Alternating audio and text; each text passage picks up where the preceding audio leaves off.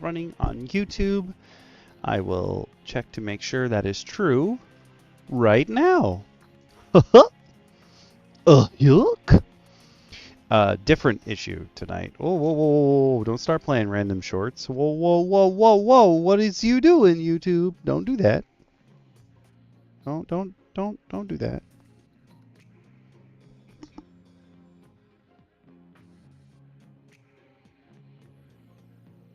YouTube is in fact up and running, which means now it's time to boot up Twitch and make sure that's all good to go.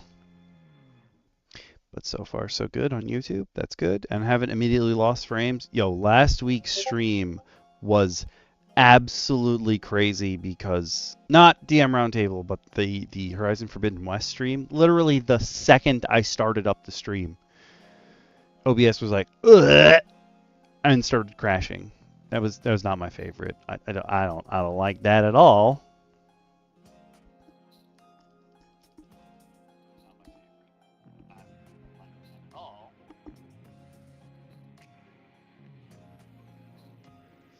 We should be good to go now. Let me just switch over this to chat only. Bloop.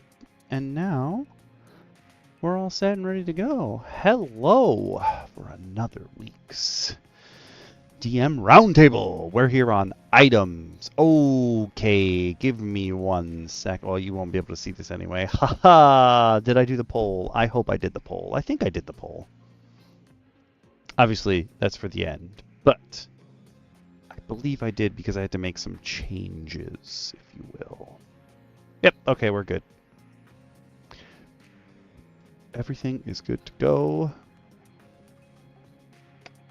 I had some new issues where OBS wouldn't call my webcam. Like, the webcam was acting as if no one was messaging it to start up, and I was like, can you do a thing, please? Please? And I had to fix that.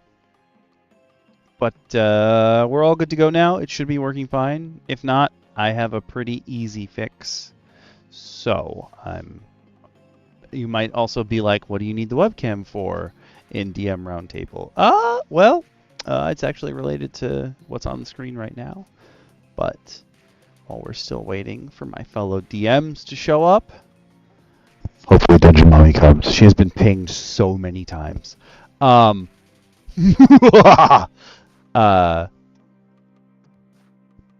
It is related to this particular supplement that we're going to look through.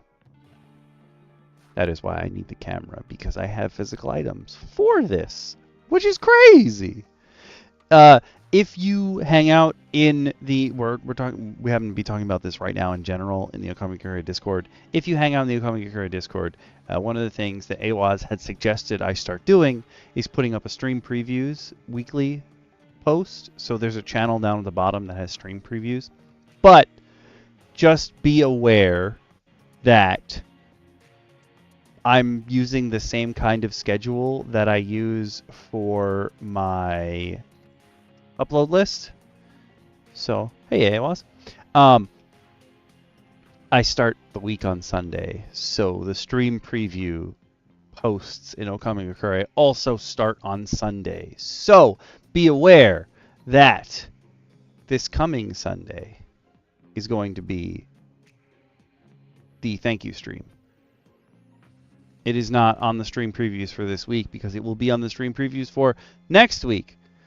So that's why it's not there, but it is still coming on Sunday. I have my windows open because it's nice out. I'm trying to read the levels. Can you guys hear my neighbors cutting down trees? They literally just started.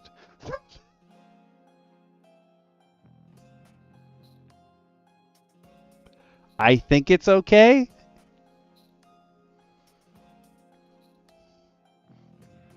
We were supposed to get a huge thunderstorm over here. Yes, good. That's what I like to hear. I mean, that's what I like to not hear. You know what I mean. We were supposed to get a huge thunderstorm today, but it has been like blue skies all day. So nice. Hello, DM Shin. What is going on? Dream, what's going on, Okami? Not much. It was so nice to see. Did you guys know that it had been 2 years since me and DM Shin saw each other in person? Yeah. The last time we saw each other, the round table didn't even exist. Oh my god! Us Americans will use anything other than the metric system to measure things. Oh, we will. Oh, we will. Oh, we will.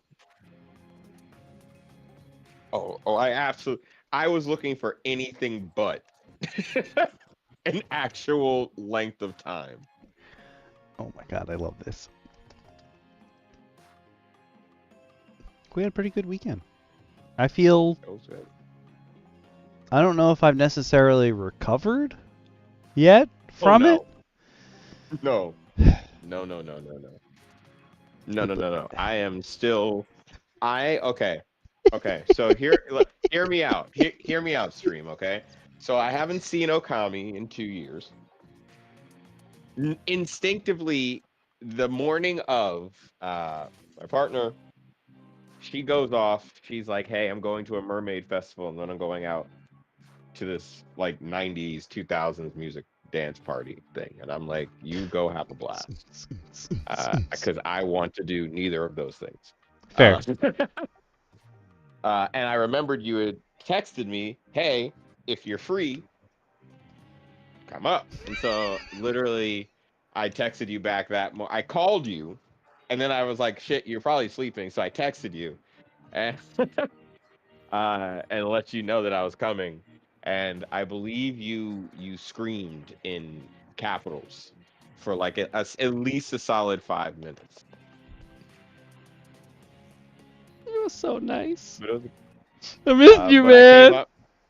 Missed you too, man. But I came up there and we played Magic. We played Magic. Well, we played board games. We played a bunch of board games. We played some fun board games. Some board games I didn't expect to be as fun as they were. Dungeon Doors. That was a lot of fun. Goblins and Catapults. That was fun too. That catapult game. That was the Tits of Christ. Yeah, no, the Tits of Christ is officially. I need to build that for tabletop. Just agnostic tabletop though. Like these are the stats for an agnostic tabletop catapult called the Tits of Christ. Fantastic. And I know that I'm saying this, and somewhere Awaz has typed 3 dots.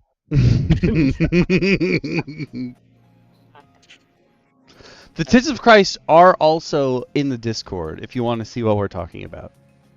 Yeah, we have placed the Tits. Put the Tits of Christ up. We need to make the Tits of Christ like a Discord emote. Just oh my god! firing. Yeah, it's shooting. We got to make a GIF out of it. Hold on, I will open it in browser. Yeah. Bloop. Of course, it opened in the wrong window. Come here. Yeah. Thank you.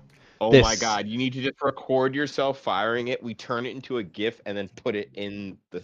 Yes, we need this. This was our castle. So pretty. It's beautiful. It's beautiful. It's so beautiful. I originally kickstarted that game because my players were supposed to have a castle siege, and then they just walked away, and I was going to make them play. And they walked away. I was going to make them play. Oh, let me scroll down so you can actually see the castle. I was going to make them play crossbows and catapults for the castle siege, and it just never happened, so I never got to play. But we also know we're going to house rule it because my table is super long with the leaves in it, and like we're too cramped. But you could go real far.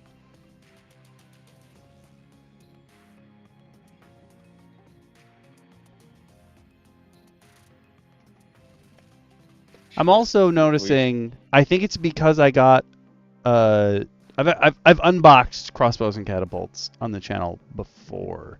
I'll make a card for this, but I think it's because I got whatever the special pledge was. There are extra soldiers, and I don't think there's a card in either deck that just lets you lay out other soldiers, so you can make the game longer by laying out your other soldiers. I also have twice the amount of building tiles that I should have.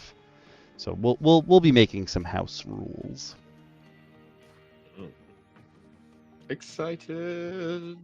I would also like to Also- film a game of crossbows and catapults at some point. I think that would be fun. Hell yes. I am so down.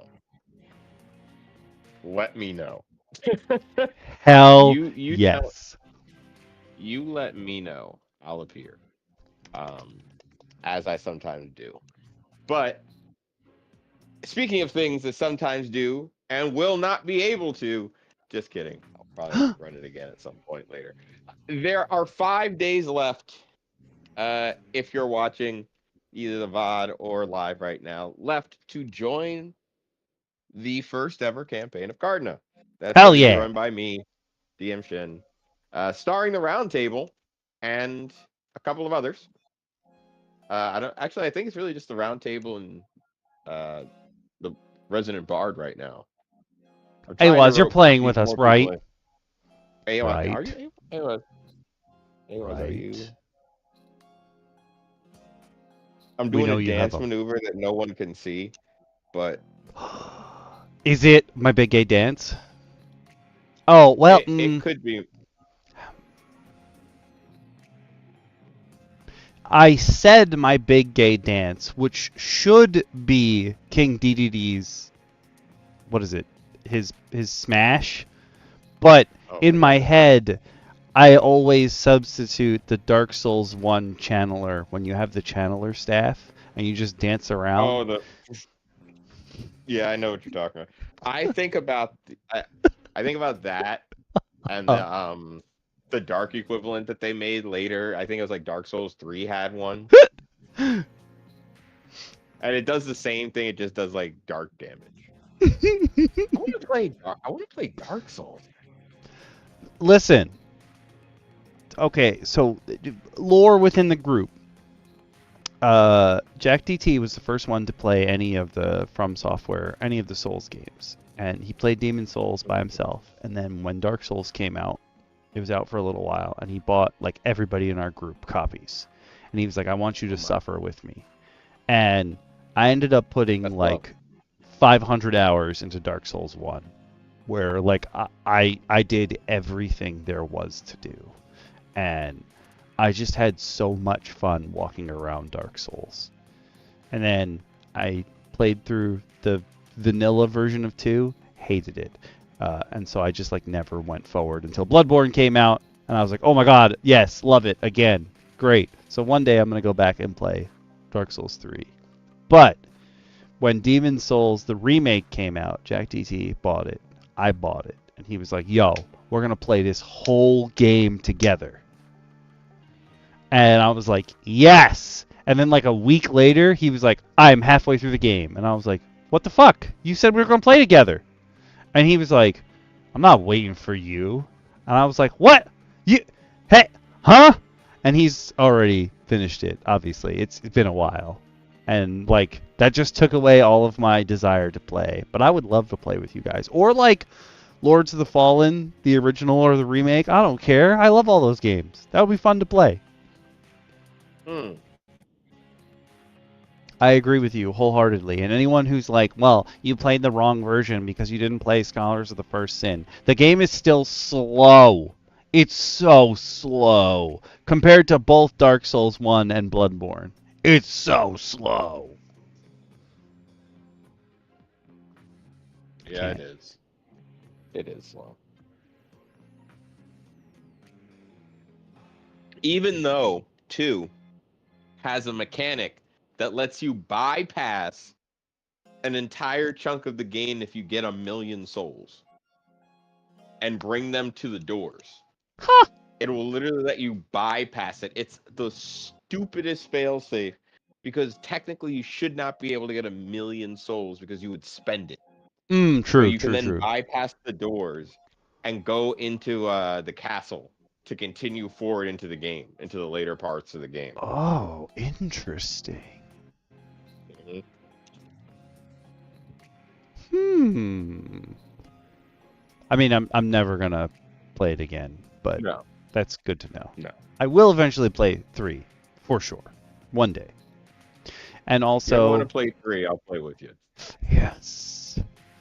Okay, part of the reason why I don't want to play 3 is because even though I'm super appreciative that Grimjack got it for me on Steam, like that game, like all the FromSoft games to me are console games, and like it icks me to play them on a I will PC. play it on PC with you. Oh, Okay. that'll make me feel better. I will play it on PC with you. Happily so. All right, we will grind through. I will grind through that, and I will play my strength faith build Ooh. because I love to boot people with the power of bicep. I don't know if any of you guys have ever seen me play Elden Ring or Bloodborne, any Soulsborne game. I play them all exactly the same. I try to raise all my stats equally. Yes. Yeah. At the same time, it is Yeah. the most frustrating thing to witness. Okay, I love you, Okami, but you know that frustrates me to no end. I'm like, it's unoptimal. And it's not My that I want you to have to character do the optimal can thing. do Is that a your character little is bit of never everything. good. Yeah, Like no. you'll need certain stats for a weapon, and you'll be 3 points away. And you have the souls to put it to the 3 points and use the weapon, but instead you'll boost 2 other different stats. I I I started to get a little bit better with that in Elden Ring, where I'd be like, oh, this one item is cool, I'm just gonna level up to that, and then I'll just catch the other stuff up. But before that, it was legitimately like everything has to be even all the time. That's Oh, definitely thank God. partially Got my better. OCD, Okay. but like, yeah, it was bad. So like, 'Cause I when I play Elden Ring now, if I go to help someone during a boss fight, I've had it happen twice where I've done something, switched items, like I've done pyromancy, faith, and glintstone sorcery all in one battle, and like when the third one comes out, I've had the person that I'm supposed to be helping stop what they're doing and stare at my character. Yeah, because your character. I remember one time I played with you briefly. I was playing with you and Ace, and you were in the bird section. Ace led you into the giant birds that chomped at things Mm-hmm. in a, and I was just like, oh, please don't go that way. Oh, oh, please don't go this way. And literally, I watched you throw damage at something and do minimal, and I was like, what? What? Huh? Huh? What? And it died eventually, but I was like, wait, but you can cast that spell. What? Why is it? Why did it not die? And then I'm watching Ace hit it like once.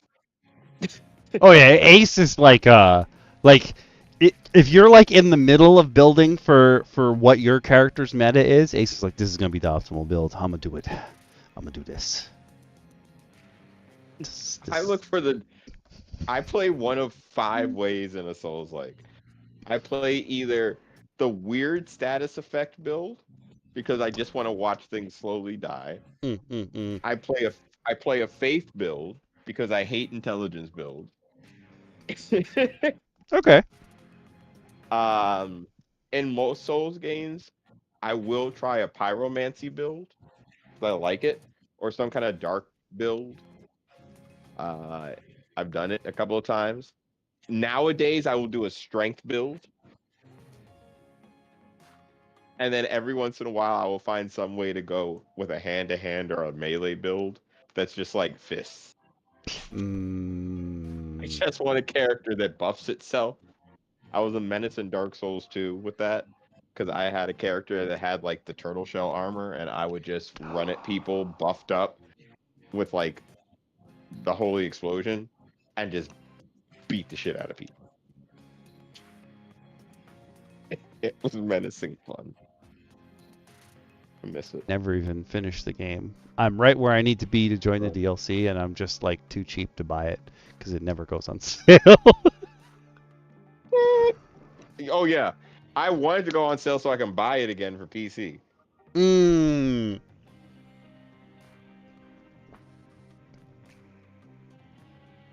gonna close that one. We don't need that window.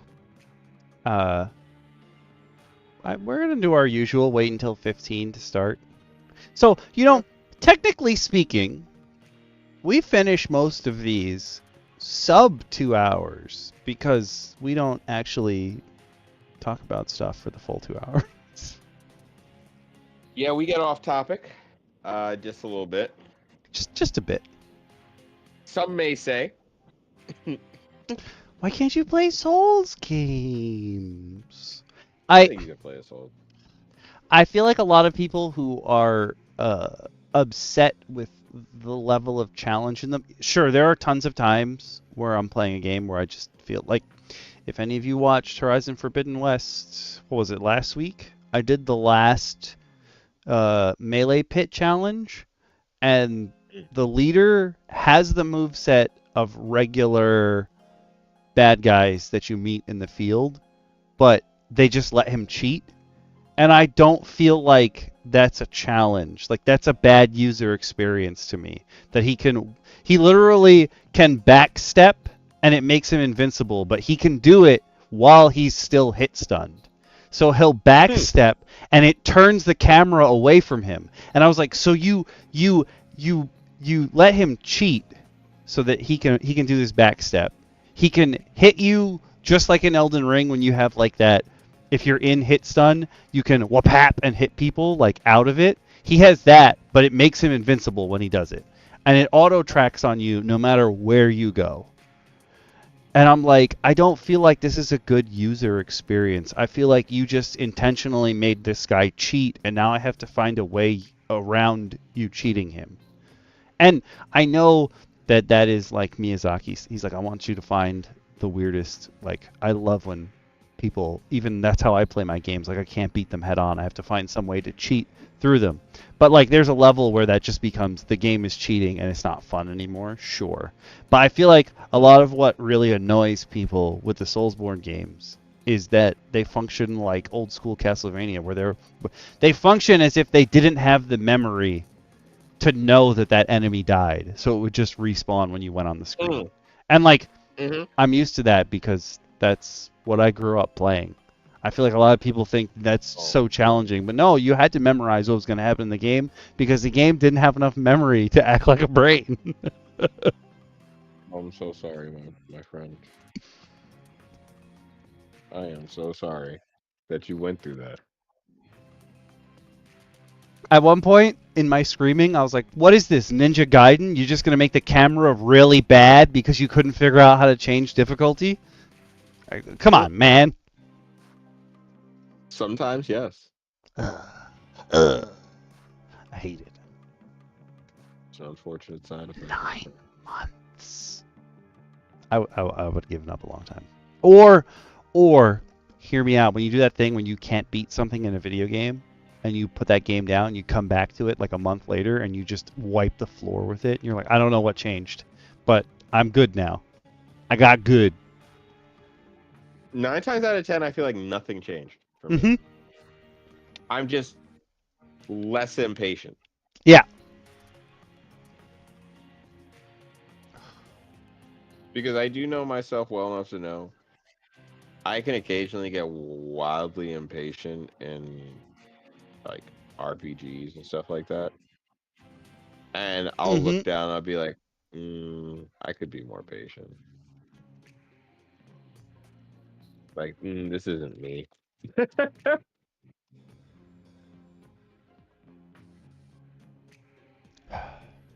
All right, y'all. I think it's time to start. Okay. As far as I know, DM Lacara is coming. Dungeon Mommy better show up, or she's gonna have a very angry fan base. Oh, yeah. You know, if you click your heels 3 times, I hope Dungeon Mommy appears. God, I'm hoping. I need uppies. Don't we all? I can understand that. Oh. I had a lot of friends when we got out of college used all of their books for target practice, and I was like, oh yeah, I feel that, bro. Bruh. But tonight, the first thing we're going to be looking at is a preview for Adventures Awaits Kickstarter, Arcane Armaments. Now, the real funny thing about this is, this preview is so old that there is not one, but two Kickstarters, because the first one they canceled after one day, and they were like, we made a mistake, we're going to do something better. And then they came back like a couple months later and actually relaunched the Kickstarter and did everything well. But this preview is so old that I have in my possession the book. Oh my god. And I have in my possession the 4 card decks of items. Oh my god. Where's this? I have the magical focus items, the weapons items, the armors, and the wondrous items, which eventually will be a solo supplementals when I finally go through them. But that is how old this Kickstarter preview is, that the Kickstarter is complete, and I have the physical book in my possession. Oh, it's ancient is what you're telling me. Yeah. Elden Ring is one of those So games glad. where I'll literally just like stand on a cliff and just look at the world. So That is totally true. can understand. It's so pretty. That is true. I have done it. But Hi, DM what Lacara. in the You world came are just we in looking time. at today? And also, welcome, DM Lacara. I don't know why I whispered. That was weird. Sorry. It's okay. It's like you were like, I can't raise my voice. My joy must be at a muted level. Oh, so if you're part of the roundtable, I'm going to send this preview here. If you're on YouTube, you can drop the description. The link is already there. But the link actually isn't to the preview. The link on YouTube is if you want to go buy the book, because I have a physical copy and you can get one too now. If you're on Twitch, here's the link. I'm going to karate chop you in the neck. I promise. I promise. Ooh. I do like Adventures Await, like, as I a have person. question really quick. What's up? Is this the cover art that was final? No, it is not. Damn. The final cover art is the... Oh, it's not the same. I thought it was the 4 things that they put on the boxes, but it is actually not. It's just what AI camera. Oh, it thinks the skull is a face. That's my bad. It's trying to follow the skull. Oh my god. It's funny. It's like the skull. It must be that. That must be a person. Whoops. Get off of Rutherford. All right, take your eyes off of Rutherford. He's shy. So, Adventures Await does a whole bunch of stuff. I probably have some of their stuff currently in the repository, but I also have more of their books. Like, this was their latest Kickstarter, at least the latest one I was part of. So that tells you how old this book is if I physically have it. Wow, its Kickstarter has come to completion. Yep. That's. But it's just a bunch of items. They generally separate their item sets into armors, weapons, wondrous items, and foci, like magical focuses. Okay. So this preview has a little bit of everything in it. It's not just like this is the armor preview or what have you. But the very first one, I feel like you should take DM Shin, because I think this is something you'd be into. Well, it happens to be the armor of the adder. An uncommon, if I could speak English, it would be wonderful. An uncommon piece of equipment. This sickly green armor contains various hidden poison sacs within its folds. You were right. You were absolutely right. You were absolutely right. As an action, you can expel poison at every creature within 5 feet of you. They must succeed on a DC 13 dexterity saving throw or take 2d6 poison damage on a failure, half as much on a success. You may then move up to half your speed without provoking opportunity attacks. Once this property has been used, it can't be used again until the next dawn. Okay, you are giving me defensive skunk spray. Yep. I'm taking this. Gotta go. Absolutely wearing this. This kind of implies that the armor is alive. That it like regenerates the poison.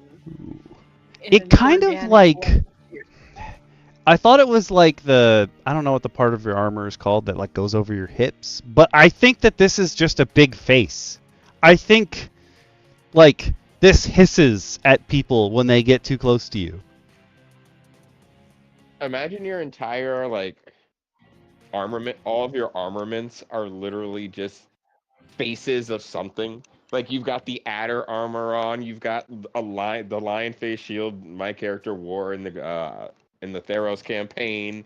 You've got like a sword that's literally just got like the Eye of Omens. I don't know, from the Thundercats at this point.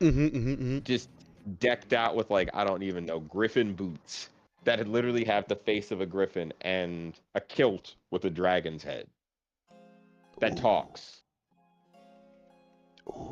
And it's Sean Connery. Well, of course. And just like the one time Sean Connery was a dragon.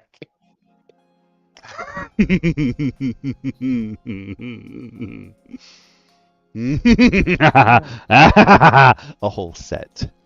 What? Okay, hear me out. What if your character was only decked out in sentient items that all could talk, and nobody wanted to party up with them because like his clothes wouldn't stop talking?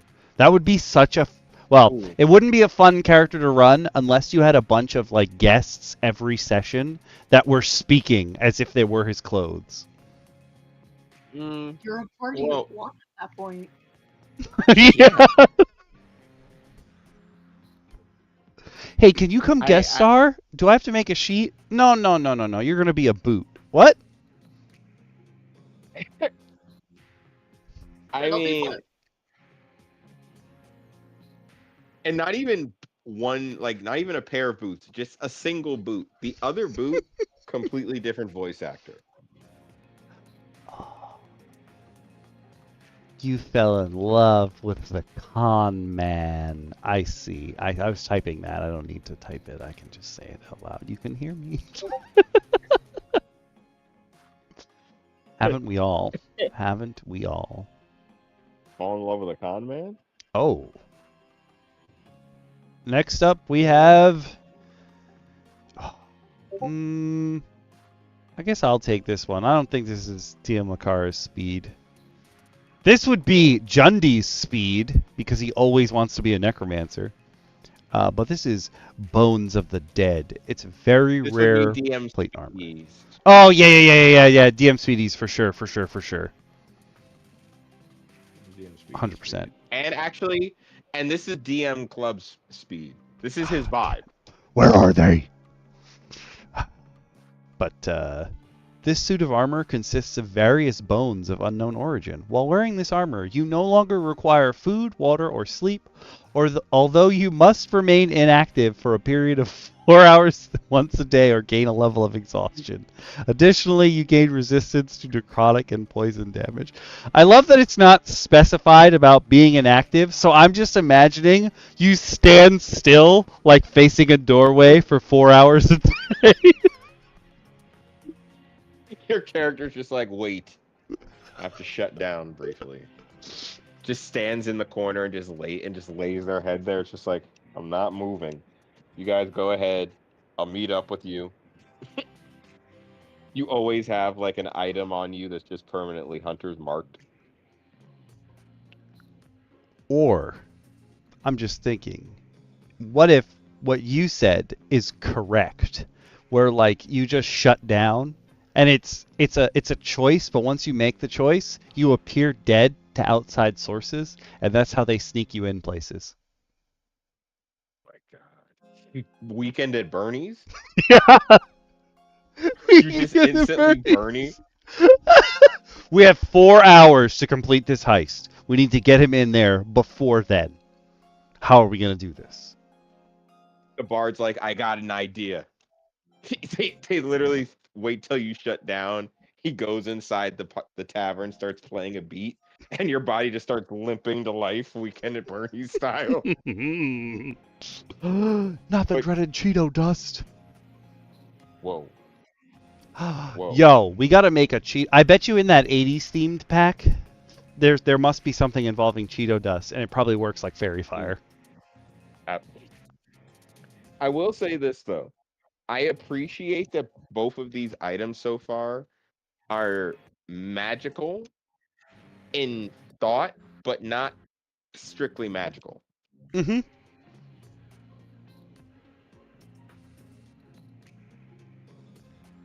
Because like semi-magical items, like I love the feeling of semi-magical items personally. And I think that uncommon semi-magical objects are cooler to me than full-on magic items for players. Like, let me give you an uncommon item to the world. My players were trying to figure out how they can distract this group of were-rats when they transform. And I was like, "Oh, okay. So I'm gonna come up with this because they're gonna want every shiny item they can find, what have you." And so I came up with the idea of a treasure chest that people think has like the soul of a mimic in it, but actually it's just enchanted. And unless you tell the chest that this person can reach into it, when they go to reach into it, it just seems like the boards move or whatever's inside is moving. You got to roll a save to actually grab what you want. And Arverda in the party kept trying to use telepathy on it to talk to it, and I was like, you don't get a response. She said, but there's a mimic in there. I was like, you don't get a response when you try to. It's like you're talking to a wall or something. And finally, Valley Vajiria is like, it's not alive.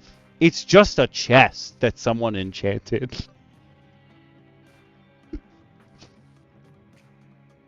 I admire their determination. I truly do. But then again, you kind of have to be careful when it comes to mimics. Like I said, as somebody who has been eaten by a lot of mimics. You're the Freerin of your party. Oh, I really am the Freerin of my party. Like literally, I've had a carpet mimic. I've had a ceiling mimic drop on my head. I had a chest mimic knock me out, paralyze my body, and then slowly ingest me over the course of 6 turns. Oh. I had another mimic fall on my head. I had a door mimic try to bite my nuts off. I've had a lot of mimics. Mimics and shit monsters. That's the name of my memoirs.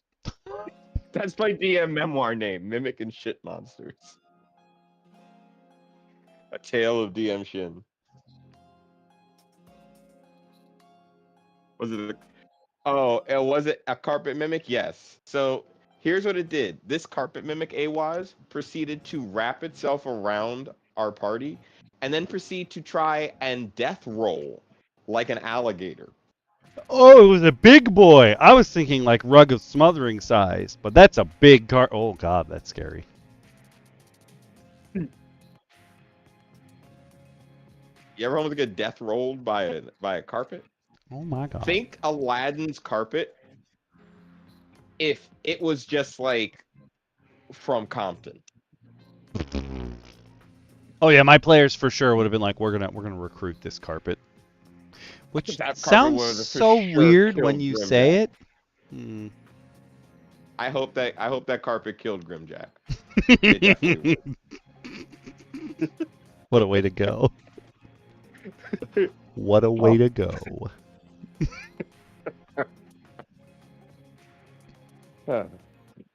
Oh, I had my players, they were, so, winter wolves can speak. Like, they speak giant. And my players have been doing stuff in the Frostfell for a while. And they, like, separated this one winter wolf from the rest of the people they were fighting. Because, like, it didn't want to die. It was smart enough. And then it looked at our Goliath at one point, and I was like, and you open it. It opens its maw, and like these loud booming sounds come out of it. And it seems like it's talking, but to the rest of you, it doesn't. Like, the sounds don't make sense to you, but to our Goliath, he realizes that this dog is speaking giant to him. And he's like, oh. And one of my players goes, you could talk the whole time? No,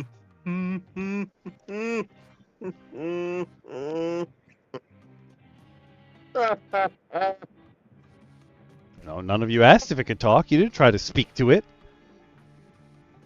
I'm sorry. I'm sorry. There was so at no point did they put the 2 and 2 together that, like, hey, you know, we could ask this thing. I know they've talked to everything else in your campaign. Mm-hmm. Like, everything. They for sure one spoke thing- to it telepathically, but nobody thought to just ask outright. Wait. So they had a telepathic conversation with it. And at no point thought, man, we should see if we could just straight talk. They didn't even ask the dog in telepathy, hey, can you talk? Nope. I'm gonna flip a table. Let me run them through a dungeon, please. Please, just give me 6 days. I will craft something so fair that the dice will do everything I need, and I just want you to sit back and watch. I want you to make hot cocoa and enjoy. That's what I want you to do. Okay? Please let me just sit back let and me watch. have them. Good luck. Don't look Let at me me. have I'm not helping you. Nope. Let me have them, please. So good. But you know what else we might let them have? I think the next Ooh. item looks like it might be a good thing to let somebody This have. is for sure up DM Speedy's Yeah. alley. This Too is, bad. Why are is- you not here, DM Speedy? We need you. And say his name 3 times, he might summon him. DM Speedy, DM Speedy, DM Speedy. I'd be scared that actually worked. I'm not gonna lie to you. I don't see him online on But- Discord, so I'm gonna guess he's out. I know that he has been quite busy getting a lot of stuff straightened out, because I know he had recently moved. So I true. understand. Mm-hmm. So would you I like to get take it. the vampiric stinger instead? In honor of my pupil, yes. An uncommon piercing weapon, obviously a rapier owned by one Alucard, Tepish the Third. This weapon's blade is hollow, with a small reservoir in the handle and a hole in the tip. Whenever you reduce a creature to 0 hit points with this weapon, you gain a number of temporary hit points equal to 2 times your proficiency bonus. I like that it scales with your proficiency bonus. And I like that it's not adding some craze 66 pierce damage when infused with maximum blood of a vampire and 36 additional lines of stuff. Yeah, it's just simple. When you said that, I was like, oh, they could have gone like, you get 1 hit die of the enemy's worth of health. And I would have been like, oh, God, the questions I'm going to get. Yep. But no, this is simple. What properties does this blood have? Yeah. Oh, God. This is simple. I feel like the structural integrity of a blade that's hollow in the center is probably low, but we're just going to be like, yeah, whatever. It's magic. Don't worry about it. I think of it more kind of like mithril. I would assume it's a mithril blade. Since mithril is noted for being lightweight and semi-hollow seeming, because a lot of times the Vorpal blade it's known to be swift. Even if you go back to like classic literature, C.S. Lewis and all them, and Lewis Carroll and all those guys, and 'Twas I Brilling and the Slivy Toes, all that Jabberwocky stuff. I also Warple Blades. like that, like this, the art that they're using would be for a slashing sword, not a stabbing sword. Well, rapiers. Rapiers are weird because they do slash, but this blade is kind of oddly shaped, where it's kind of like they thinned out a. It's like someone took a broadsword or a short sword and like folded it to the smallest you could on both sides to make the sword. This is for you, I think it's Reeds. called. Oh wait, I think it's called EP or an epi. There is this type of blade, I think. We need French speakers for that. Yeah. I'm sure it's like épée or whatever, but I know exactly what you mean. Yeah, I don't know swords like that. If you know swords, yeah, if you know please swords, let type us in the know. chat. Yeah. You can give us IPA pronunciation, whatever you'd like. Yeah, we will take. Is that the disembodied voice? How is it? DM Lacara, welcome back. Now I can use it and plug my headphones back in. Ah. There we go. My audio may actually be intelligible now. Hi. Woo! Yes, DM Lacara, welcome. I am here. All right. What's going on? What are we reading? We're going through this preview for Adventures Awaits Arcane Armaments. We just made it to the Vampiric Stinger. Ooh. And we're talking about how it's simple, which is nice. There's no... Oh, you've only made it one weapon since I left. Yeah. Okay. Yeah, we didn't get very far. Yeah, we're not that good at this. No, you're too good at this. A year plus into it, like far too many episodes, and we're still like, ugh. That's true. I know, none of us can speak normally. Nope. No. Oh, this next one sounds fun. You take it. So go for it. The Staff of Expanded. Well, actually, it says Exapnided. Yes. I imagine that's supposed to be expanded. No. That's the wizard's name. That's the wizard's name now. Oh my god, it's the Staff of Exapnided. He was a mixed up wizard. Absolutely an absolute fantastic. No, he went crazy because his parents misspelled his name and he had OCD. The staff is engraved with strange glyphs and incomprehensible markings. The staff has 6 charges and regains 1d4 plus 2 charges each day at dawn. You can expend charges to cast one of the following spells: Locate Object, 1 charge, Locate Creature, 3 charges, or Legend Lore, 5 charges. I really like Legend Lore as like a spell, because that's just like you're just putting your DM on the spot to be like, yo, make some shit up for me. Oh yeah, but if used correctly, it can help you figure out things. And sometimes I think as a DM, it can make you think more on something and create other things behind it. Like, maybe I want to explore that more now that I've cooked this up in 12 seconds. Like, maybe you've just cooked some great stuff.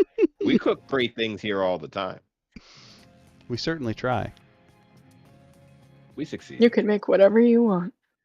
Mm-hmm. It's your game. I was gonna say there's something to there was a question I read somewhere on Reddit, and somebody had asked, why do magical items or enchanted items always recharge at dawn? And obviously I think the idea is naturally that dawn is when your characters are going to wake up to adventure. because they want to adventure all day and get back by night. I Mm. guess is the idea. So dawn, at the crack of dawn, everything's happening. But somebody answered in there and they were just kind of like, oh, because magic gnomes like appear and just fix your weapons at that time. That's when they clock in. And it kind of made me think like you could cook up any good reason why all of your items magically gain recharge, like charges at dawn. It's when That's you like get the freshest neutrinos. Oh, that's like Come on, everyone knows that.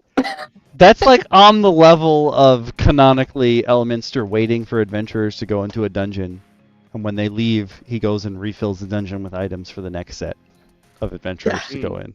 I love this. I love this. I also it like could work for Elminster. true. Oh my, he basically is the Santa of the Forgotten Realms, so that makes And sense. you want to know what? Steve used to work for him. Fucking love Steve. Would you hurt me? I'm just a guy you could put on your front, I guess. Baby Bjorn me. Take me.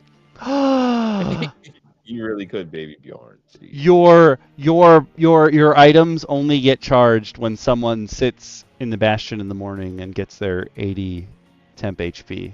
You have to wait until whatever that is, like level 9 or some shit, when you can make that part of the bastion for any of your magic items to recharge.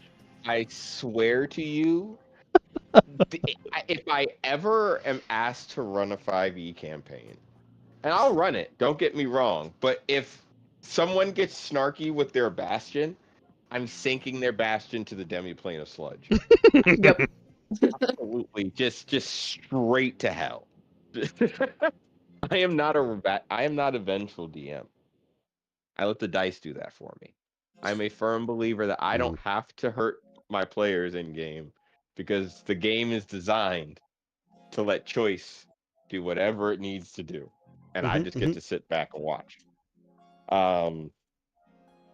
But no, this item itself, to get back on track.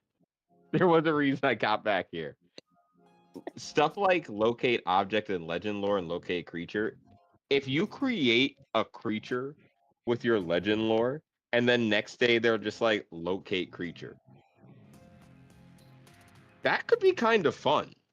Mm-hmm. Like if you wanted to give your players like just something to do, and there was just always a time you wanted to maybe use a weird monster you found, you could have like a bounty board up wherever they are and have monsters, and if they have the staff, they can legend lore and find out about the monster and its habitat and go off and try and hunt it. Boom. Oh, that would be so much fun. Like the local magic shop that's like, I need a, tooth of a fire newt or whatever, and they're like, a what? Yep. Wait, what? What? Huh? Wait, hold on. Get the staff of Expendinod. Oh, legend lore. Yeah, we know where the fire newt is. Exactly that, but it's a service the shop provides where people who come in, they're adventuring parties, they're like down on their luck or whatever, and they're like, we need a job. Can you give us some creature that you would pay money for us to go after? And then they go, you pay them to use the staff that day. Yeah. Ooh. Like it's the shop's staff. They just are like, yeah, come back tomorrow. Yes! I love this. Wizard's DoorDash! Yes. Yes. I like that. Wizard's DoorDash? Yes. Fuck, that's fantastic. What up, Fist? We were talking about over the weekend how funny it is that Grimjack was like, I can't let Fist know that I play D&D. And for so long. And the rest of us are all like, but Fist wants to play D&D. I don't understand why you're like, he can't know. He'll think I'm a nerd. He wants to play too. He does. He does. He's going Everybody to. wants to play. Deep down. I've been trying to explain to people that they just need to play D&D. And like, the beauty about D&D is this. I'm gonna admit that yes, the idea of all these dice numbers and statuses and character sheets and all this stuff, it can get intimidating. Mm. But don't worry about that. We will get to that. If I'm your DM or if we're your DMs, our job is to sit down and first and foremost make sure you, the player, are having fun. Yeah. Yeah. The numbers, the dice, it's not about that. It's about you being on an adventure Yeah. with people, sometimes strangers, sometimes friends, of an epic proportion or a regular survivaling day. But either way, just have a good time. That's all you have to do. That's Don't whenever I'm worry if you talking to goof up. someone who's like not familiar with D&D, especially if they're biased against it. You know, there's those Mm. people who are like, "That's what nerds do," like, or "Oh, isn't that weird thing from the '70s?" I'm like, it's collaborative storytelling. Do you like good books? Of course you like good books. Imagine telling a story with your friends. There you go. It's beautiful. Let it happen. Yeah. Yeah, quite honestly. And if you ever think, oh man, my first character sounds stupid, good. Yep. They should. Play it. Won't matter so much when they die. Yeah, exactly. And 9 times out of 10, your first character is just fantasy you. Yep. That's okay. Yeah. It's literally okay. Clubs, he does not want to play anything but the straight up human fighter. He believes that is the most superior class in all of tabletop history. I literally could hand him the golden gun and a character that could shoot the 8 elements of the gods. And he would be like, cool, I'll take a human fighter with just straight stats. And I'm like, stop. One human But I fighter, love it. please. He is the king of the human fighter, I promise you. that man is a human fighter stan. And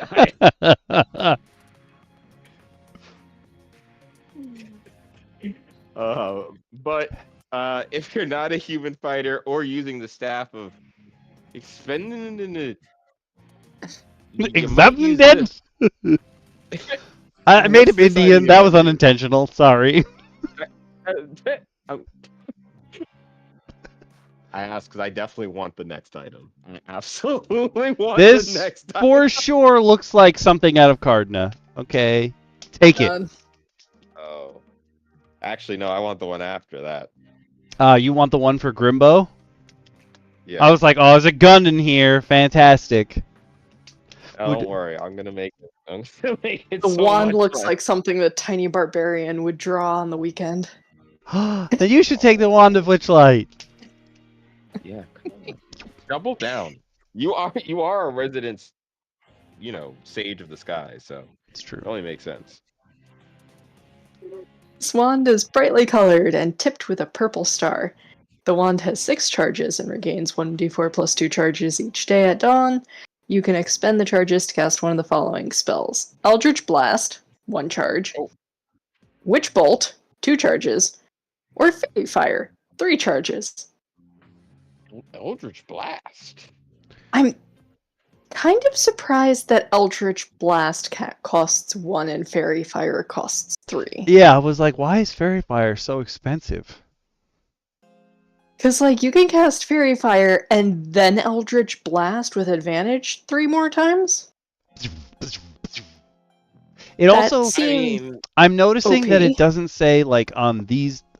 I didn't care as much on Staff of Exapended Perspectives, but on Wand of Witchlight, not saying what level those spells are cast at. Your players are gonna come up with some stupid shit. You definitely have to tell them what level they're cast at. It's whatever my highest spell level is, but it's free. Yeah, I would cap it. I would cap it at a certain point. And I would say that only a warlock could use Eldritch Blast at his level because it's Yeah. That would be my argument. I'd be like, it's level 1. Same. You get 1d10. Yep. Yeah, you gotta already be able to cast that spell in order to upcast it. You take Magic Initiate Warlock and you can cast it, go for it. But you can only cast it at the level your Magic Initiate level lets you cast it at, which is 1. Which is 1. I had to explain that to a player once, where I was just like, no, Magic Initiate doesn't do that. And he had never played before, but wanted to play a Warlock really badly because he heard about the Pact of the Chain, which is the familiar line of the Warlock. And he was like, I want a pet. And we worked out this reason as to how his creature was going to end up. I think it was going to end up, if I think about it correctly, a succubus of some kind. So you can imagine why this player. Yeah. But the long and the short of it came to when he wanted to use his warlock died, and I gave him another character to use for the time being that had magic, and he put Magic Initiate Warlock on there. And he was like, okay, I use Eldritch Blast at my level. And I was like, okay, it's only a level 1 spell. He goes, no, because I have a Warlock. Not a life you don't, buddy.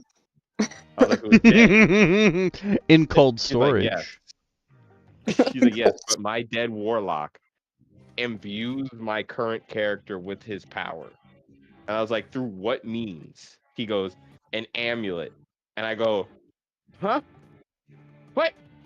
And I gave him 5 minutes to craft his entire reasoning, only to go, and that is absolutely not happening.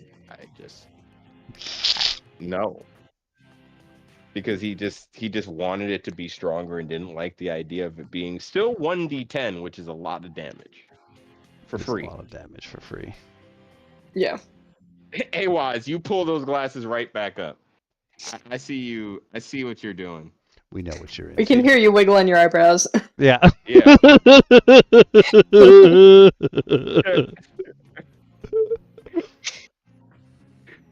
Wow, we got a lot of people on YouTube tonight. You guys can talk in the chat too. Don't think we're leaving you out. Yeah. We can see your chat as well. We love y'all. Say hi. We want to hear from Whoa. you. DM Speedy! Hello. Hey! Pray forgive my lateness. I was suffering from universe-spanning debuffs. Oh, that's right. I forgot. You did say you were sick. I'm sorry, man. Well, you need to get a vampiric stinger so you can have temp HP when you poke people. If you pop open the PDF we're looking at right now, Speedy. You know, I know that is exactly for what we're you. talking about, but this sounds like a euphemism. I was waiting for Awaz to jump on that. Vampiric stinger. Okay. Boink! Get that temp HP. That's for you. Yeah, but like, I am a proud vampire man, not a mosquito. DM Speedy. Do you feel up to taking our next item, maybe? Mayhaps. Let me just load up the stream to give Okami some more views. Why, thank you. Roll for antibiotics. All right. What do I have to roll? Roll a d20. I'm going to say the DC is 11. Ooh, DC 11? Okay. All of you guys can also roll for antibiotics. Is that going to be hey, let's make that a new thing. Whenever someone's sick, you can roll for antibiotics. Just put exclamation point D20 in the chat and hit enter, and it will go. Do I roll with Nightbot? Exclamation point D20. Yep. That's not how that works. And I pass the check, baby. Yeah! Roll for gallbladder! Roll for gallbladder? No. Do not roll for gallbladder. Wait, do I have to roll to keep my gallbladder, or do I have to roll to save my gallbladder? Like, do I have one? No, well, Awaz has no gallbladder. Awaz Nightbot does in fact say, you ain't got no nipples. Sorry, it was. Yeah, sorry this had to happen to you like this. Oh, you got galls. That's worse. I'd rather have none. Just get it out. Right. Oh. But next Alright, up so is am I the reading Bile Bile Blaster. Yeah. You Oh, knew yeah, immediately. Bile You were like, oh, there's a gun. This is for me. Yeah. I that's sensed why, it. That's why I You missed. literally showed I up didn't at mean to time. miss out on Vampiric Stinger, but you know. Fair. Yes, you did. Fair. You knew what you were Anyway, this rare weapon that is classified as a hand crossbow. Interesting. This small handheld weapon uses acid vials for ammunition. As a bonus action, you can load a vial of acid into this weapon. Once loaded, you can fire the weapon as an action. On a hit, the target takes 2d6 acid damage and is covered in acid. Self-explanatory. At the beginning of each of the target's turns, it takes 2d6 acid damage unless it or another creature takes an action to wipe the acid off. Once Okay, the weapon has been okay. fired, it must be loaded with a new acid vial before it can fire again. So Okay. this must have been a preview right after Tasha's came out, because Tasha's has a spell, I think it's Caustic Brew, that lets you spray acid from your hand that does basically this. And like the wording is pretty much exactly the same. But Yeah, but this is in gun also, form. Gray. but also now it makes sense why it's a hand crossbow, because you're launching a vial. Hmm. I'm makes it thinking so it's much like cooler. it's almost the same as the rifle that I gave my town guard leader, where like he can pour it into some repository, so he has the sand or the potion in there, and then it just sprays the contents out. Because the way it looks here, it's like it's draining. Yeah. And it's just a diffuser. It's like somebody took an aromatherapy thing and made it more violent. Violent aromatherapy. Listen, I only like my chamomile with mosh pit. Okay. I Oh, love the that's refreshing scent of- fantastic! Oh, they took a jasmine. diffuser and made it more violent. I love that. I love this for us. I think you broke a copy. Oh, that's Lacara. fantastic. Thank you for that. Now, Haven't we had this conversation before about like an offensive aromatherapy person, either like an alchemist or a cleric? Oh, we have. now, Mm-hmm. I hate to I be think that that's person. gonna be my next The character. forbidden make a Oh my second God. gun that shoots out bases. Oh my god. No, Yes. see, Now because- you're talking my language. Yep. no, because Awaz is too much of a coward to say it on chat. It, in theory, can spit out any liquid. Yeah. I'm You're thinking not it's being creative enough. yeah. There are some Oh. degenerates that can use this in an interesting way. Oh, I yes, but before that, I immediately thought this is what you have to give Sam in Ketamine? shoot ketamine. No, no. We are not shooting ketamine. We're absolutely not shooting ketamine. I immediately just- thought give it to Sam in Death Stranding. He'll load it with his own piss and he'll take out all the BTs. Oh my god. Also, I throwback to the ketamine bear. Oh yes! Oh, that's what we're summoning. No, ketamine ape. Oh yes. Ape, that's right. Is Ape Summon ketamine ape. I forgot all about him. The literal Wow. ketamine ape. Awaz, listen, just because you didn't think of the baby better blaster doesn't mean you have to go all caps me, okay? I will send you the DM Roundtable, but somebody made a spell that's literally just summon ketamine ape, and it summons an ape that is not friendly to anyone, and it just rages wherever you summon it. I mean, it's on fucking ketamine. Yeah, that tracks. All it has is rage.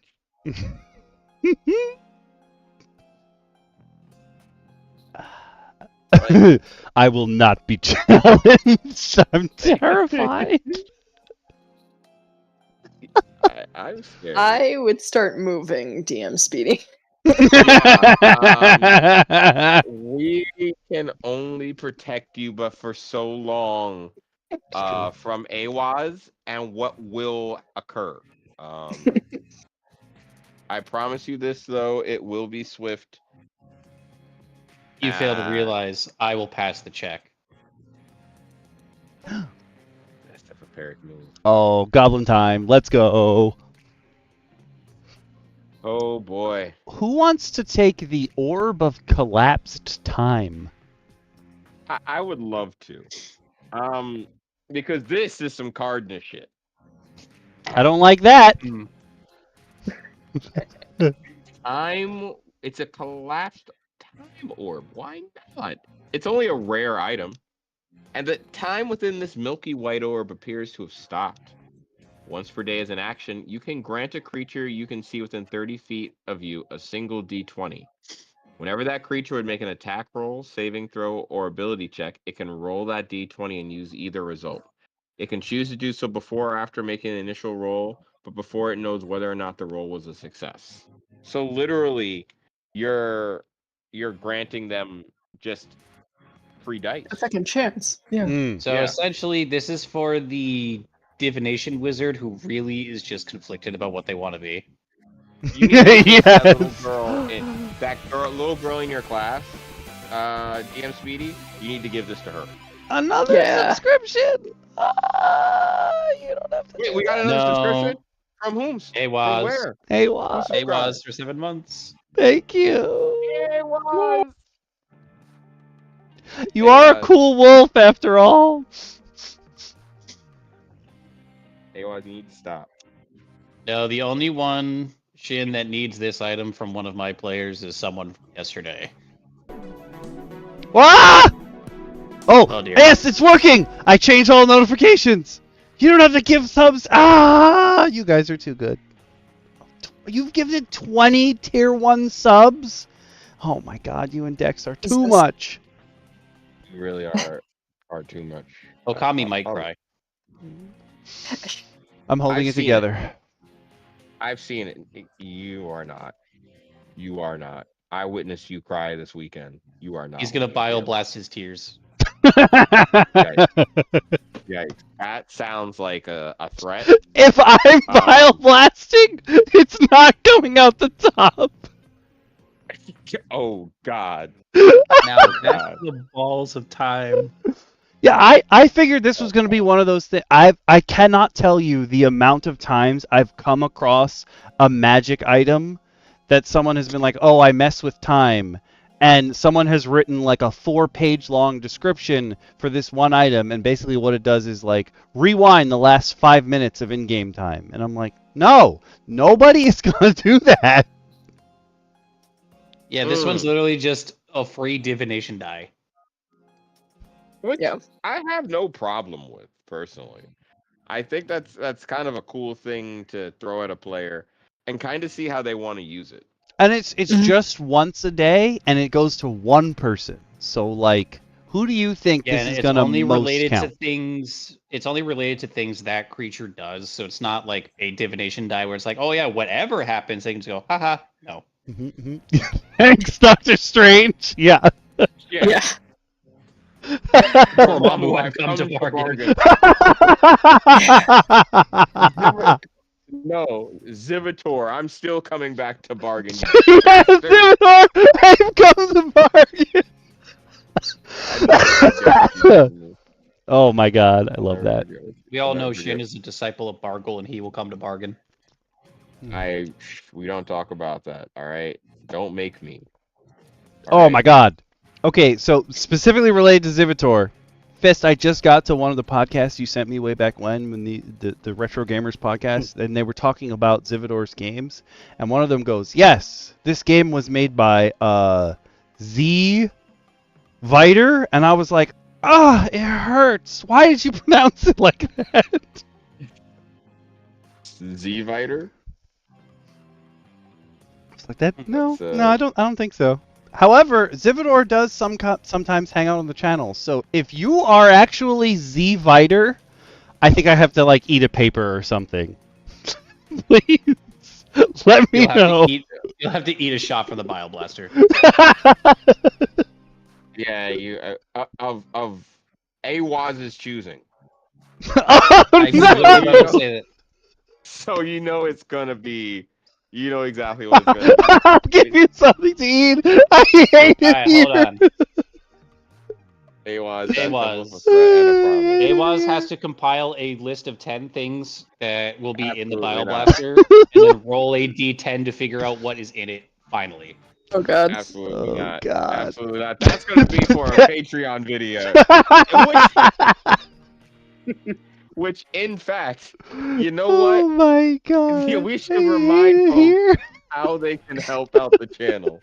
DM Lacara, since you're here, why don't you tell people if they don't want to Oh get my bio God. blasted by Awaz what they can do? Or if they want to. The first thing they can do is derail this conversation. The second thing they can do. I do my best. If you do in Doing fact my want to part. make DM Okami ingest some questionable substances like Carolina Reaper Baja Blast, Jesus subscribe to Christ. Patreon.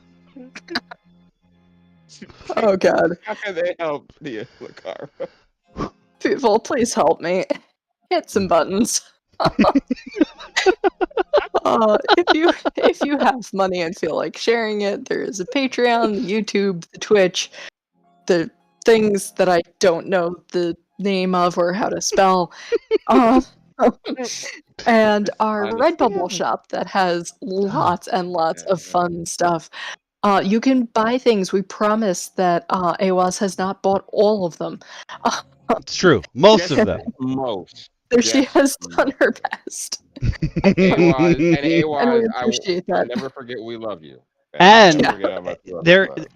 it was shipped, so eventually is also going to get something from us directly.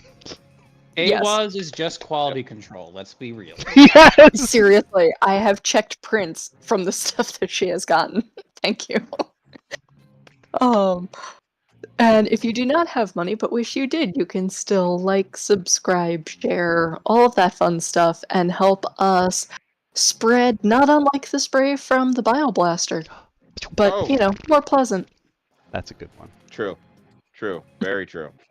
Definitely more pleasant. We promise. Is there And if you don't, truly there's a then liquid explain. that's pleasant to spread? Don't answer that. Nutella. Is Nutella a liquid or like an amorphous solid? It's a Good liquid Nutella. where I live.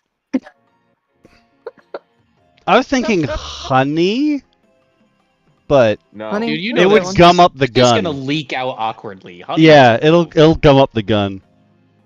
Ew.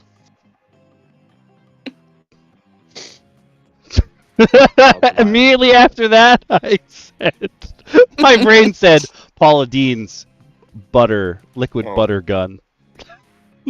Oh god. Oh my. Ah, yes, you just shoot pure, undiluted, melted, I can't believe it's not butter out of this gun. Melted. Then you have to I roll. can't believe it's not Stevie, butter. mommy! It's diabolical. You have you have Awaz just called herself our stevia mommy. You know what? Thank you. Thank you, 0 calorie option stevia mommy. Awaz. I appreciate you. And the way you keep us well sweetened without the dangers that on a plant-based diet. We're really healthy here now. Wow, guys. We're making it. Really All making it. substance, no calories. Oh my god, with no calories. the Paula Dean gun, whoever gets hit by it has to roll a d4 on a 1 or a 2. They have high cholesterol. On a 3 or a 4, they have diabetes. Hold on, I'm rolling the die. Oh my god. All right, let's see. Am I fucked? You got. Let's go. High Woo! cholesterol. Avocado paste. it was. Isn't Uh-oh, that, like, sorry, unseasoned Awaz. guac? Unseasoned guac. Oh Yeah. shit. Not diabetes.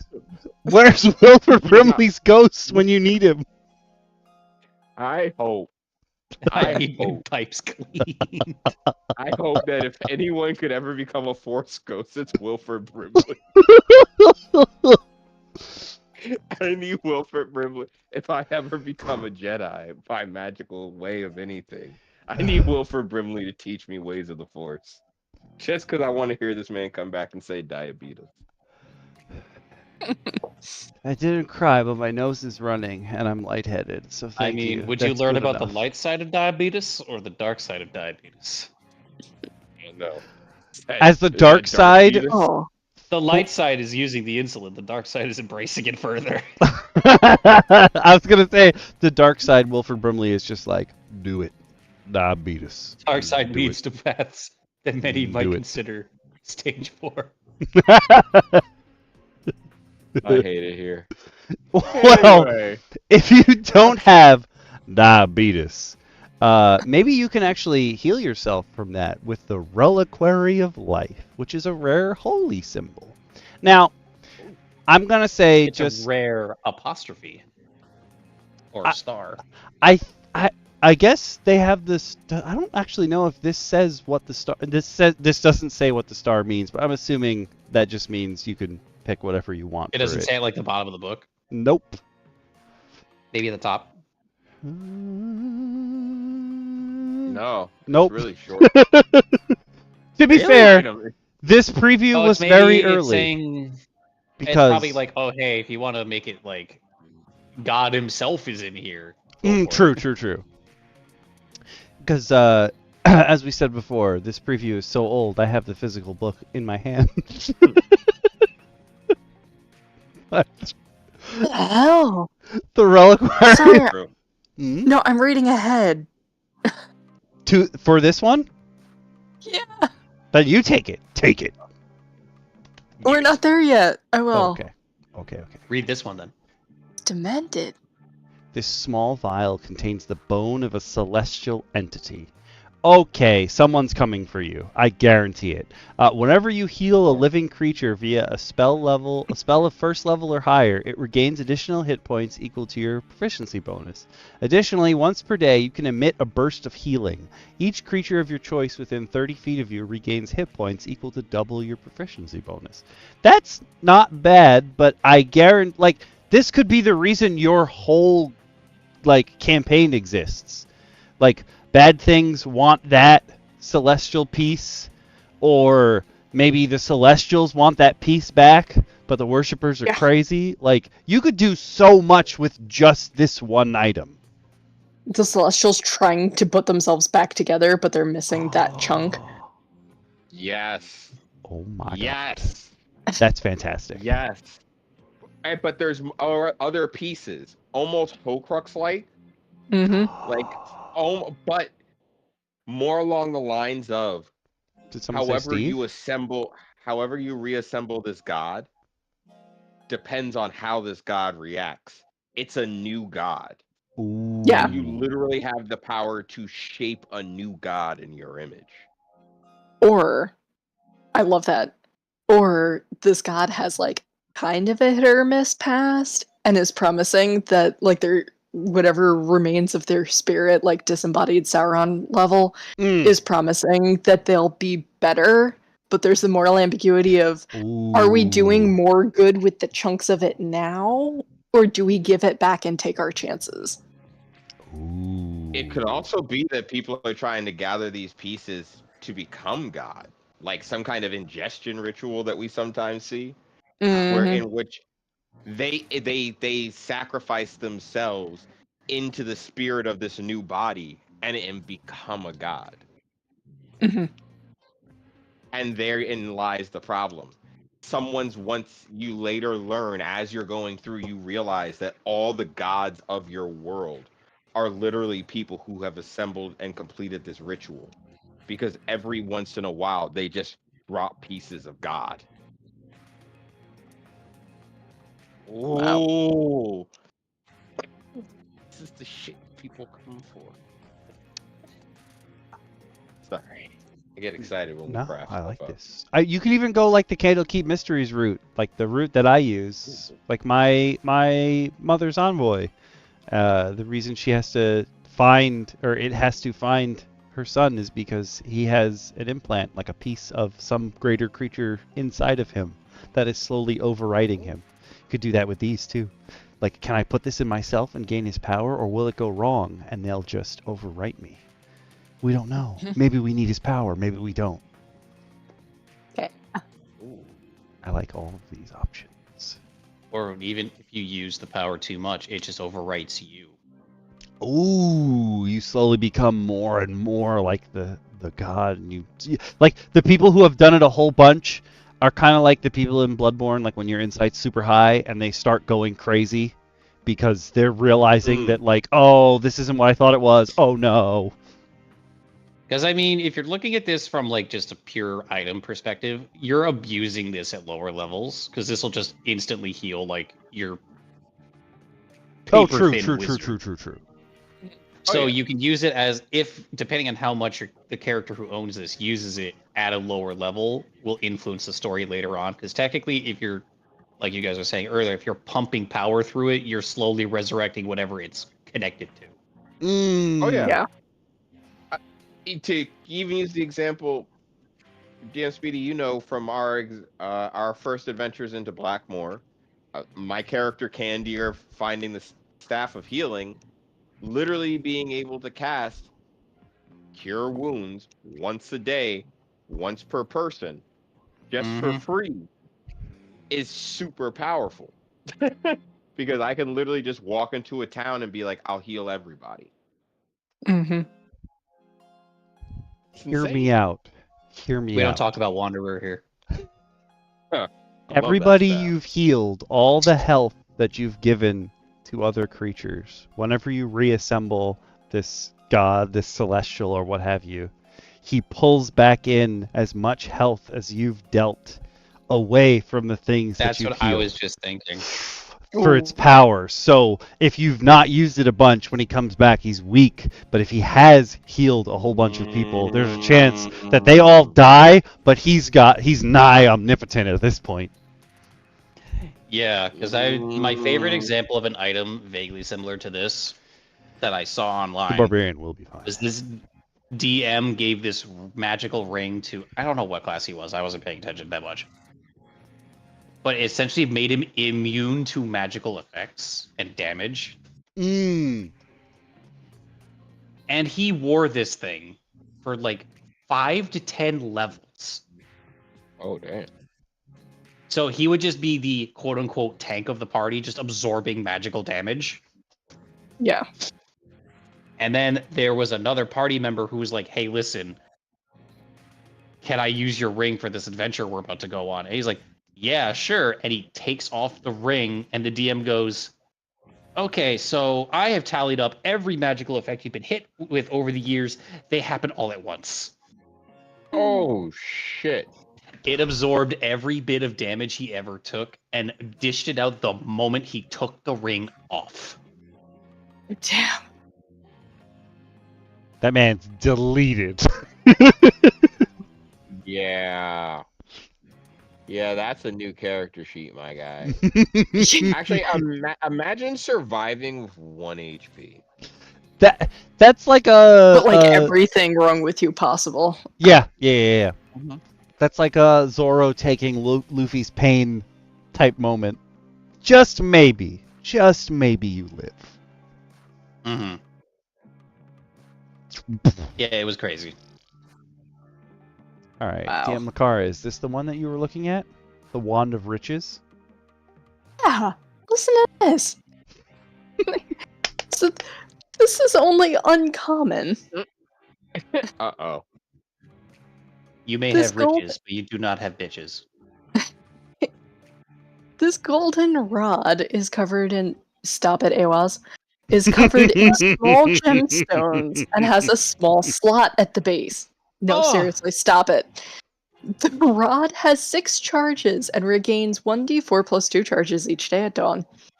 Whenever you reduce a creature to 0 hit points for the first time, you can expend 1 charge to cause gold coins to dispense from the bottom of the rod. The amount of gold coins equals 10 times your proficiency bonus. Oh! What? Oh, someone has know. wrecked the economy. Just okay. No, First of it's not all, really. It's not really work. It's not ruining the economy if you have to work the shaft every time something dies near you to get paid. first of all, just why? I love that they were like, we're gonna get around this. You can't just farm someone. It only works if you reduce that Right. person to 0 hit points. Yeah, once. It's like you have to do this eventually. No. Oh, I see. The way they wrote it, they intended for it to be you can only do this once per day, but that is not actually what you wrote. You just wrote that a specific creature is reduced.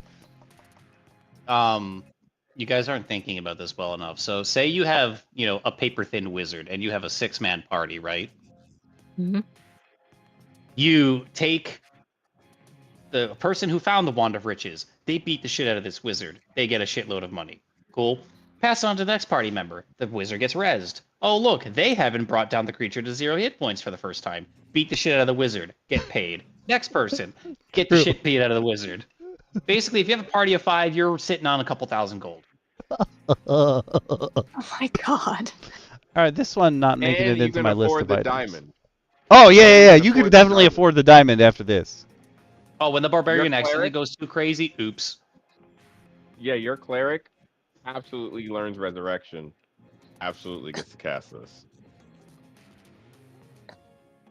Okay, that one's not going on the list. Sorry. I'm gonna skip that You one. don't want a Wand of It's- Riches. You gotta make it. No, the only way that this would not be just demented, is if you made it sentient, and then it's like the captured spirit of an old, like, merc captain. Mm. Oh my. Okay. Okay. I like this. It's now. like that's literally what this is. It's like, hey, go kill that guy. I'll pay you. Mm. Or if it's sentient and it is like a merc captain, it's like a guy who used to train other people. So like he'll Mhm. only give you money if you finish them off in a cool way or like a very practiced way. Or if you get a crit, Yeah. then he's like, all right, fine, you've done your job well. Yeah. Can I introduce a thought experiment to this Wand of Riches? Yes. Yes. Say this was used in a certain universe, a certain cinematic universe where a giant moon exploded by some teenager. How much would he get paid? Hmm. 10 times your proficiency bonus. Per person. And if there Ooh. were a couple million people on that moon, Oh. Oh. Hmm. Mm. Or just like, what if you're a mad bomber and you just blow up buildings every once in a while? Mm. Like take There out an has to be apartment some- complex and then this is too much. do you have to physically see the person that you reduce to 0 HP? Because I mean, like, orbital bombardment's a thing. Burning down random buildings is a thing. I'm staring directly at DM Lacara's icon once you said orbital bombardment. Mhm. Essence of orbital laser. I wish you wouldn't. I really, really hate orbital mechanics. I was just talking about this yesterday. Hell yeah. I rarely hear you have such disdain in your voice unless it's Watsy. Please elaborate. I just really, really don't like the math involved. You know what it is? There's nothing redeeming about it. Like, okay, at the end of the day, what did you do? You didn't crash. Good job. I In see. case you It's- couldn't tell, DM Lacara hates the y-axis. X-axis all the way. I Z if they're feeling understand. spicy. I understand that it's important.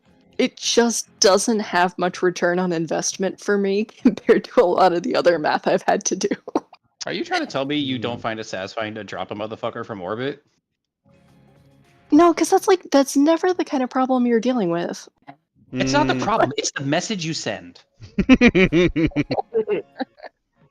Whatever's left is the message. When you can let someone know the great expanse around them can just smite you at any random point in time, that sends a message. True. I mean, it sends something.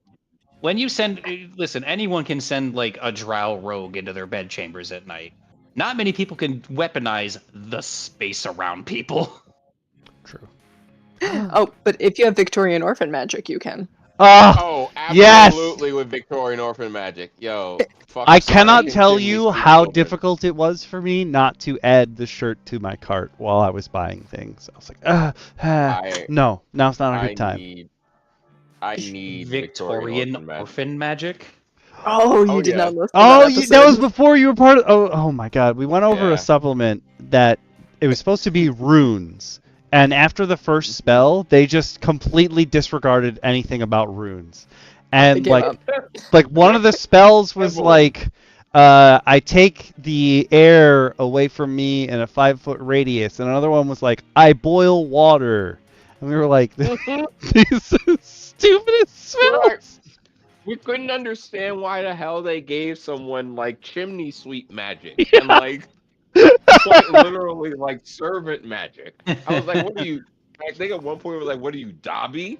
Are you a servant? Are you you were just a house elf? Like what's going on? And so we dubbed the term Victorian orphan magic because this is magic you use to survive being a Victorian orphan. It was magic that was like born of the pure desperation of a Victorian orphan trying to please their master. Which you could get at the sign in the Red Bubble shop. Yes, you can. I own that shirt. It's my my favorite. It's so good. It's so good. I'm buying that shirt this week and I'm wearing it to work next week. Yes. I have worn it to the grocery store. Yeah. Nobody said anything, and I'm like, come That's on. bull. Hey, what do you say? If you're interested, I'm putting it in both chats.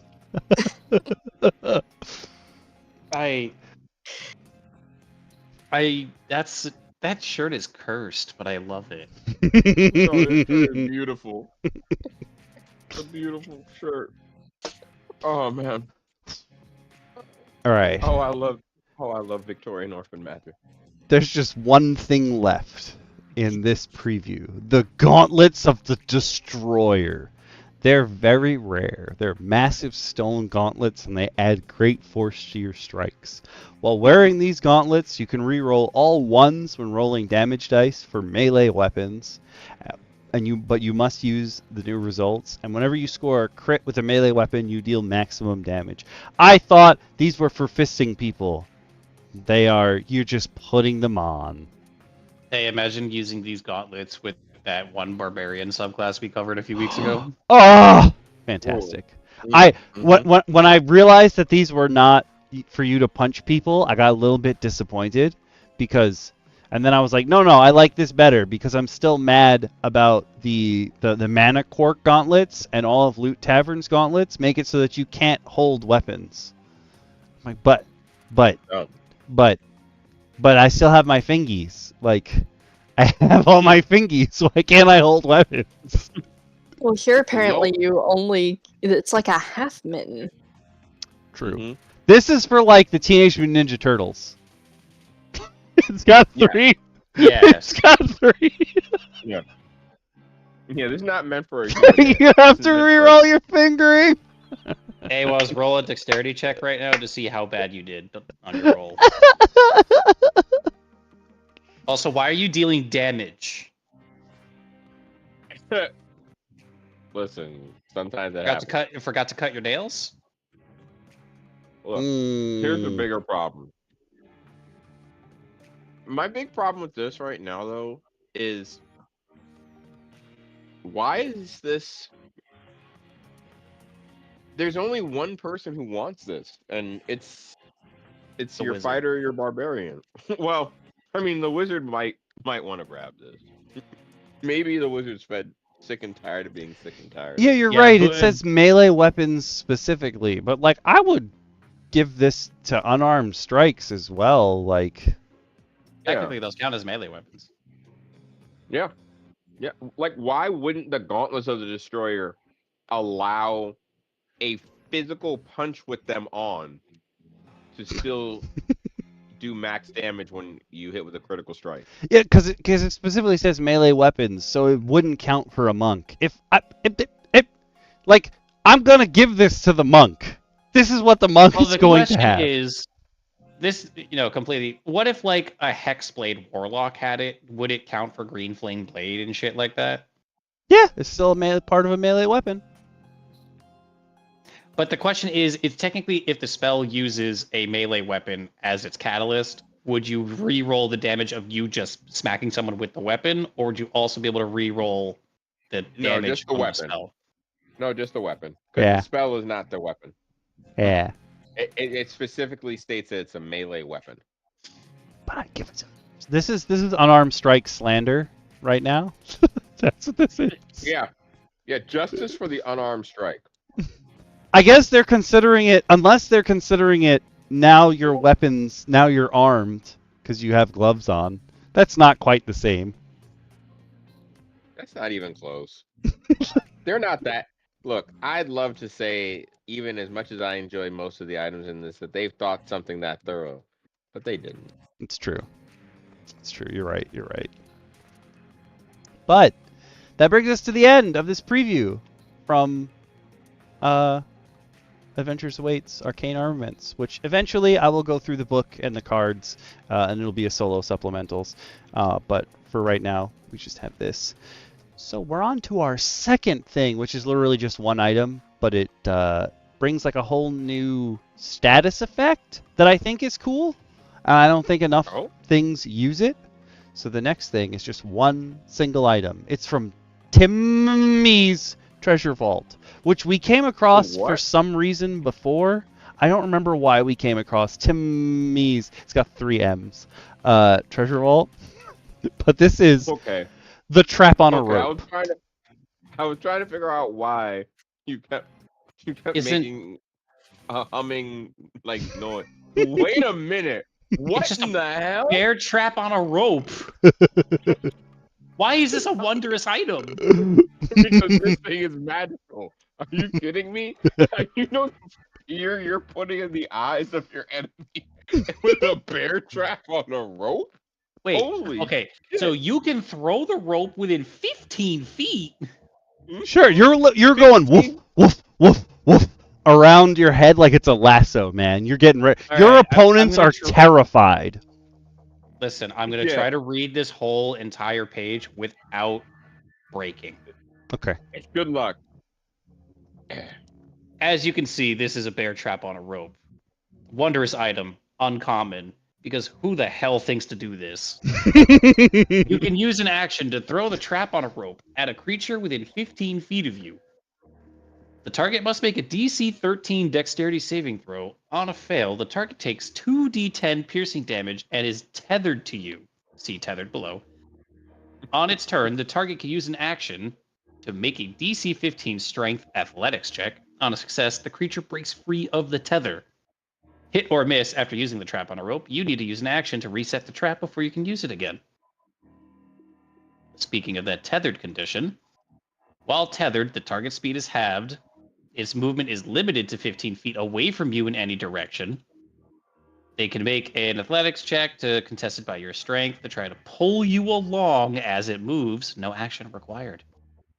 Ooh. If the tethered creature is 2 sizes larger than you, it automatically succeeds on this check, dragging you with it. Damn. And you can disarm the trap. Any creature other than the target of the tether can use its action to attempt to disarm the trap with thieves' tools. The DC to disarm the trap is 13. On a success, the trap opens and the tethered creature is released. Yes, the first thing I want is the rogue to walk up to me while I have a fucking bear trap around my leg and tinker with it with tools. Listen to me. I love that it's very specifically only thieves' tools. I'm going to tell you right now, I need this. Okay, the thing I need don't this. understand is this whole page. They're like, you can. Somebody can drag you if they start running. Wait. Yada yada yada. But it doesn't deal any more damage ever. And I'm like, but the bear trap is in me. It's literally in me. Okami, with all due respect, I need you to shut up and scroll down on the stream. To the because lore? Shin needs to read the lore Oh yeah, tab. take the lore. Take the lore, Shin. There's a Phelan. full story. Phelan, a seasoned wood elf ranger with the keen eyes of a hawk, patrolled the whispering pines of the Everwood. His people had guarded the ancient forest for millennia, their survival intertwined with its well-being. Lately, a disquieting silence had settled on certain areas, broken only by the harsh rasp of scavengers. Phelan knew the signs. Poachers were at work. One crisp morning, scouting a particularly vulnerable deer trail, Phelan stumbled upon a discarded trap. It was a cruel contraption of iron and teeth, reeking of past prey. Disgust curdled in his stomach. This wasn't just hunting. It was callous disregard for the delicate balance of the Everwood. But Phelan wasn't one for despair. He saw an opportunity. With a practiced flick of his wrists, he lashed the trap to a sturdy length of hemp rope he always carried. The trap on a rope, as he called it, wasn't elegant, but it was practical. He practiced throwing it in the dappled sunlight, the heavy weight giving it surprising range. If that didn't end with "it was honest work," I don't know why it shouldn't have. But the next moonlit night, the Everwood itself seemed to warn of danger. Strange rustles and snapped twigs sent shivers down Phelan's spine. He crouched behind a massive oak, his senses on high alert. Two burly figures emerged, their movements clumsy and hurried. Poachers. Phelan waited until they were within range. With a silent prayer to the forest spirits, he launched the trap on a rope. It sailed through the air, a dark blur against the silver moonlight. The lead poacher, caught completely by surprise, let out a yelp.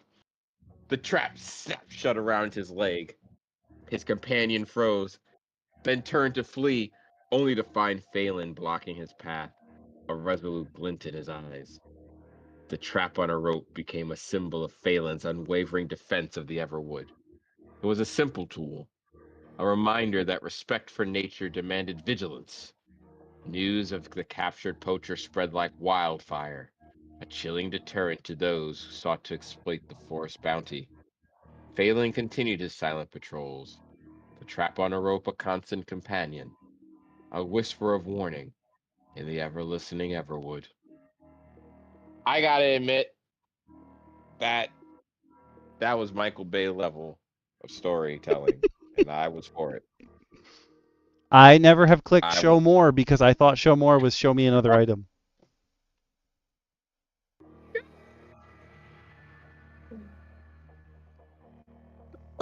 So yeah. I also love the change log. Updated wording to make it clearer how the item works. Yeah, I agree with Awaz on this for sure. Like he threw it at the leg. I would have gone for the head or the arm, probably. I'm going for the chest. Yeah, I'm throwing this at your chest. I was thinking the head. It just like clamped around his face. Bro, why would you throw a goddamn bear trap at a man's chest? Because if I catch your neck, it's over. I don't care, bro. I would rather instantly die by headshot than have my nipple scraped off by a bear trap. Instantly die in my headshot makes me want. Okay, so you have an artificer in your game. They make this at the very beginning. You're like, oh, this is fantastic. Thank you, thank you, thank you. By the end of the game, he's got like a bazooka and it's got a magazine of bear traps. Sorry. What kind of wait. DM Okami, what kind of hillbilly magic is your artificer casting? Okay, no. If you want some hillbilly magic, a bear trap on a rope. this sounds like something that would be from Far Cry 5, where they have a rocket launcher that shoots shovels called Big Pharma. Yeah. I have so many ideas for hillbilly magic. Yeah. Oh my god. Hillbilly magic is just I cast shotgun. Hear me out. Hear me out. Hear me out. You don't This have artificer. fireball, you have propane. This artificer who's got this bazooka. It's his version of like Moby Dick, and he's trying to catch a catfish. He's trying to catch the white catfish that wronged him in a previous life. Yeah. The vial blaster you loaded up with vials of bathtub moonshine. You have to roll so they don't go blind. So I don't go blind.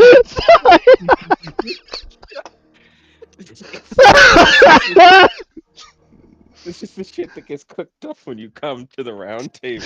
I literally sit up and just slap my knees. Oh my god. But I absolutely need a trap. I need a trap on a rope. I need this. Shin, if you could rename this wondrous item, what would it be? I think it's perfectly named. I wouldn't even touch that. That thing is perfect. A trap on a rope, that's exactly what this is. It is it does not hide what you are wielding. Moonshine Berserker. I Oh also my God. just love that's just someone who drank apple pie moonshine. Yeah. Apple pie moonshine.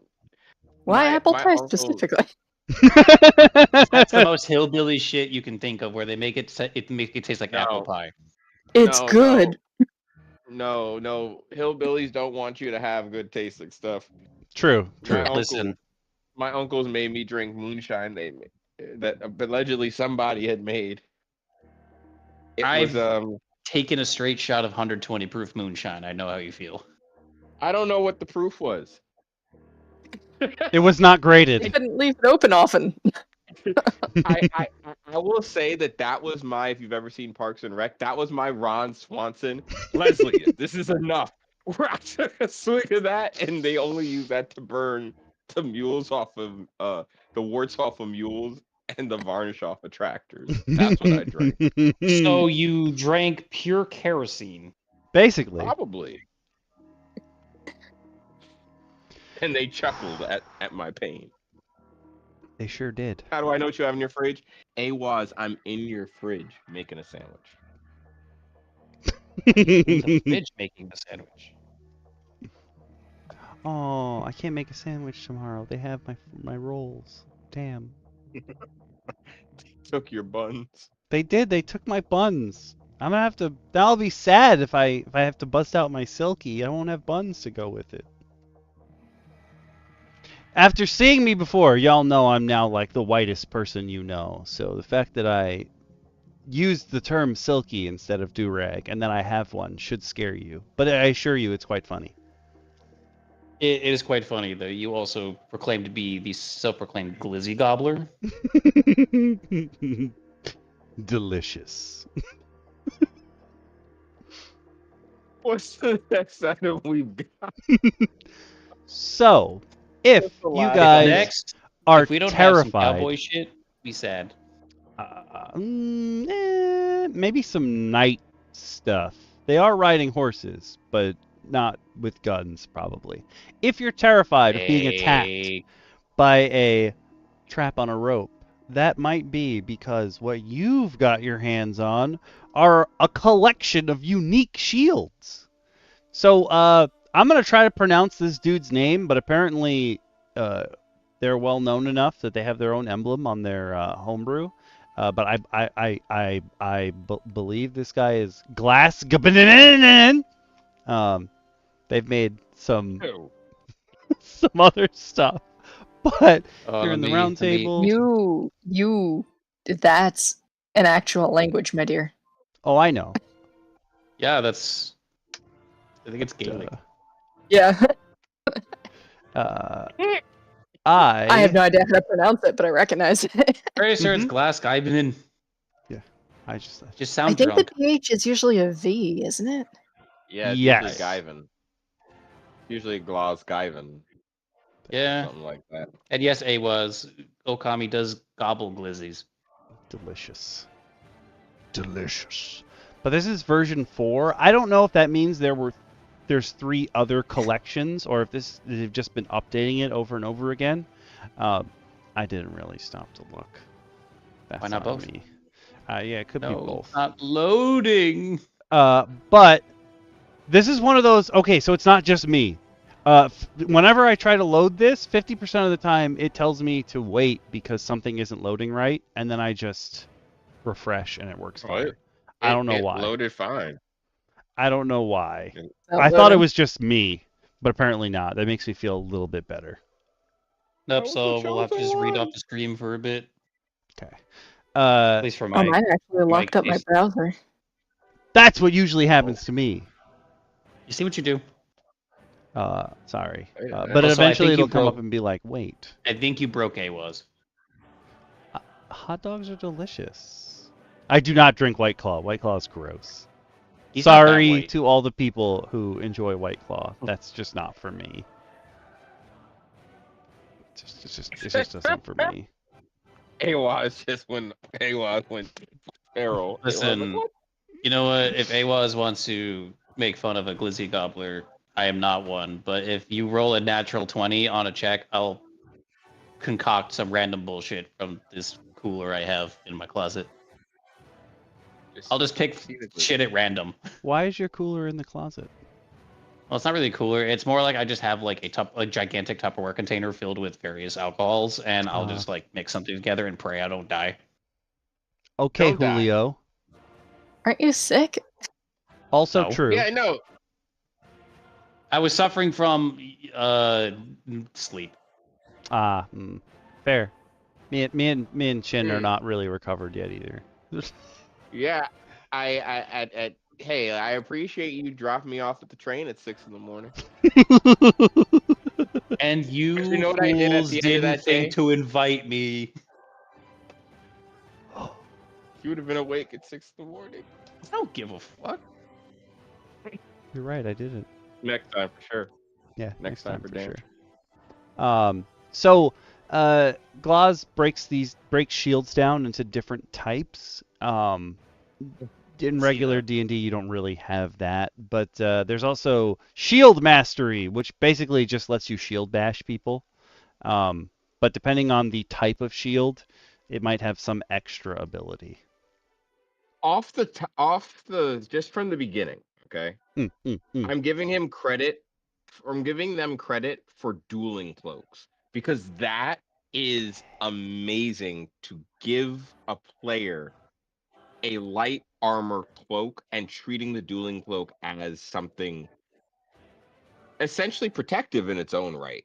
It's meant in dueling to distract with. Kudos. Damn kudos to him for this.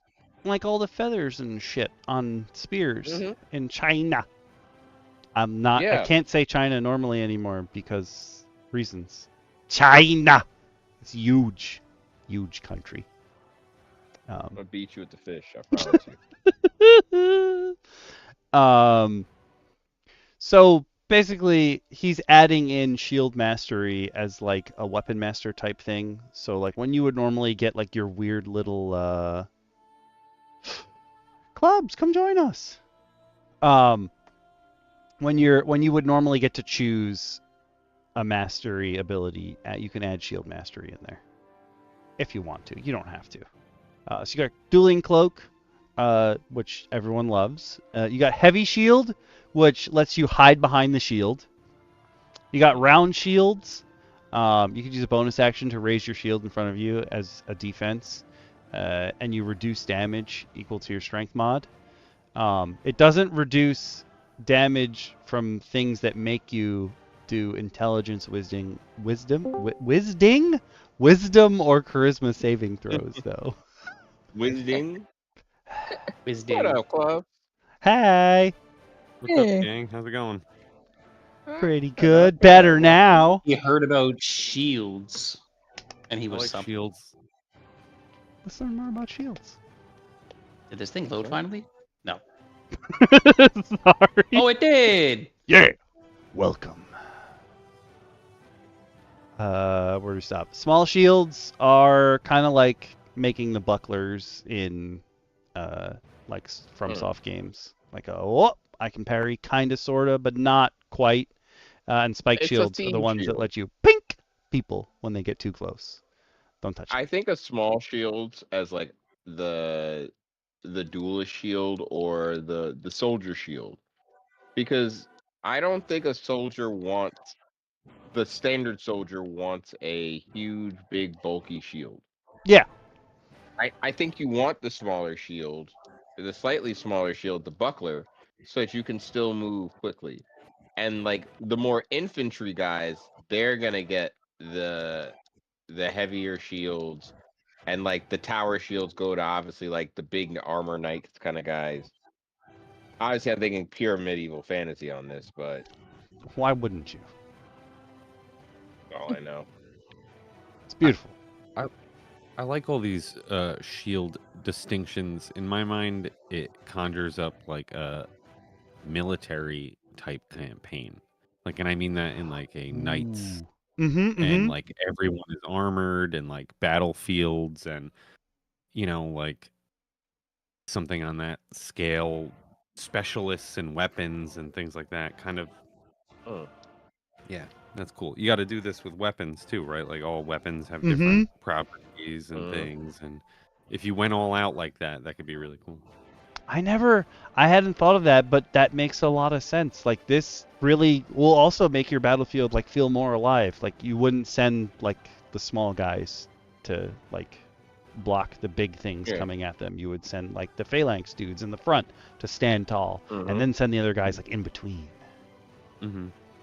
But even like the spike shield like addition, like I think the spike shield's such a cool idea. I think we saw it in Blackmore, right? A spiked shield? Maybe. We saw something, I forget what system. We saw it in one of the systems. No, it wasn't I don't think it was Blackmore. I think it was before Blackmore. Candir. Yeah, No, it would have been Mystara? Blackmore, yeah.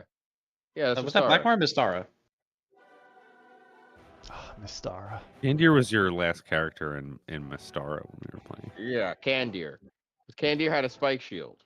No, I don't think they had Candir had Wanderer. No, that's true. I did. So he did. He had the spike shield originally until he found Wanderer. You had a spiked shield? I think he did. Briefly. What did it do Was for you? it? Do you No. remember Was where- it? What did it do? Was it? What, like what Candir? did it do anything for you? I think I wanted to use it to bash someone. No, Do you no, remember no, where no. you got it? I mean, that sounds like a crazy question at this point. We couldn't even remember which character had it. But if you remember what adventure you got it from, I'd look it up for you. I'll have to think on it and get back to you. But I know I had one. I remember having one because I remember there was a whole page on shields and like different types of shields you could purchase, and it was really lengthy. Really? Yeah. It was like a whole brick section of, and it was in. Maybe it was Beckme.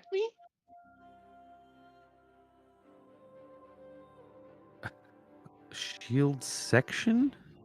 It was like a section of like the items block, and Thank it was you, all Awas. shields. All right. And one of them was and one of the sections included. I remember this specifically. It included shields. I have no idea. Okay. Oh yes. I'm on it. I'm gonna mute myself, but I'll be right back. Love the affirmation. Bye. Listen, I Clubs, know everybody. I'm not. I know I'm not crazy. I just had to focus. It's not Fair, buy. fair, I'm just like fair, going fair. into I know. I'm focus kidding. mode. I'm kidding.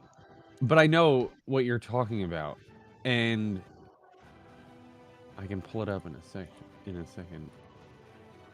We're getting some Weapon spicy shield mastery lore. in the rule cyclopedia. Oh. Let me see here. What shields? Yeah. You're right about. Oh, you're fucking right. So it's actually 4 different kinds of shields. It's a horned shield, a knife shield, which the knife shield has. Okay, so the horn is what you imagine. It's like a big old horn coming out of it. A knife maybe. shield is a knife coming out of the edge. Oh. A, sh- sword shield is a sword coming out of the edge, and then a tusked shield is, I think, come on, that's the same as a fucking horn shield in my opinion. But let's see.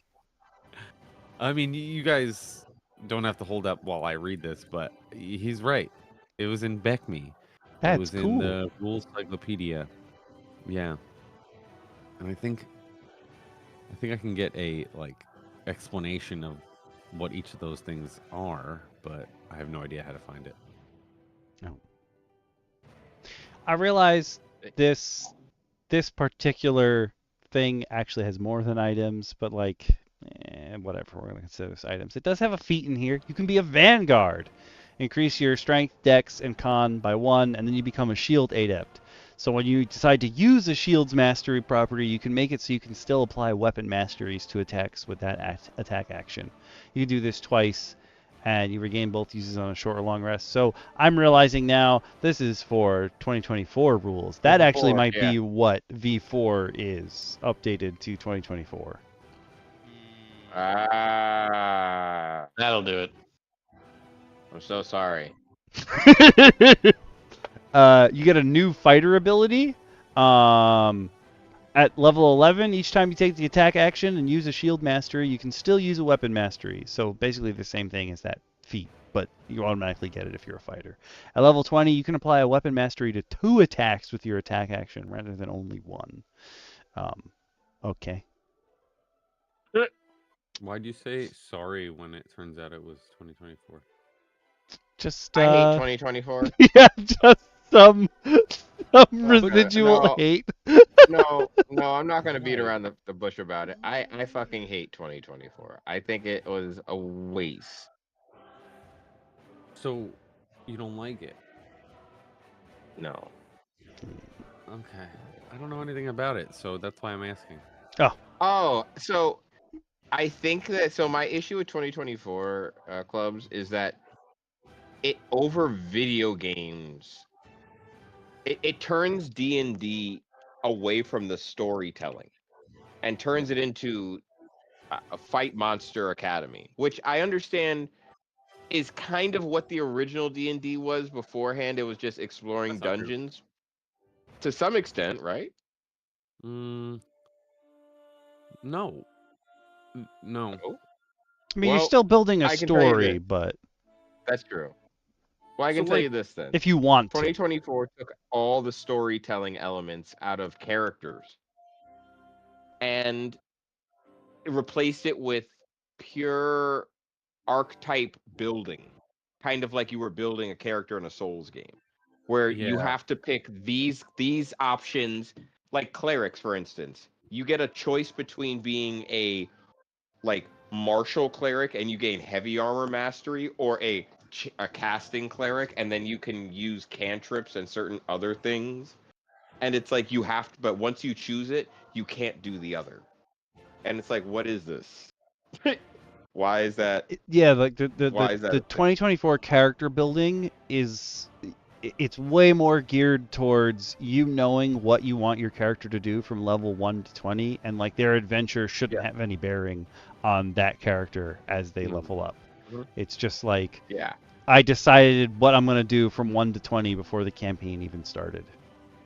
So that's pretty interesting because I'm not sure which edition. I didn't play it, but I remember there being I remember a discussion or a video or something. Maybe it was a Colville video where he was talking about 4th edition or about magic items and how I think you sent me this video. Oh, I don't know. This was a while ago. I'm half remembering this. Where basically, what was it? It was like the book asked you to ask your players what magic items they want because there was a smelting system for magic items where if you got a magic item, you could smelt it down to create other magic items. Oh my god. Something like that. I like that. But I also like that there's 1, 2, 3, 4, 5, 6 DMs. We're almost complete. Hi, Dungeon Mommy. Dungeon Mommy. Hey. Hello? Oh my god. Have we Dungeon Mommy. almost collected the Infinity DMs? Almost. Almost. Oh. Almost. Wait, we can't say Infinity. Eternity DMs? Legally distinct table- grouping. Legally distinct. The mouse lawyers scare me. We've almost closed the circle. Whoa. This is so The cool. table's almost round. Oh my god. Welcome. Welcome. I think. How are you? I'm doing great. The song got me. Came in for the most Is epic that entrance. Dungeon Mommy's like theme song? It could be I now. think it is now. Don't give me a theme song. That would be crazy. This is called Well, A you- Journey to the World. Well, Slay. you came in time Yeah, to it's true. actually. Oh yes. Would you like to slay someone with the sentient cloak? The first course I magic would. shield. Well, yeah, they are all magic. Never mind. Yep. Yep. I like magic shields. Who doesn't? I have a fondness for them. I like magic shields too. I like magic things in general. Show us the power of an uncommon dueling cloak. Oh, I also realized they're also laid out like in what kind of shield they are. Good. That's helpful. What's up, Have you gang? guys ever heard the rule, common house rule? It's like often called shields shall be sundered. No. No. I have not. Well, I have not it's a- either. It's a rule where if you get hit with an attack but you have a shield, you can choose to have your shield be destroyed to avoid the attack. Oh. Or like roll a, Don't you roll a do that, die Guardian? and lose that X damage or something like that. Soak damage basically by destroying your shield. Huh. Oh. Yeah. I remember we used that. Yeah, I we always used kind of it for our campaign. I always kind of have it in my head that that's something I like to use in my games, but I don't Super cool. distinctly mention it. I have destroyed a shield as a DM, and it made DM Bacon very mad. But in my defense, was it him? I think it was him. He was the reason that they all got broken. I had these 2 items that I took that were magic items because they were coated in a magic fungus, and they burned all the fungus in the cave, so their magic items dissolved. And he was like, "Yeah, what? No, what? But they're magic." And I was like, "But you killed all the fungus." But Fair. they're magic. I was like, but you burned all the fungus to ashes. Never trust magic fungus. Yeah. Our- Like, She's magic always said fungus that. on She's fire. always said that. our ranger had scooped a vial of it, and they knew that it makes fungus zombies. Like if you die with this fungus on you, it will take control of you, like cordyceps.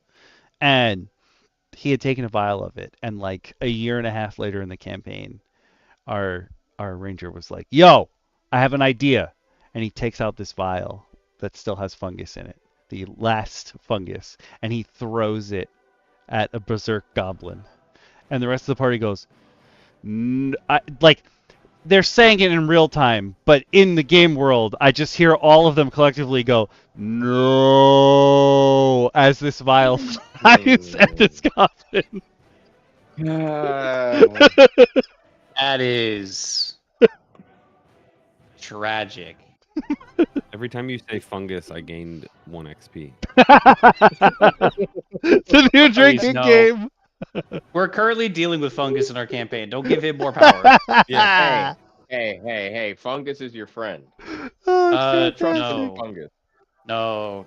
No. You I guys mean- are worried. Okay, you guys are worried about fungus. I'm not. I mean, I think 4 of us in our campaign are currently like being called into the forest by fungus. I think. That sounds like fun. I We also advise dealt not with a to. very Coraline-esque boss, and it was interesting. I did get a Sounds like scarf out of fungus. the encounter.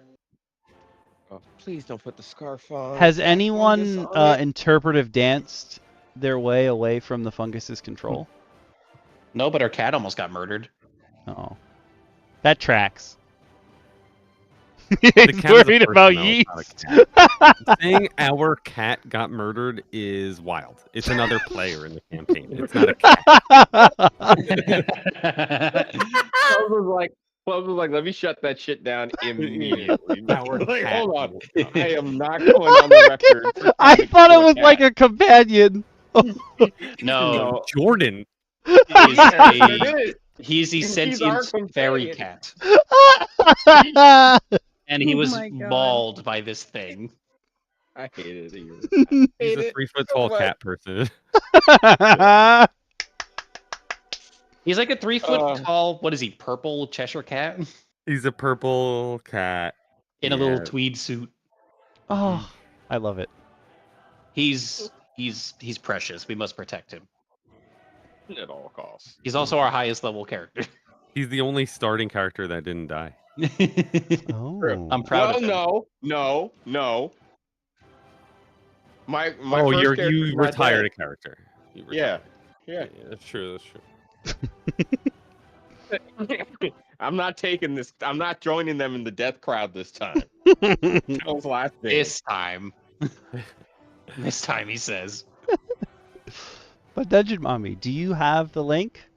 It should be right I above. sure do. Okay. Do you want to read the sentient cloak?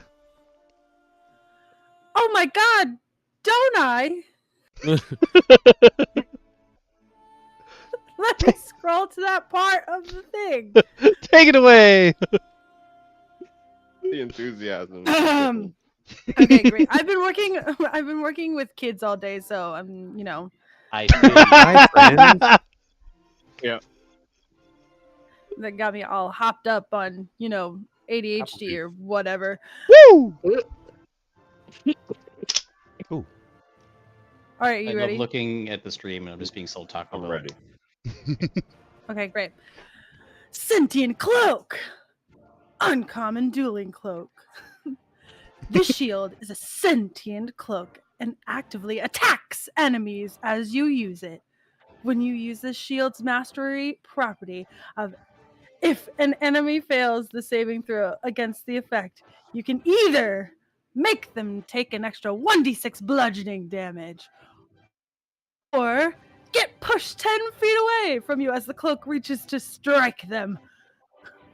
This cloak also tends to also be quite picky with its users.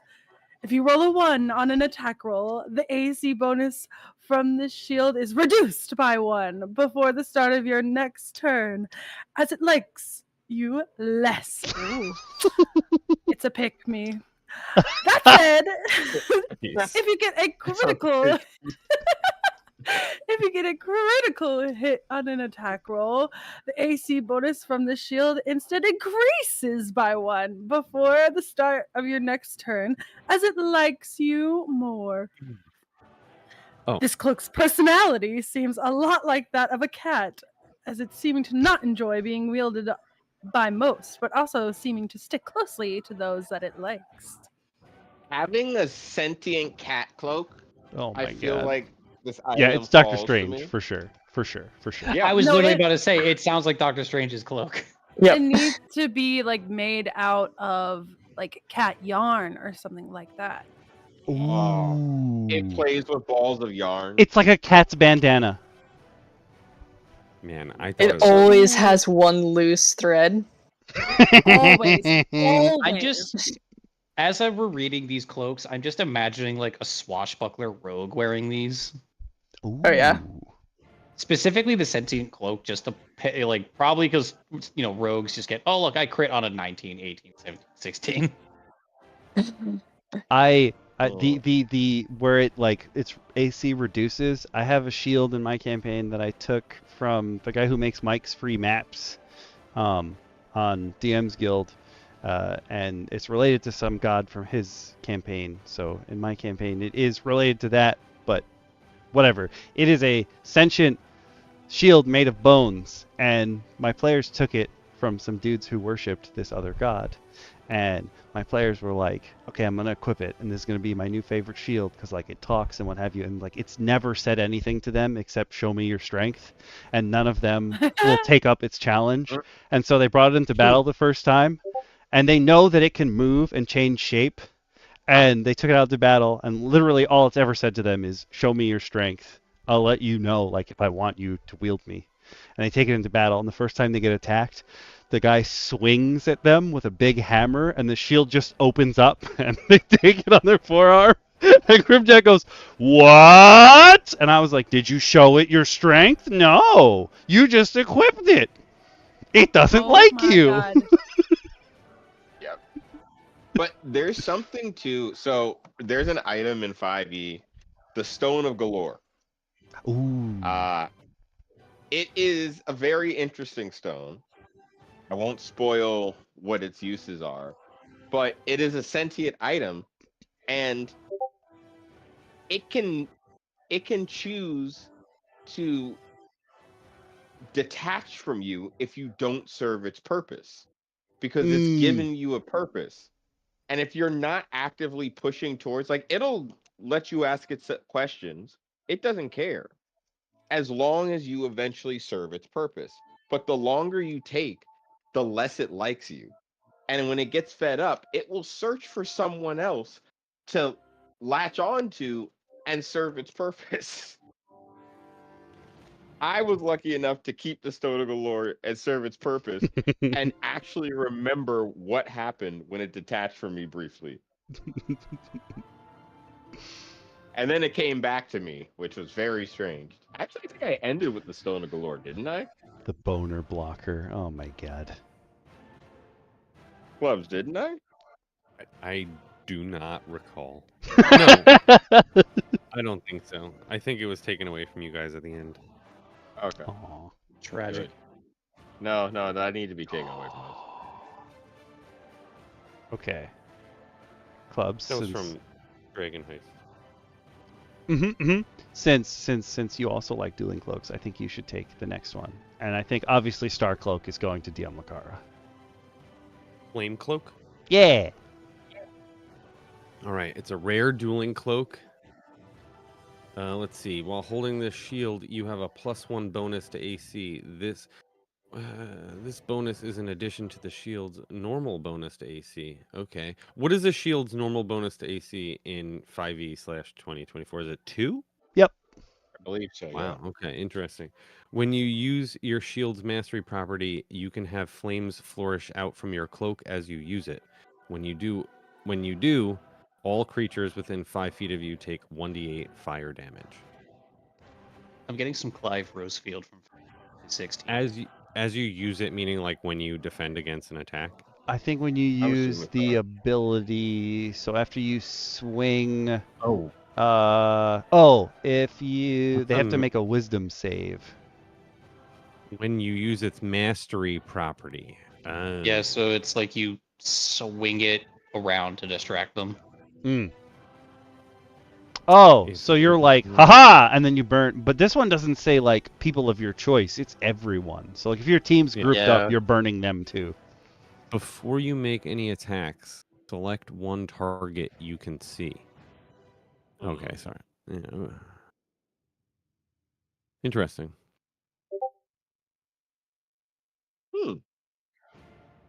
I mean, it definitely indiscriminate burn damage if you're not careful, but I can see it being useful, nonetheless. Yeah. I want my players to burn each other. I was gonna say, do you think it would count as a spell for like a blade singer? You'd be like an evoker. I don't know. It definitely counts as. Oh, would it count in 2024 as a magic action? Probably. Uh, What is a magic action? 2024 lingo. What It's the hell is a 2024 magic lingo. action? Gloves. It hurts. It's what it is. I think their intent was to like evoke past games like supernatural tag, meaning like if you were in an area that like magic didn't function in, this ability would still work. But like I think it just makes it more confusing.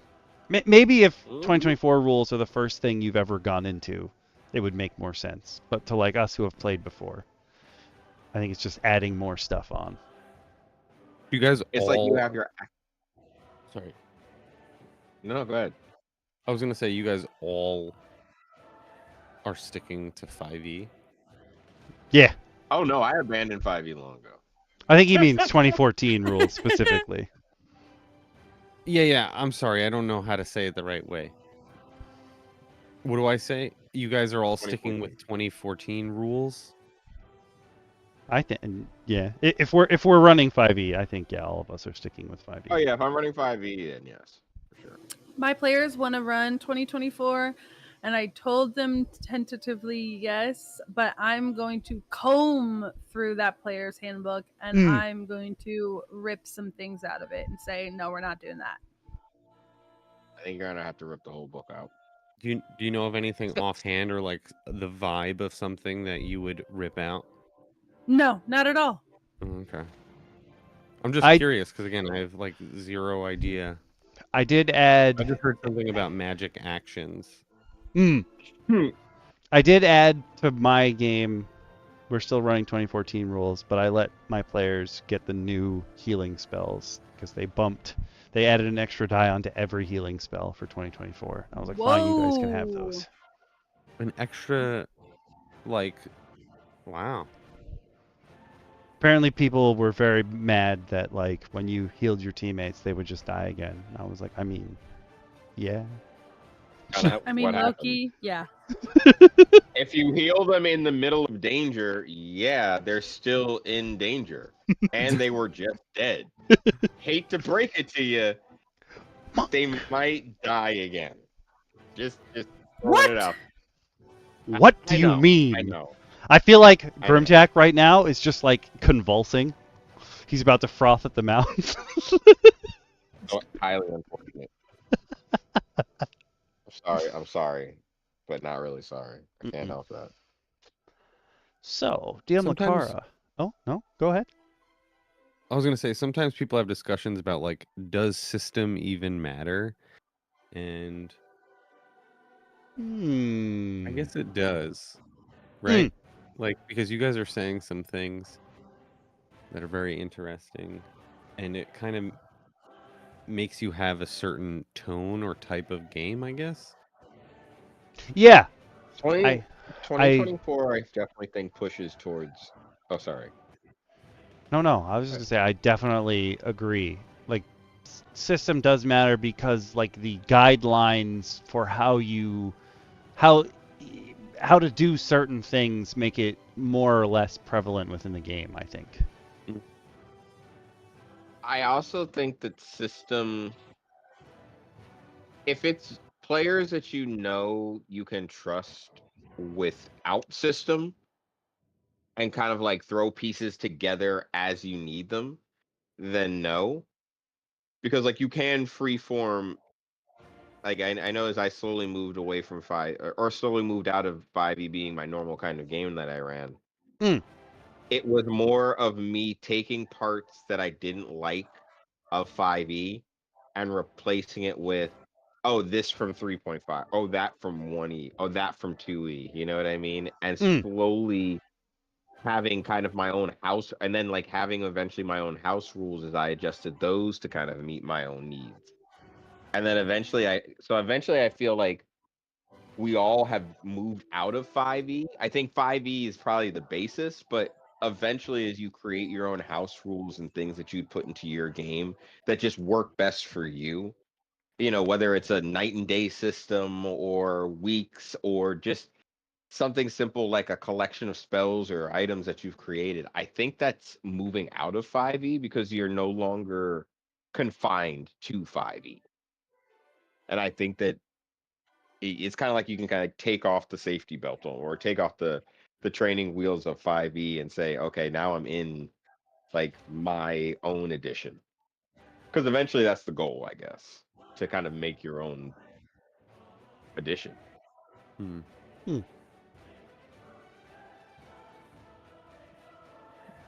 That's just me, my opinion.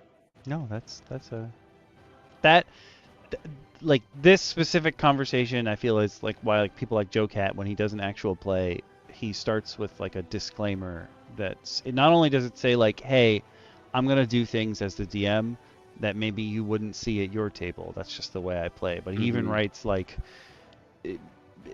every table is different because like every experience is different. But it's also like I might not even do things that are written in like the express rules of the book. And I'm sorry if that upsets you, but like that's just the way I run my games. And I like that. Yeah. We all don't play the same game even if we do. Mm-hmm. That's a good quote.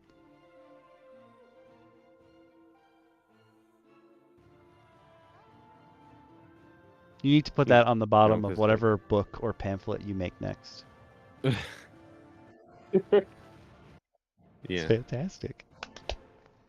All right, DM Lacara, I think this one's for you. Would you like to take the Star Cloak? Yeah. Alright, Star Cloak. Very rare. Requires attunement. While holding the shield, you have a +2 bonus to AC. In addition to the shield's normal bonus to AC, why would you not just say you have a +4? I don't understand why people do that, but every shield does that. I don't know why. That's so many words. Yeah. You could just use a different number. Okay. When you use your shield's mastery property, you can release the stars off this cloak, which can be caught by weapon strikes to empower their blows. Okay, I guess it's as part of the action? Yeah, I would have guess thought that would have been like a bonus action or something. When you use your shield's mastery property, so when you spin it, basically you can release the stars off this cloak, which can be caught by weapon strikes. That's a really weird way to write it, but they're basically saying anywhere that's glowing, if somebody swings at an enemy, they'll take any damage. Yeah, it's basically you put up just this cloud around you of stars. When you do so, everywhere within 5 feet of you becomes covered in stars. Once per turn, if an enemy is hit within this area, they take an extra 1d12 radiant damage.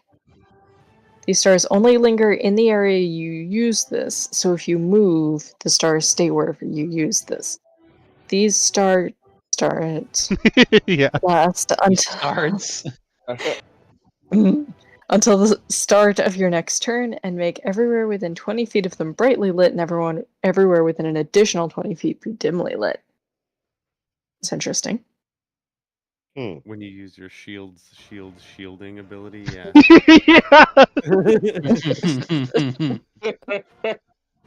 After you use your shielding ability with its +2 to its already +2 AC. You know what? I agree dog, that's a lot of words. Shields. I don't like it, and I would rewrite it, but it's probably done that way because like an official item is done that way, right? So he's just like he's got that up there, but like the way that the rest of it is described, like these stars only linger in the area you use this, so if you move the stars, stay wherever you use this. I was like, yo, you went with like the real text at the beginning, and then at the end you were like, it's getting late. I did the other flame cloak. I gotta finish this star cloak. I gotta be exactly. I feel like this is version 4, and like version 1, it probably sounded fine, and he kept messing with it and messing with it and messing with it to the point where you're like, what the hell is he saying? There's gonna be that one person being like, how does this work again? Stars go home. I get it though. When you your cloak, all the stars come out, and then Technical term. Yeah. you have a glitter aura that makes you stronger as long as you stand in the glitter aura. Mariah Carey starts playing. Yeah, they use so in 2024 rules they specifically use the term emanation for things like this, and he is not using it here. Like know the what's flame worrisome cloak about this and this star one cloak? should be emanation. What is emanation? I mean, I know what the word emanate. It's their But, new like- word for auras. Auras were too confusing apparently. But the thing No, that they I'm had too much worried- flavor. Ah, true, Yeah, true, true, oh. true, true. But guys, you know what I just noticed? Hmm. It never says how long these stars last. Yeah. Permanently. In the area you use Forever. this, so if you move, the stars stay wherever you use this. Yeah, but Yeah, for it how also long? doesn't say. It also For doesn't less- say if you can use it again, if you can recall them, how many times you can use it in a day. Oh my god, every time you There use you your go. shields. So there's just a guy, me and a fighting penguin way back when, we found out if you're playing the Lord of the Rings, I think it's 2 Towers games, you can literally beat the game by jamming the parry button because your characters will move forward when someone attacks them. So you don't have to actually play the game. You can just keep hitting the parry button. So like if someone just kept using their shielding ability over and over and over again, no matter what, they just cover the world in stars. That's their whole quest. But, Oh my god, beautiful. Wait, it says The world needs these- more glitter. These stars last until the start of your next turn, Oh, okay, okay. and Where make the hell? everywhere within 20 Am I feet of them stupid? brightly lit, and everywhere within an additional 20 feet Okay. everywhere within an additional 20 feet be dimly lit. Okay, we're good on that one. Oh, thank God. Okay. I somehow missed that little statement in that whole wall of text. It's because we were laughing too hard at starts. That's true. Yeah. It still doesn't say how many times you can use it though, and if it needs to recharge like the I rest of the think- things. I I think, think these are like wait, I'm pretty sure Does- your is there new a limit weapon to your master abilities. shielding ability? No. You So cannot. if you can use your shielding ability unlimited times, Yeah, you can then use them you can do unlimited times, that just once unlimited per turn times. though. This is so dumb. This is so dumb. Because they're What? related, because it's the same idea as No. the new. So 2024 added a mastery property for every kind of weapon. So every kind of weapon now has some extra effect that you can do once per turn. Because. They were perturbed by Baldur's Gate. Yeah. Oh yeah, no. This is 2024 is absolutely Baldur's Gate edition. It's really BGE. This is really interesting. Don't you guys kind of play like more of a narrative-y type game where like, like I want to pick up the chicken and throw it at him type, like Yeah, I would say so for sure. it's interesting that they're going with the Baldur's Gate 3 route, considering you're a person that can, it has a GM that, or a DM, whatever you want to call yourself, that can interpret things and make rulings. And yeah, the chicken leg hits him in the face and it doesn't do any damage, but he's fucking mad at you type stuff. Yeah. Like, Yeah, I'm with you on this. That's where your story happens. Yeah. They've taken Thing, away that like- agency. why are they trying to turn it into emanations and fucking, I don't know. It's all status effects and debuffs, and it's they note a lot of times in 2024 the term roles, like class roles and party roles, in which they're pretty much saying like, oh, this is for a support role, a magic role, an attack, a defending role, and it's like, okay, but now you're truly building your character to fit a role.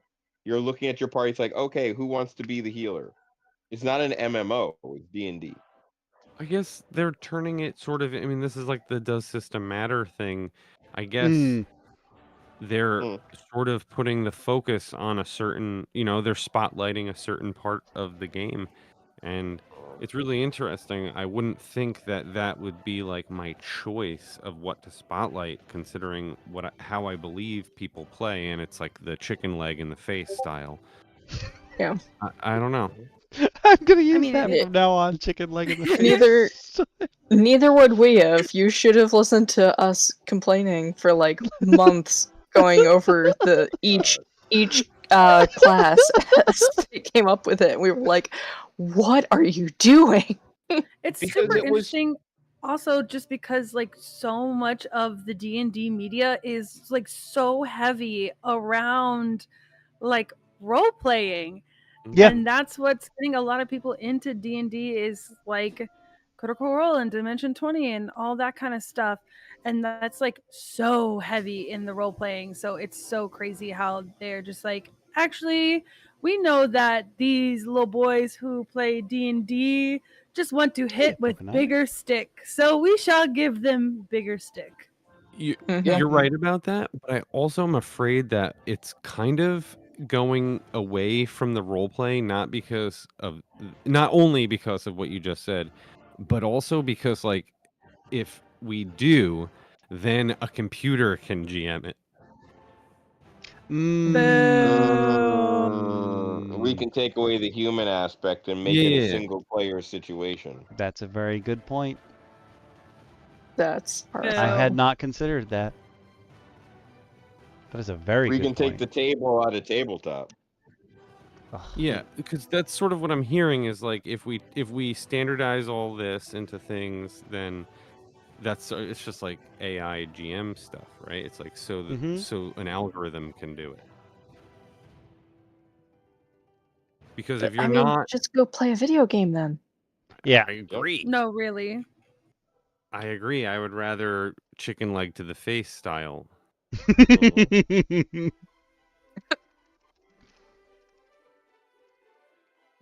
Just making my observations because I'm not sort of No. in that No, world. and it makes total sense because, yeah, RIP Sigil, but they're just giving away models for it now because they realize no one would pay money for it.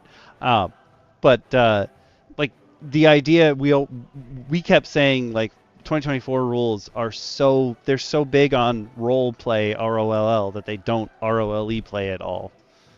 Like that would make sense because a computer can do all the ROLLs. It's just generating a bunch of number tables and just having everything roll. I And then didn't they even can spend consider more that. But then they can also spend more time on the big flashy graphics and stuff because they wanted everyone to use Sigil initially. Because that was the other big thing behind why they really wanted to push 2024. If you think about it. 2024, Sigil was going to use the 2024 rules.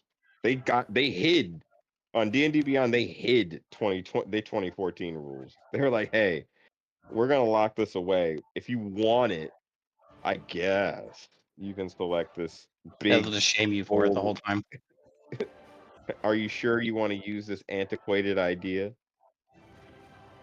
So yes. Your players might want to interact. Yeah. Or learn things. Like one of the biggest things. Oh, sorry. No.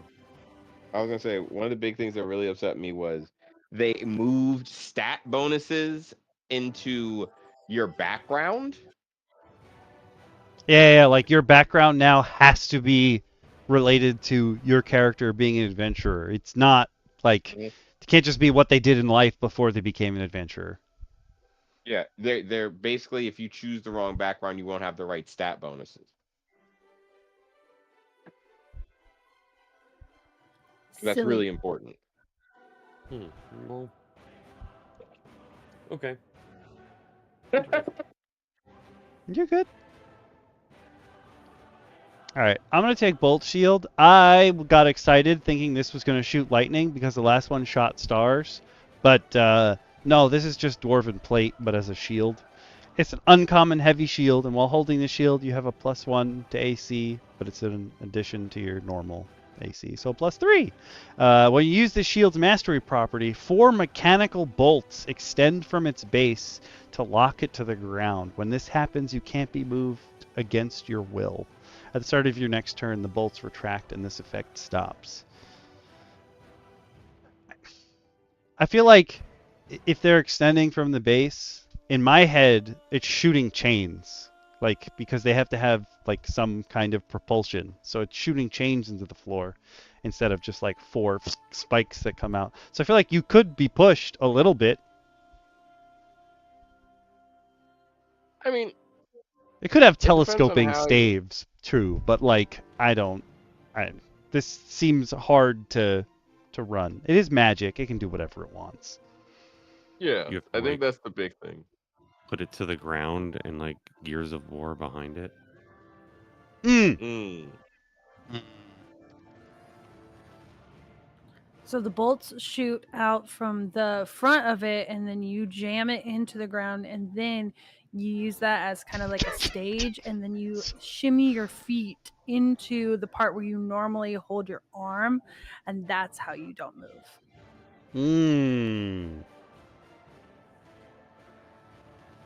Duh. Obviously, Obviously. Guys, it was very clear in the description. That's how it works. Duh. I mean, only a fool wouldn't have seen that. Yeah. Oh Yeah. God. Right. I just read ahead. Who wants to take Spell Ward? Grimjack, where are you? I got it. I was this gonna say I'll one. do it if you don't want it. Well, actually, there is one I really want. You want the Mimic It's the Shield, last don't one. you? Oh, he wants I the Mimic do. Shield. I do. I'll take Spell Ward. Go for it. It's a rare heavy shield that requires attunement. While holding this shield, you have a +2 to AC, or +2 bonus to AC. This bonus is in addition to the shield's normal bonus. This shield forms a magical dome of protection when you use it. If a creature benefiting from your shield's mastery property takes damage from a spell, you can use your reaction to give them resistance to that damage. Wait, when you use the shield. Yeah, so shielding- basically, from what it sounds like, you put, like, a little- shielding ability, yes. Yeah, you do have a little. You put a circular shield around yourself, and apparently you can just block, to a degree, magical effects thrown in your direction. It's a really bad version of the bubble shield from Halo. This is a fight we're not finishing.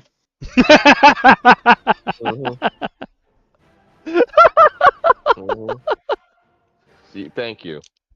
But this is for sure like Grimjack's wet dream in a shield. Yeah, which is why it's absolutely getting 0 support from me. Because that means it's wildly dumb. This is dumb. I understand, like, the idea of it is okay. Oh, I love the bubble shield, but like the bubble shield, nothing gets in or out. Like, someone's gonna ram me with a vehicle? I think not.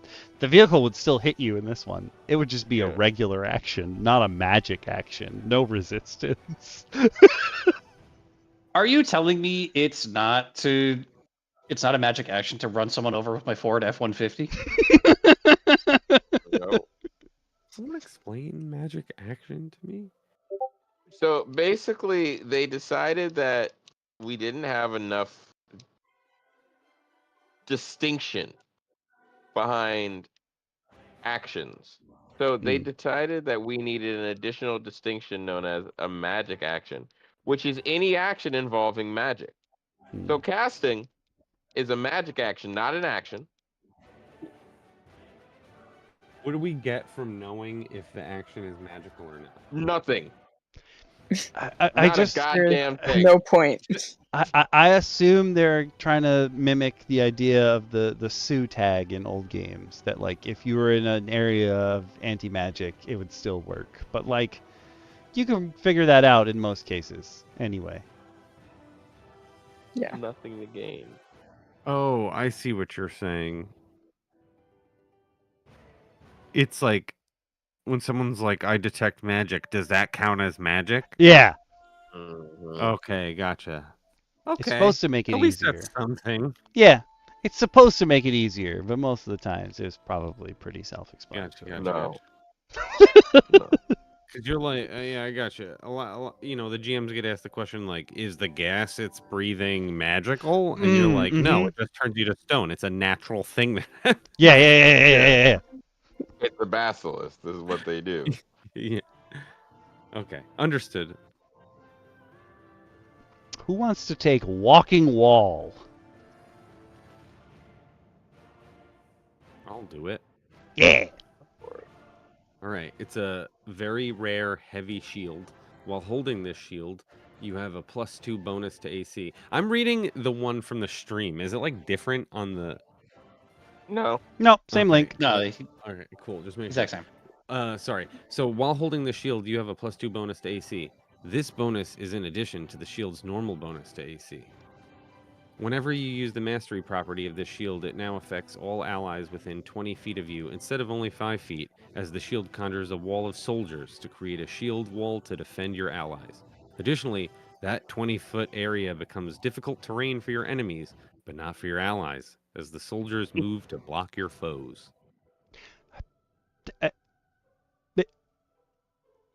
Is Yeah. this Go ahead. is this? Oh my God, who is this? Is this Alexander the Great's reality marble from Fate Stay Oh my Night? god. Oh Lord. Honestly, this is to me.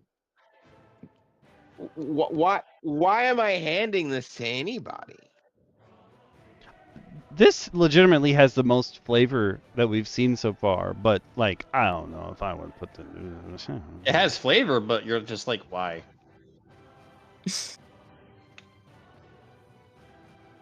Yeah, it's like putting flavor on toast. Dude, what? It's called breakfast. Damn. It's called breakfast. No, not butter, not butter. I'm talking about like Damn, not even Salt butter. on toast. just Oh, like no one interesting. needs sriracha toast. Dude, So- what? Sriracha toast. Are you gatekeeping my toast? That's his culture, what? man. Thank you so much. I man. think I just did, and I'm sorry.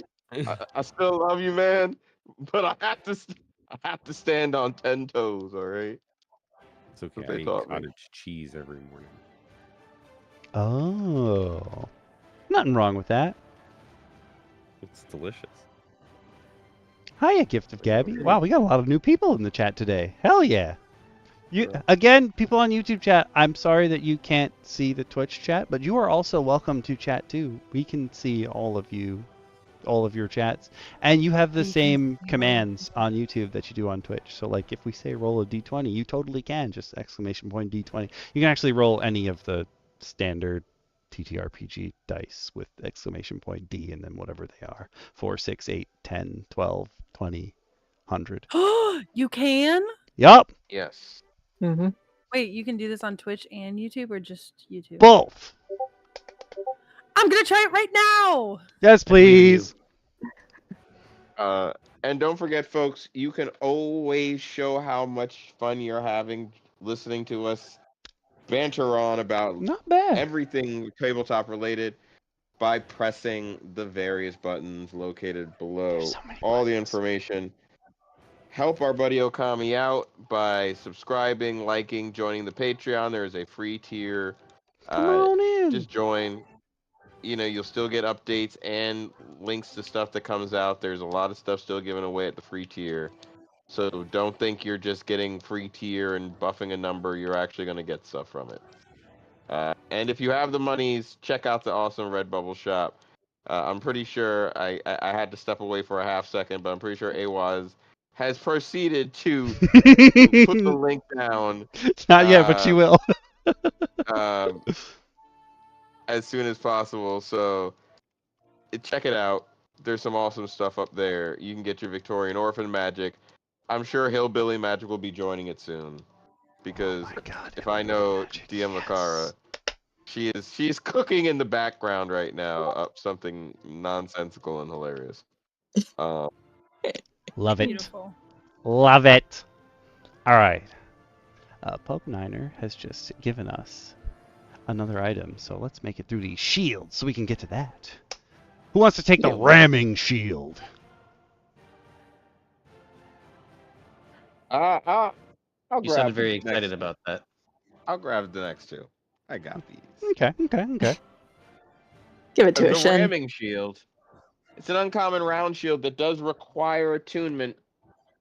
And when you use the shield's mastery property and move 20 feet on your turn, you can make it build up kinetic energy. If you do, then when you stop moving, then... Oh God. Whew.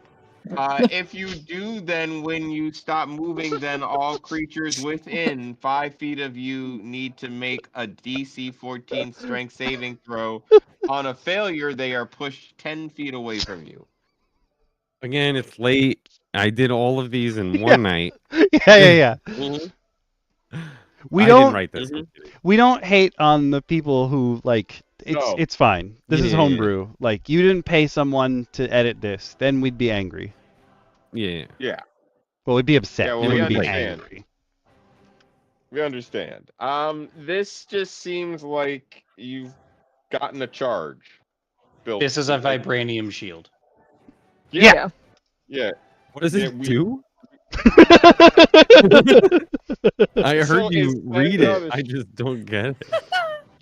So it sends out a shock wave apparently, Mm. and So it Yeah, you sends have to out move a 20. shock wave, and if you fail a saving throw, you are pushed 10 feet away from within 5 feet of where this person stopped. And that's where the enemy grabs their bolt shield and then puts that in Yeah. the ground Yeah. and stands on Mhm. it like a stage and puts Mhm. their feet in the little parts where you normally put your arm. Also, this person has to run 20 feet. and That then gives me proceed time to stop. put the shield in the Put my ground. bolt shield in. What if you Stand don't? on it. It doesn't say you have to run in a straight line, so you could just run in like a circle for 20 feet and then hit them right in front of you. Just do a just lap Thank around you, the opponent. Avon. That's 20 feet without provoking opportunity attack. Hear me out. I used my Give the first- ramming shield to the barbarian subclass we went over. The one that can just Oh, chop hell people's no. heads off for temp HP. No. Oh my god. I love that so much. Just We're this so silly. 6 foot, 350-pound sack of meat shield running in a circle Oh, around you baby. before stopping. Please That tell me sounds about the sack of meat again. terrifying. I'll tell you all about the sack of meat. Don't you worry. But Oh, baby, you Um, better. Is Sack's meat shield on the next page, or no, but we do have the mimic shield. Oh, Something no. that I'm sure is near and dear to a campaign coming soon to me. I will end you if that happens in Cardna. While holding this shield, you have a plus counting 2 on it. bonus to AC.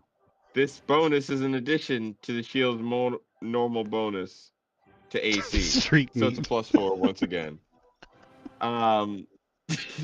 When you use this shield's mastery property, select one ally within 30 feet of you. On that ally's next turn, when they start moving, a shield forms next to them. If they take any damage from moving, that damage is reduced by 10 as the copied shield blocks it. This effect lasts until the ally stops moving on their turn. Wouldn't it have been better to call it mirror shield Yeah, calling it I'm mimic not gonna shield. lie, I thought it would be or something else. shimmer Yeah. shield, Yeah. glimmer shield? Like mimic How- shield, it makes me think this is a mimic. When you It when will you open started up. talking, Middle of I the was shield like, will a open piece up. of your shield jumps onto them, right? Right? Right? Right? Right. No, all I was expecting from this shield, because my expectations were very low. I wanted it to just like open a gigantic jaw and just like eat them. Yeah, Yes, that I yes, yes. kind of Shield. yeah. Or Yes. stick to them. Mm. Something. Oh yeah. Do something. You know, disarm Um, them or something. This was disappointing. I am sad. How like what kind of damage are you taking like while you're moving that is gonna be like next to you and not like under you from some form of, you know, something that makes it difficult terrain. You know what I'm talking about? Mm-hmm. Mm. Yeah, there's Like- there's definitely some odd requirements here. Yeah. I think just also don't know why you need this. it's just a vibe. For For funsies. But it's a funsies. vibe. I mean, it's definitely a vibe. Reduced by 10. If they take any damage from moving, that damage is reduced by 10. They like have to be running, which is so. This This is is only the for shield. opportunity attacks. Honestly, yeah. Oh yeah, I guess for opportunity attacks. It's like just for Also, opportunity this- attacks, yeah. but like the fact that it's very specific. I'm with you, Pokeniner, Yeah. on that. Like being I feel- specific is too much. Yeah, I feel like it should give you like a D whatever to like dexterity saving throws or saving throws while you're moving or something Yeah. a little bit better than that. But like I also said, I don't know there's too much damage you're taking specifically while in movement. Hmm. Because most of these Yeah, you have shields to just be seem very specific. situational. Yeah. Yeah. Yeah. Yeah. Like And, like, extremely situational. That's I don't definitely know. that's The definitely a Star vibe. Cloak is like Versus always. normal shields, which are Yeah, like, Star- hey, it- I don't want I'm- to get hit. I'm fighting people for the Star Cloak. Like, give that to me, please. I'll Yeah, make Star that Cloak work. is just No. like, I get all glittery and I do 1d12 extra just by standing. Well, it's in not the even place I you; it's glittered. anyone who hits something within that range. That's you though. That's True. If an Well- definitely enemy all is you. hit Well, no, within because your this action area- is making the Star Cloak. You don't get to do shit. Yeah, I don't. Oh, yeah, what real. is the doing the cloaks whirly thing? Is that a magic action? That's your magic action. Do I It need to is use part my of your magic attack on that? action. You can choose to do that instead of the weapons mastery. Yeah, basically you're JoJo posing at that point. Yeah, because you can literally only do the shield mastery or a weapon mastery. Can't do both. It literally says My that in the beginning. understanding of these is really tough because I don't understand the magic action. True. No, I wish I could better explain it. Yeah. I don't No, think I anybody really do. does. I don't think we can. What the fuck? So the turn order, like take me through combat in this system. Like, 2024? is a magic Excuse me. action? I'm sorry. What did you say about 2024? No, through 2024? Is that what you're asking? Like that? Yeah, turn yeah, order? yeah. Like Let me pull it up. the magic action and weapon properties or whatever mastery things. Do I get to attack and use that? So a lot of the weapon Uh, properties Sorry. are bonus actions, I think, if I recall. This one is saying so like to use generally because he's made up shield mastery. The weapon mastery is if you swing with that attack during your attack action, you can choose one of the attacks. So like if you're a high level fighter and you have multiple attacks, you can choose to use the mastery on one of those. Oh, okay. So it's basically it's your action. Yeah. Yeah. Okay. That's understandable then. So then yeah, maybe this is worse. The Star Cloak, because that takes your whole action to glitter yourself. So yeah, that's okay. I thought it was just like, you spin it all the time. You're constantly just glittering all over yourself while you Glittering all over yourself. Oh That's my fantastic. God. You have Oh, to I give just this to Pussy I Power. just glittered myself. You have to give the Star Cloak to Pussy Power. I will Excuse do me? no such thing. They need nothing else. Her adventuring party is called Pussy Power. It's true. Why doesn't this surprise me? People. These are the girliest of girly pops. We actually had a royal wedding Oh my To- god. 2 episodes ago. And now we're going to take over a kingdom. You know what? I approve. I love how nonchalantly you say that, as if there won't be violence and bloodshed. and the Oh, kingdom takes over. they were like, level us up. And they had leveled up like so recently. And then I went back to reference like the BBEG that they're going to be fighting. And I was like, oh my God, wait, I definitely thought they were going to be higher level than this when I like planned this out. And then I messaged them and I was like, hey, everyone level up 3 levels. And they all were Damn. like, oh my god, yay! And you're That's how like, baller the wedding was. They just got leveled up that hard. Yeah, and because they're gonna get fucking wrecked and probably all die. And 2 of them are pregnant right now, so that's gonna be a little bit messy. In game or out of game? In game. Oh, Spicy. Oh yeah, that listen, was like it's gonna be an interesting game. oh yeah, it is. It's gonna be real fun. I look forward to it. I look forward to the aftermath, because that's the real story I want. The aftermath. true. Also, thank you, new people, for coming into the Just- Discord and suggesting all these new things that are getting added to the bookmarks. Like, thank you.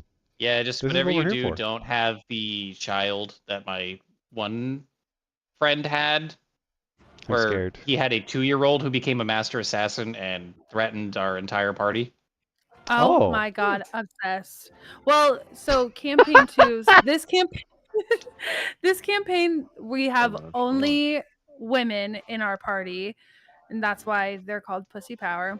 Hmm. And then That's next fair. campaign I'm gonna have them all play men. Oh. And so some of them have said they were going to play 1 or 2 of these future royal children that they're currently pregnant with. They start their career so young. Hey, listen, start young. Get He was that a money. go-getter, you know? That's cool. I like the playing a sequel campaign idea though. I Oh like yeah, that we too. love a sequel. Well, they wanted a sequel campaign because originally they're like, so since we're Pussy Power this time and next time we're all going to be men, we're going to call ourselves Penis Power. And I said, absolutely not. Nope, veto. I will not be DMing Try to Penis top Power. that. I Try to will top that. not. Easy, Sausage Squad. Oh, see, that I can rock with. I cannot rock with Penis Power. Sausage Squad, all in. My Power now. Yeah, if anyone wants, some alliterative names that they can suggest for me instead of Penis Power, I will send those to my players because I'm not playing with Penis That's Power. fair. I love the idea of making your I told my players like, hey, so as you guys gain renown, like you're gonna be known by something. And I'm gonna let you know now, like if you don't get ahead of it, people are going to call you something.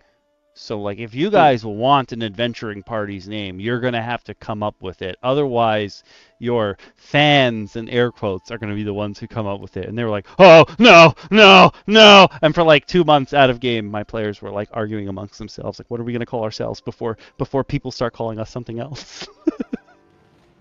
That's beautiful. Meanwhile, I can't get my group to name themselves. It's true, you cannot. Well, We got to be like kind the of Kraken accidentally Eaters or named them. something at this point. Yeah. They should How just about the we call Pumpkin ourselves generator. Can You're the Pumpkin Krakens Chunkers. Read? You're the only one that's wondering that.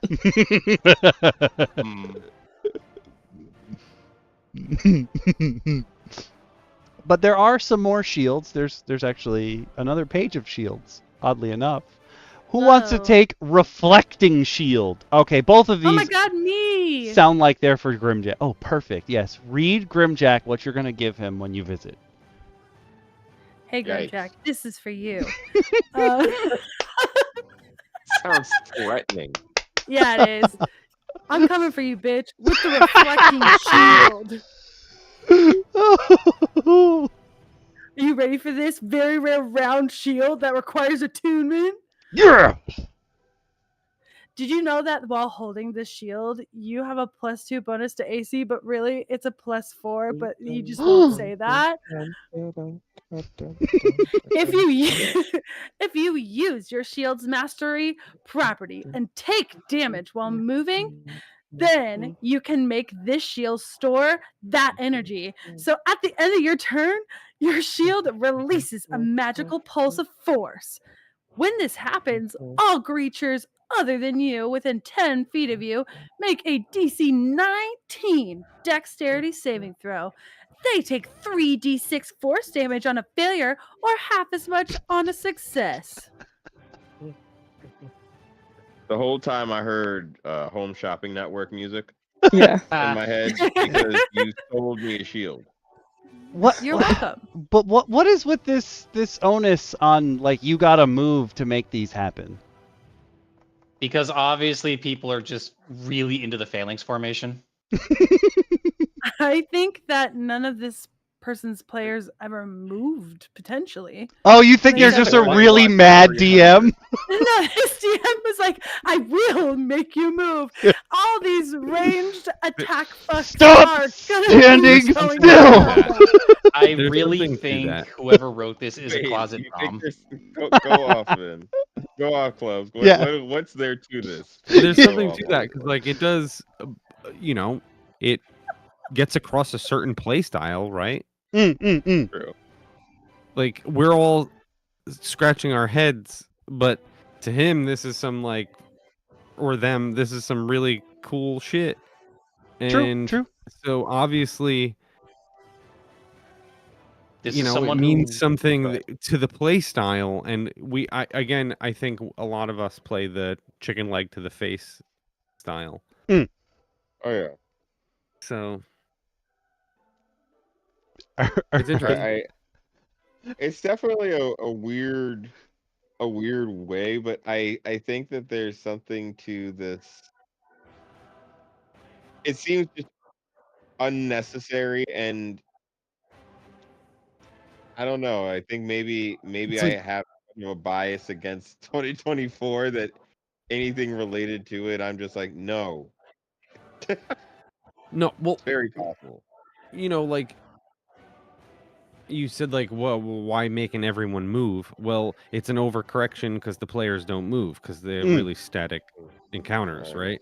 So that's what I'm trying to say. Like, if you have really static encounters and that's what that's what you make things for a game, and then other people without really static encounters look at it and go, oh boy, You I are don't need to so solve real for that that. problem. Yeah. Yes. I get 100%. I'm with you. It's like even when we gave away stuff for the last show and tell, like I explained that my what I handed out for the Mother's Envoy is unnecessarily wordy to the average person, but it's everything that I have to say so that my players don't mess with it. Like, I'm answering all your questions before you ask them. That's how I have to write everything for my players. But like to Good. another person, they're going to be like, you don't need to explain these things. And like, maybe you don't need to explain them to your table, but I have to explain them to my table. Yeah, like if I don't put this extra explanation in here, they are going to go off the rails. So yeah, I'm with you 100% on that. I don't want to take the next one, but I know there's something that I can't say, but I know that reading this, that DM Shin, you're going to know exactly what I cannot stop thinking about. It does involve a Street Fighter character in the club, though.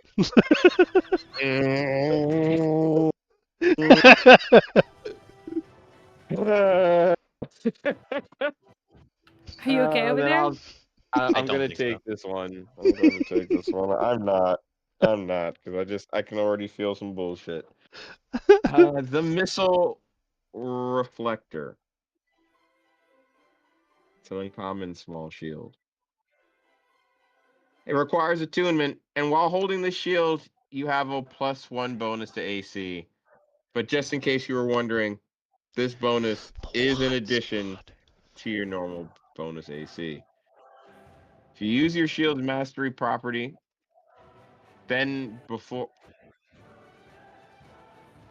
if you use your shield mastery property, then before the start of your next turn, if someone misses a ranged attack against you, my brain had to shut off for a second. I apologize.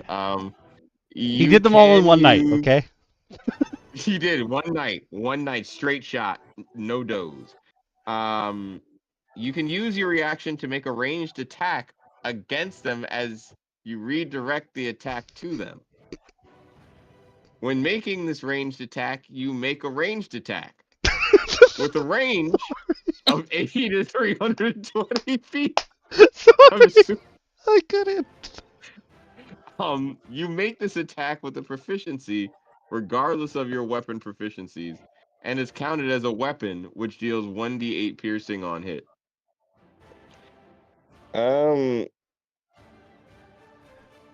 Wait, so if basically, you get Monk's deflecting SWAT.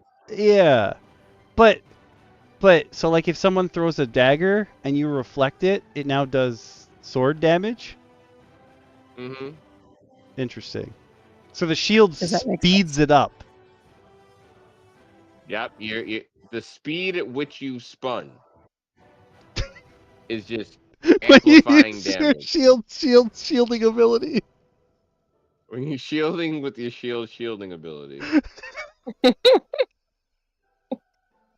Just gonna I hate it. Who wants to take the Master's Buckler? Sure, why not? Go for it.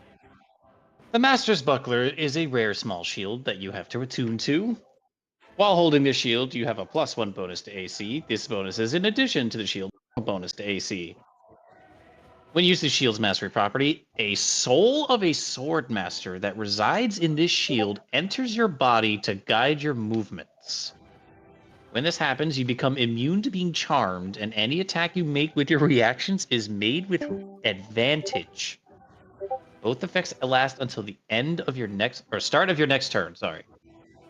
The shield is also sentient with an intelligence of 16, wisdom of 20, and a charisma of 10. Any attempt to discuss with it fails unless the wielder is actively fighting or in training, as the soul's instinct for battle pulls it awake from its slumber. Even then, you can only talk to the shield for seconds at a time before the soul rests once more.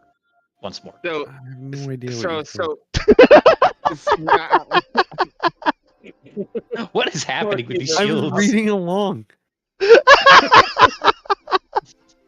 Okay, so like Arcane Armaments was like, yo, we're gonna keep everything as little text as possible. This is super simple. And this guy's like, yo, hear me out. I think AI wrote this. I'm not gonna lie. There are a Some lot parts of I feel like- thens. Yeah. No, please tell me that's not a thing that's happening. It is. It is. No! I get dating Oh my God. advice And from the also, if a shield. person- You have to ask your question in 6 seconds or less. What? Yeah. Damn. They need lasting as long as this conversation. That's why they need help. If a person did write this, I feel bad. I don't want to be like saying it's AI like, but it's just I have no idea what the fuck's going on. Yeah, because sometimes people don't know how to write things. Like, Yeah. to be fair, this is exactly, actually, this is far proficient of how I would write anything, because I'm not good at Word. And so I have like an understanding of, sometimes your brain says you didn't even write that word down, so then you write like 12 extra words that you don't need down. Mhm. But then I think you should also maybe have somebody check over your work to make sure Yeah. it be okay before Read it Yeah, out loud that- to somebody. No, the That's trick is read it true. backwards. That's the trick. Oh, Zatanna it? Okay. No, I think Yeah. reading this forwards already sounded backwards. Well, no. But you got to proofread it. To proofread your work, you read each sentence like in reverse order. Oh, How do I know yeah, I if see what you're it's good or saying. bad? Hmm. But how So will I you know take about its each bonus to sentence. AC? Yeah. AC to bonus 1 plus have you shield this holding while. There you go. Yeah, exactly. Sure. You spitting right now. I thought I was listening to the new Clips album. So I also will What? have to go New in a Cliff minute. I album? apologize, everybody. That's all. It's all gravy, man. We But are. before I left, I was contemplating the men alternative to Pussy Power on top of Sausage Squad. Thank God. I Yeah. think the Goblin top one that I D's. managed to come up with is not Goblin D's. It is the Coven of Cocks. Oh yeah. Oh, they're all warlocks. Oh. No, Yes. they're all the sons of hags because canonically hags hate having sons. Wow, that is gorgeous. Like That is in fact gorgeous. Oh my god. That's your whole campaign right there. there you go. Perfect. An entire party with mommy issues? That can't go wrong. That will be, guys. It's not like they all don't have mommy issues in real life. They would slay. True. Are you saying they're gonna project onto their characters? What? I've never heard of a What? Dungeons & Dragon player Whatever doing that happened. before ever in my whole Never entire in my life. life. Never Never. in my life. But alas, I must away. Thank you Bye, all for having DM me. Speedy. Wonderful time. For the Hey, new good. folks, generally speaking, we have like a For now, 2-hour that's fine. block, but sometimes we go on longer. I believe the time skews longer every time Dungeon Mommy shows up, so that's good. Keep coming. Oh no, no! She's the I'm- bell curve. I'm just too She's silly. the bell curve. that Oh curve. boy. It's We're her- almost done here. She flexes the time in her favor, and She uses the orb We of just- collapse time, but it actually does, in fact, collapse time. True. He. then she uppies the time. Yes. Yeah, if any of y'all need uppies, I'm right here. Yes. All right. Does that mean, would you like to give uppies to the Arcane Reflector? Why? Why? Yeah. There's a lot of reflectors, and he There really really is. has a fascination with reflecting. Yeah, there's 3 reflectings right in this. It's a reflect Hilarious. block. Well, have you ever thought about carrying a very rare small shield that requires attunement? And did you know while you hold this shield, you have a +2 bonus to AC? And this bonus is in addition to the shield's normal bonus of AC.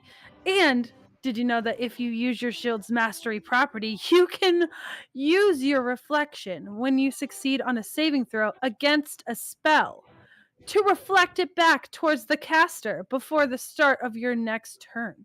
When What? you do, you need to expend a number of charges equal to the spell's level.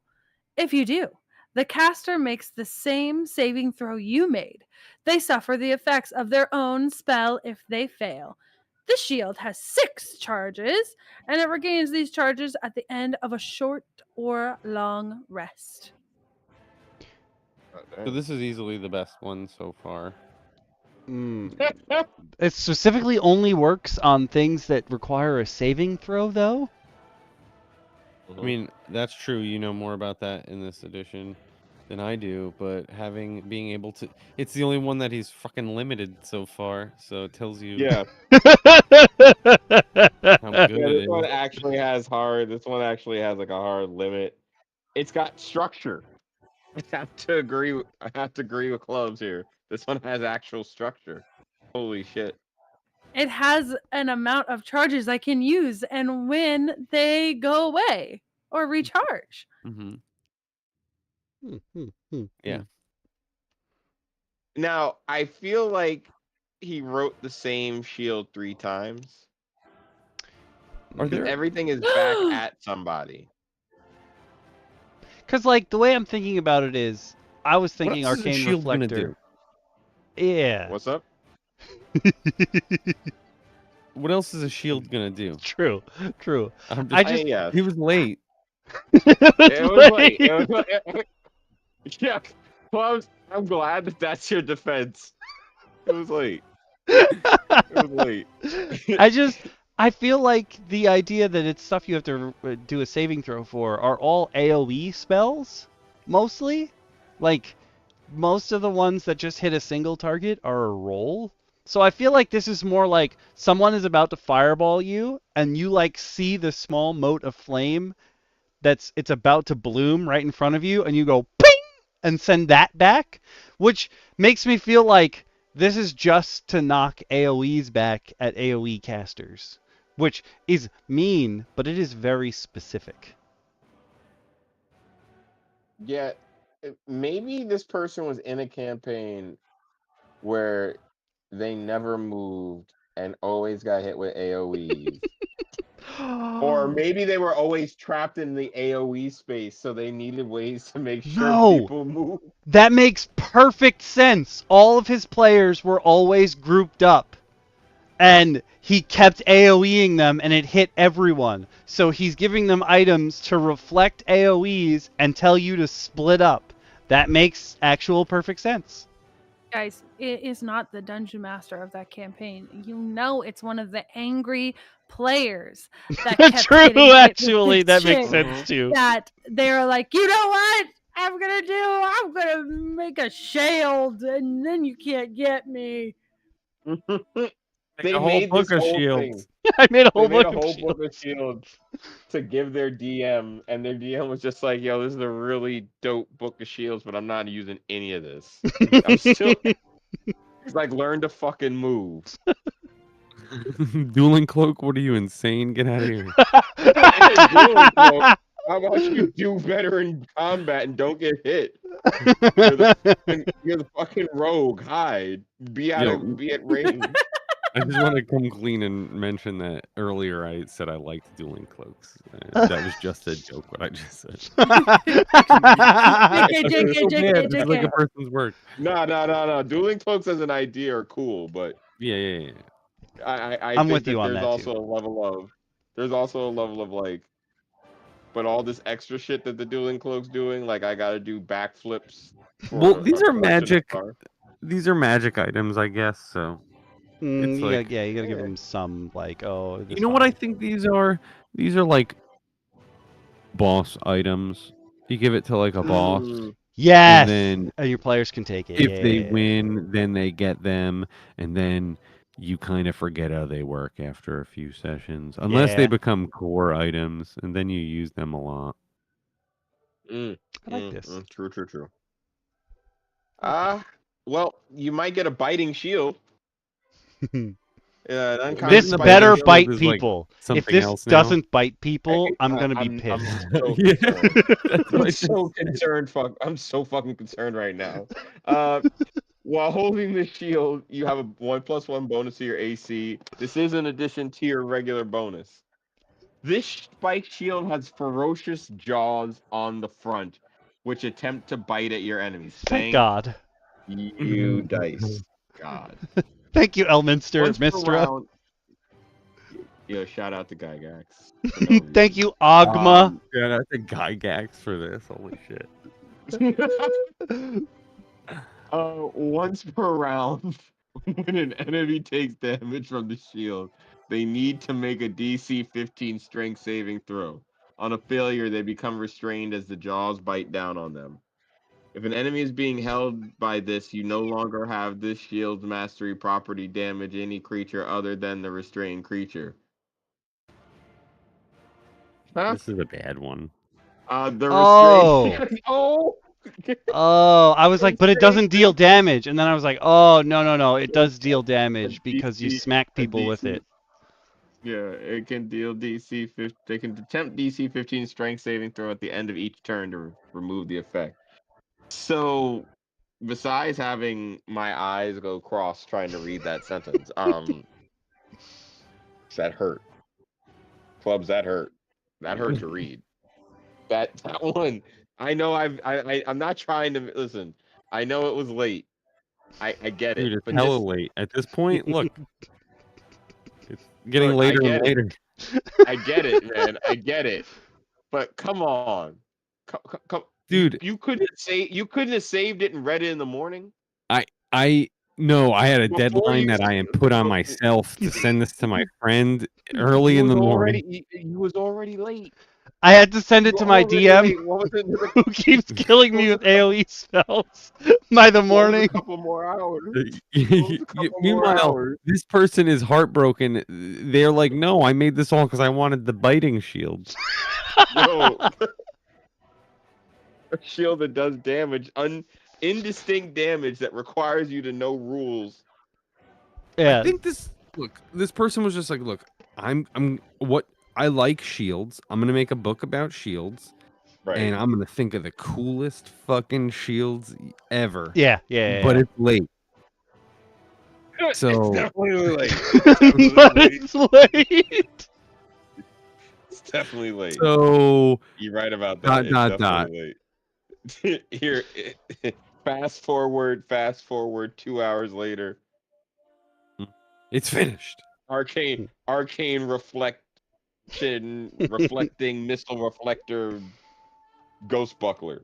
I think that like the problem is like here because I'm gonna try to come clean about this because I think the problem with because it's their instructions really like and if they're not clear you're like it's like it's wrong stereo instructions. It's like that's an impossible stereo. I don't understand. This is like rules to a game, so you want them to be pretty clear, and it's kind of frustrating when they're not. And that's not ragging on this person's writing ability at all. Like, No. it's tough, and it was late, and we know. And We're with you. yeah, it's Right. always late for me. It's always late. Sun's low. Mm-hmm. Sun's getting low, big guy. Yeah. Understandable. I get it. But Clubs, would you just like to then, in understanding, could you take the flame jet shield? Yeah. Flame jet shield. I just gotta wait for it to scroll up a little bit. Sorry, my bad. All right, flame jet shield. Rare spiked shield. While holding this shield, you have a +1 bonus to AC. This bonus is in addition to the shield's normal bonus to AC. The mastery property of this shield deals fire damage instead of piercing damage, and when it deals damage with its mastery property, you add 1d6 to the damage it deals. Additionally, while wielding this shield, once per turn, you can perform a special attack. When you do, you create a 15-foot cone of fire originating from yourself. All creatures in that cone need to make a DC 15 dexterity saving throw. On a failure, they take 2d6 fire damage, or half as much on a success. If you can make multiple attacks when you take the attack action, this only replaces one of them. Oh. I was trying to figure out what special attack counted as, but he means like one attack as part of a multi-attack. So like the same idea as Dragonborn's new Dragon Breath, where they can, if they have extra attack, the first one can be a sword swing and the second one's breath. So this is like, I do my whatever as my first attack, part of multi-attack, and then after that I do the fire damage. But this doesn't have limits, so you could do it every turn. Basically. You could do it as much as you can do your shield. Yeah. That's Your shield ability thing. I mean, I guess it's not a lot of damage, and especially because it's rare. Like, it's not a lot, but Dude, hearing 2d6 isn't a lot of damage is fucking crazy to me. But that's because I play a different game. it's not a lot. It's not. What are you talking about? It's so much. It's basically like you get a free Burning Hands every turn, but weaker than Burning Hands. I think Burning Hands is 3d6. Whoa. Yeah. What is a wizard's hit die? D6. Okay, not too far. Even though all the jokes still say like they have a D4 of hit dice, and I made a wizard joke, at the last session, and Valley of Ajiri was like, "That's not their hit die. That's never been their hit die. That joke's my not God. funny." I was like, I mean, okay, they used to have a D4 hit die. Yeah, they do. In which edition? Just original Dungeons and Dragons. That's crazy. But that's kind of her reaction to everything, and why I have to word everything so hard.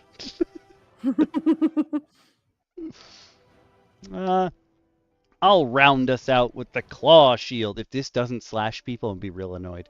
Claw It's just shield. got a mechanical claw. Very rare spike shield, requires attunement. All of these require attunement. While holding the shield, you have a +2 bonus to AC, but it's in addition to the normal AC, so +4 bonus. The spikes on this shield are made with the claws of a death slod. Oh! Each time someone takes damage from this shield's mastery property, they also take an additional 2d6 necrotic damage. I feel like a death slod deals way more than 2d6 damage. What? Okay, hold on. We're gonna speed past the fact that I have no idea what a death slod is. Oh, A okay. slot is a They're monster thing. They're the worst I remember big them from 5e. froggy people, but they're not actually frogs. Oh. Okay. Thank you. I just needed some clarification because you guys were saying slod, and I was like, huh? Yeah. Panicked, looking around like. Wait, why are they kind of cute? I Okay. just see salad. When I look at that one. They're Death not salad, yes. normally supposed to be cute. Let me look up, Another but cute- Death Slod is specifically pretty Look powerful. up Death Slod not cute. I'm looking up. Please. Oh, I can I go would to like 5e to- yeah. tools? That's fine. Sure, take me here. They are CR Death Slods No, are they're- CR10 creatures. But they're still cute. I mean, It some people looks do like take them as pets, but usually they're like a necromancer. It Wow. looks like they tried. It looks like Blizzard tried to make the Morlocks look tougher. Hmm. Okay, let me see what their claws do. Salad. Oh. Oh Salad. no, that is actually the bonus damage of their claws. Okay. That's it. I'm sorry. Wait a minute. I thought that they had like no brain because people just control them, but it says in their multi-attack they can make an attack with their claws or their great sword. They're what? They're great sword. What? You think this guy's carrying a sword? It's like a piece of rusty metal. Get out of Hey, here. hey, let him have a sword. No. Let That him. He's so is- cute. I want to take him home. You can take him home, but he's not getting the sword. I can't. It's not Candlekeep Mysteries. We can't give him a sword. But I'm gonna train him in the ways of this blade. one of the books, it's not Candlekeep Mysteries, but it's one of the ones that came out near there. One of the quests is like you can get a baby slot and raise it. But I can't remember which book it is. Can someone help me in the chat? Which book Radiant Citadel. is it? I don't know. It could I be. just thought of the book. But I have to get going, so you death salads have a good night. I love it. He basically just called us cute. I'll Mhm. take it. I'll take what I can get. Yeah. I can't believe their CR10 and their Uh, slash only does 1d10 damage plus 2d6 necrotic. That makes me sad. Night gloves. Good night.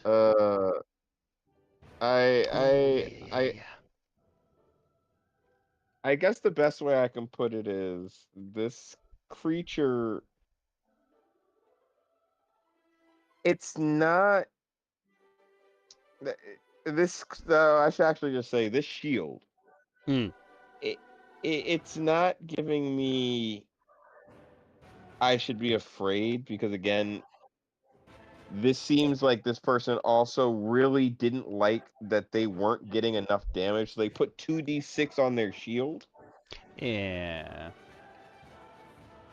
So whatever demons this person was battling late at night,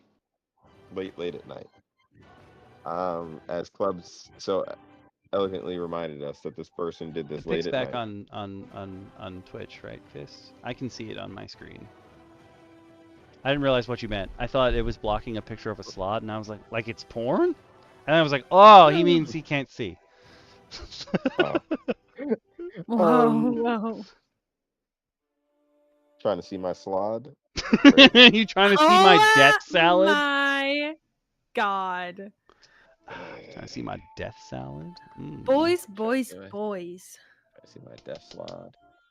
See that I don't. death slod, girl. I'm not. I'm sad. I'm not. I'm also not gonna give. I'm not gonna put the new feat in here because it's basically only for 2024 rules, and I'm not gonna run any 2024 games, so doesn't really I think help. it's unanimous that no one's running 2024, but To be fair, there are like some subclasses and stuff in the repository right now, but there's a few of them. We haven't gone through very many of them. I haven't even looked at very many of them. But like if they're okay, I would put them in. We didn't put the ones in the arcane sorcerers because both of them would absolutely break your game. But like I would put them in. But this one, no one's gonna do. My players can't read their sheets. We have people we've been playing for. We're about to hit next month is 5 years. 2 of our players on multiple occasions have said, what's a modifier and how do they work 4+ years into the game? Like, I'm not going to give them weapon mastery abilities because they're never going to read that. Whoa. That hurt you internally, didn't it? Just a little bit. It hurts so bad. It hurts so bad. It hurts so bad. I'm sorry. But not everyone can care about Dungeons and Dragons like you do, and we do. I know. It takes a certain dedication and love. Oh, my pencil. Not your party though. Different, an actual pencil. So on the last page here, they've got a new gear table that gives you prices and like if they give you disadvantage on stealth and if you need stats to raise them and what have you. But like if you're not going to use them, don't even bother. You don't have to look at this page. The only one that seems obvious is that heavy shield has disadvantage, but Yeah. I think heavy shields power shields already had disadvantage, so Yep. All right.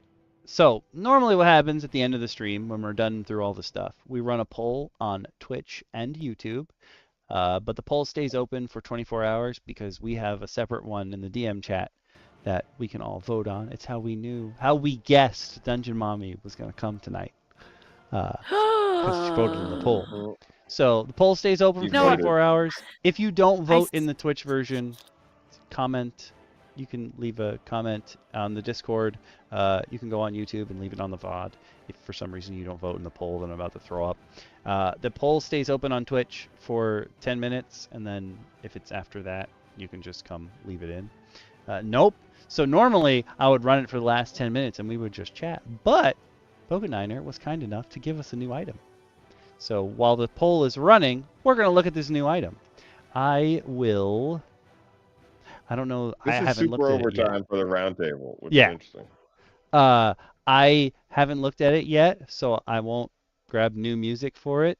But yeah, we're going to look at the ring. Ooh, Ring of Scarlet Rage. For those of you in the Twitch chat, I'm going to throw it up. Oh, I can't pin it because the poll is going to pop up over it. For those of you on YouTube, I'm going to throw it in the chat. It will be in the YouTube description once I edit the VOD. And I'm also... Nope, that's the wrong server. Whoops. I almost put it in general chat. For the DM Roundtable chat. Here you go. Spy Pokeniner. I'm going to build the poll. So why don't one of you guys start us off? Why don't you start us off, Dungeon Mommy? Talk about the Ring of Scarlet Rage or the Ring of Honda! Oh. Okay. Are you ready for like this? when I Scarlet Rage. I rage out. Beautiful. Tay, you ready? Get your rage on. My rage says, a cruel and efficient dragon, Hundra, was feared among both. He was feared The among power Honda. yeah, he was feared among both dragons and humans. He became fascinated with human plots and affairs and took the liking of a relentless cheating, outsmarting, and squabbles of their kind. Over the years, Honda became known as the the Red Rage of Mintard, where he Ooh. amassed an incredible hoard and wrought havoc on nearby isles. Now, Hundra lies inside of his volcanic lair, protective of his hoard, constantly scrying on the land folk around him. Amongst all the red dragon's artifacts, this ring is perhaps his most precious and most powerful. I think he needs to fight Zip and Zap from Manila. That's just my own personal opinion. I don't know. Wait, what? I think he needs to fight Zip and Zap. Yeah. I think we lost Okami. No, I'm just typing He's- out the. I'm gonna explain what the non self-explanatory items on the poll are. Beautiful. Wonderful. You guys keep going. Do you want me? I'll Yeah, catch okay, up. I'll keep reading. I'll watch this. Yeah. Please Did you know do. that it was Please. a wondrous item Ooh. and that it requires attunement? Just to let you know. I didn't know that. And yeah, well, now Tell you me do. more. Did you also know that the Ring of Scarlet Rage is a golden band that resizes to fit snugly on the finger of its wearer? The gold ring is unnervingly warm to the touch and emanates with the strong smell of iron. The ring is designed with crimson veins running through it like a flowing Whoa. river of molten magma. So magma ring. This Too ring's hot got to a lot handle. going for it. Yeah, too cold to hold. Whoa, whoa, whoa, whoa, whoa. Hey, did you know that it has random properties and that it has the following random properties? One minor beneficial property, one major beneficial property, one minor detrimental property, and one major detrimental property. Tell me more. Well, Here we go. Oh. Hundras greed. I just love say I don't Hunda. even know if that's how you say the name, but I It- just it I is like now. it. Keep doing it. Yeah. Don't stop. Okay. I think it's Hundar, but you know, it doesn't matter. It's fantasy. It's whatever we make it. It's magic. It's, While wearing this ring, you can cast the Identify spell at will on any object without expending a spell slot or material components. In addition, you can choose to immediately attune to that item if it is attunable and isn't an artifact. oh, If you what? do, the item shares the attunement of the slot of this ring. Whoa! If you ever unattune with this ring, that magic item shared with this also becomes unattuned. Wait, so you just get to share a slot with everything you identify? Is I that guess what I'm just understanding? one thing. Well, But if you have Well, it's two things. Two more things, as long as they're not artifacts. Mhm. Because you have, Yeah, well, it unless shared you're an artificer slot. or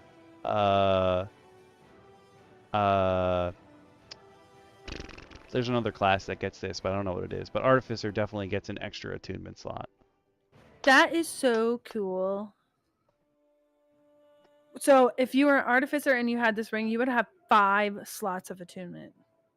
Damn. yeah, that's nutty. That's a nutty buddy. Red dragons are greedy. Are you ready for the next part? Yes. Yeah. Watch this. Hundras Rage. While wearing this ring, Hundar's fury flows through your body, awaiting to erupt. When you make an attack roll on a humanoid creature and your attack hits, the creature takes an additional 2d6 fire damage, ignoring resistances to this fire damage. When you roll a 1 or a 20 on an attack roll targeting a humanoid creature, Hundras rage overtakes your body. You take 3d6 psychic damage, which can't be reduced in any way. On your next turn, you must move to the nearest humanoid creature you can see and take the attack action against it if possible. Ooh, I like that. I also So you just like fight the idea indiscriminately. of like any kind of dragon item, like when a non-dragon uses it, having some big detrimental effect. Oh yeah, Oh, yeah. There- It's good. there should be something that's like a backlash for you picking up something that is truly not meant for mortals. Like I think there's too little consequence for the person just grabbing this super powerful blade of the cursed king straight from his dead hands. Like, hold on now. You think he just didn't have some kind of backup on it? You think he just was like, "Oh, I'm dead. Here you go. Take my weapons and my armor. No worries, no problems whatsoever. Just slap that bad boy on. Give it a whirl." Just Give it a No. whirl. No, I think it was actually ancient. 1 second. I have in my world a it's sort of like a scrying stone, like a magic ball kind of deal. Mhm. That is actually an ancient blue dragon's eye that he left in the care of someone else, Whoa. and you can ask it to use Dragon Sight to basically see whatever you desire, essentially. And when you Ooh. use it, you get struck by lightning. And my players were like, "Oh, this is the new blue dragon. Blech. What did you do here? Why have you done this to me?" Whatever, I don't care. I'm sure Dragon's Breath is in here somewhere. Yeah. So it does 8d10 damage when you get struck by lightning. And my players were like, "Why wouldn't everyone just use this if it's available to them?" And we were like, I was like, do you understand? Like, the average commoner has 4 health at maximum. They're not gonna take 8d10 damage. The average, no, every commoner has 4 health. They don't get bigger than more than 4 health. They're lucky to get 4 health. I'm a commoner and I have 100 health. You are not a commoner. You're right. I was trying to keep my identity a secret. You've let it out. I am the all-powerful dungeon mommy. I have the the spell uppies, which is OP already. Oh, it's so good. That's a good spell. Yeah, it is. Hey, did you want to know about the fire immunity that you get with this ring? Absolutely. I do. Did you know that while wearing this ring, you have immunity to fire damage and don't suffer any ill effects from extreme heat? I like that. That makes sense. So I just don't even think about heat anymore. Nope.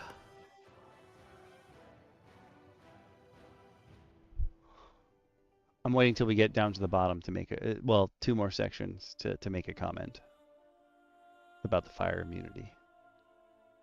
I'm listening to Dungeon Mommy read. Oh, sorry. No, continue. Hold on. No. Hold on. Someone read the next one. Go ahead, DM Okami. Okay. Spells. While wearing this ring, you can use an action to cast one of the following spells. Spell save DC. See, smart. You put it right in there. From it, Draconic Transformation, Firestorm, or Regenerate. Once you use the ring to cast a spell, you can't cast that spell again from it until the next dawn. Some potent spells you got there. These are pretty powerful. This is definitely. I was gonna say it's got to be either very rare or artifact for sure.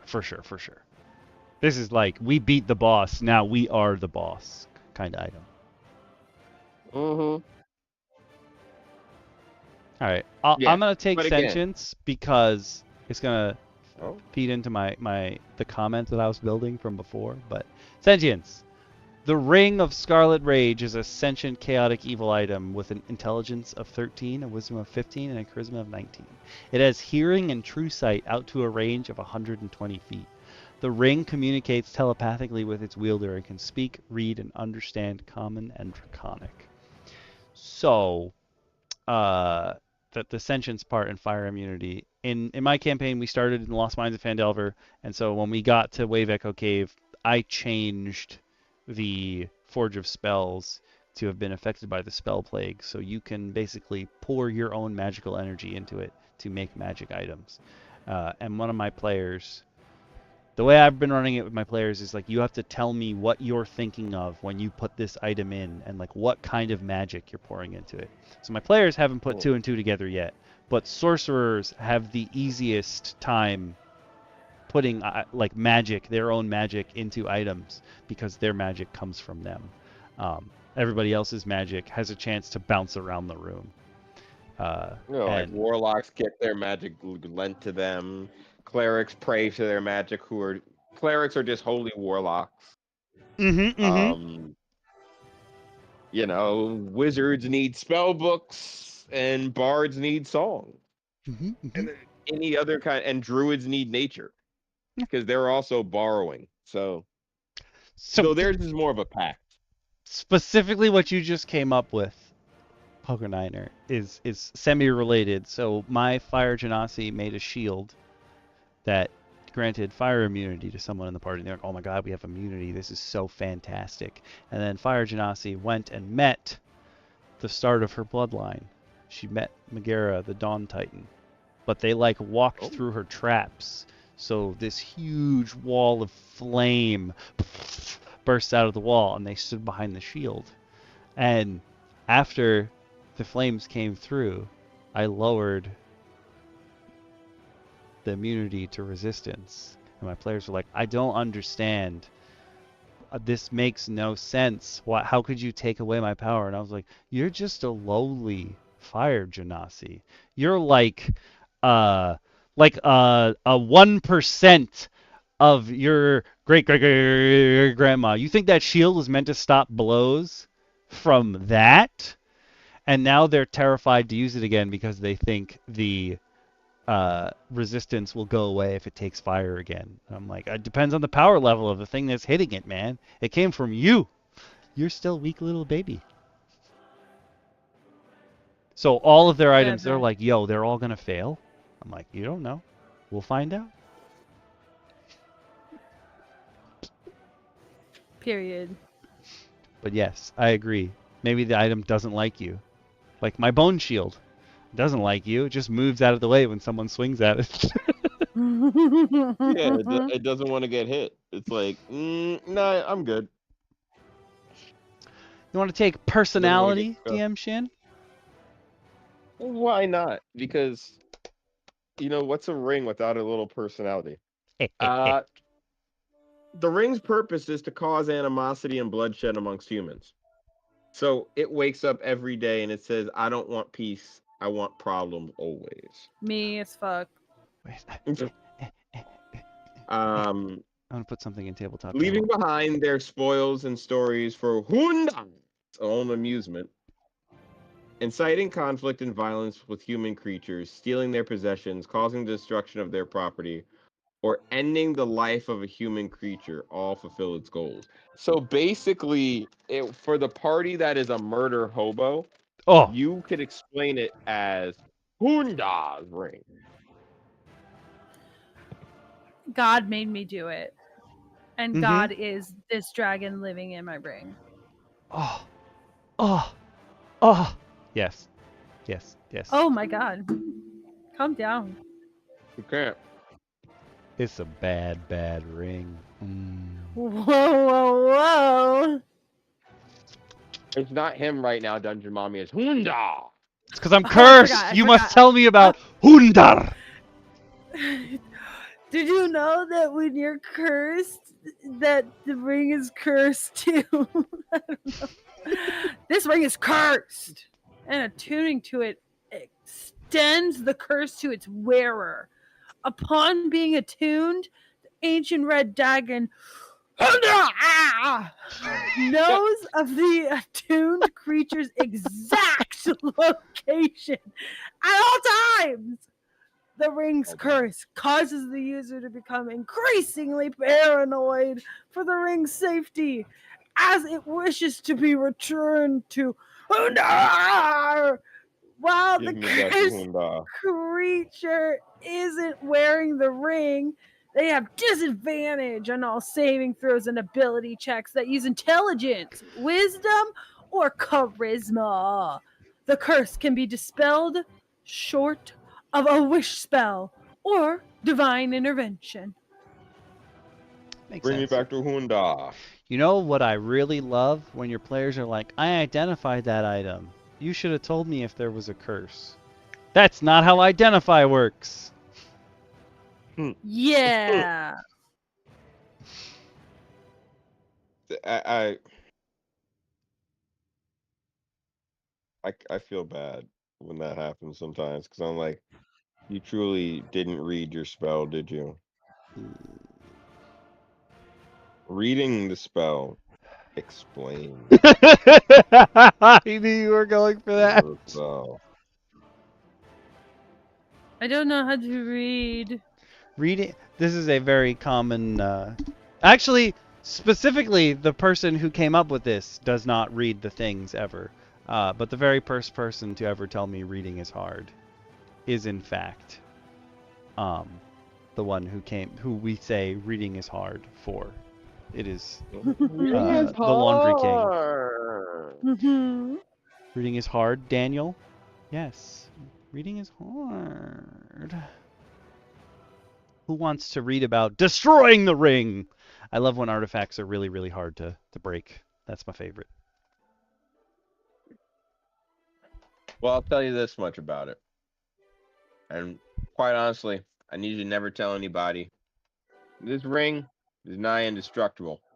Reinforced with magical flames, it forges any part of itself missing back into place. Oh. There are, however, ways that can either be destroyed or neutralized. The big homie Hunda himself can remove the flame from the ring should he choose to. Causing the ring to lose its magic, Hunda would hardly relish the idea normally. So he must either be persuaded or tricked into taking the magical item back into his possession from the ring. And then, creature attuned to a mask of the Dragon Queen can use Ooh. Disintegrate or Wish spell to destroy the ring. The ring must be worn and attuned by the caster or the spell fails. He's got mommy issues too? That's crazy hard to get rid of that. Yeah, that's yours. Wait, me? You could be Tiamati. Tiamami. Oh, shit. My brain almost made me say out loud, like finally the filter kicked in and I'm just going to destroy the illusion that there was a filter at all. I was about to be like, you could have the Tiamussy if you want. Oh my god, yes. The Tiamussy. That's exactly what I have now. That's nice, Stu. Welcome to the Mother of Dragons. What? You would, Awaz. You would. Yeah. Okay, if this wasn't an artifact, like if you didn't write artifact, like I would have been like, no. But it's artifact. Like there's one of these in the universe somewhere, generally speaking. Yeah. Like if you fought your whole, or maybe your party got gifted it by the machinations of the cult of the Dragon Queen or whatever. Like, actually, they wouldn't be giving it out because that mask can destroy it. But the cult of the dragon, for sure. Oh, yes. Yeah, maybe you got it by mistake. You have a ton of superpowers now, but like you can't effectively use them. And your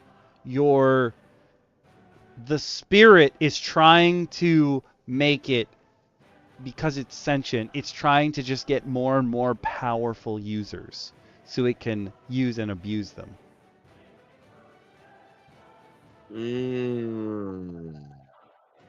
Yes. And your players don't need to tell each other about things. Like our ranger. So our fire genasi is a sorcerer, but met his mama or his great grandma and became a warlock under her as well. And our ranger was like, "Yo, I want to be a warlock so fucking bad. I will be anybody's fucking like minion. Just I gotta do it." So they met a black dragon, and he was immediately like, "I'm gonna make this guy my dragon daddy. Okay, I'm gonna do whatever the fuck he My says, dragon and daddy. I'm not gonna tell anybody else in the party what he wants or anything like that." And he has not told the rest of the party yet. But when he goes into the dark, he talks to this dragon. And the dragon's like, "Why are you not doing the stuff that I told you to do? Like, I've already punished you Wait, once." who wants this again? It's Ranger Jack DT. Ah, he wants to give out that Ranussi. I see. Ooh. I will be taking a peek at that. So he's really in on this. But yeah, like the dragon talks to him when he goes in the dark.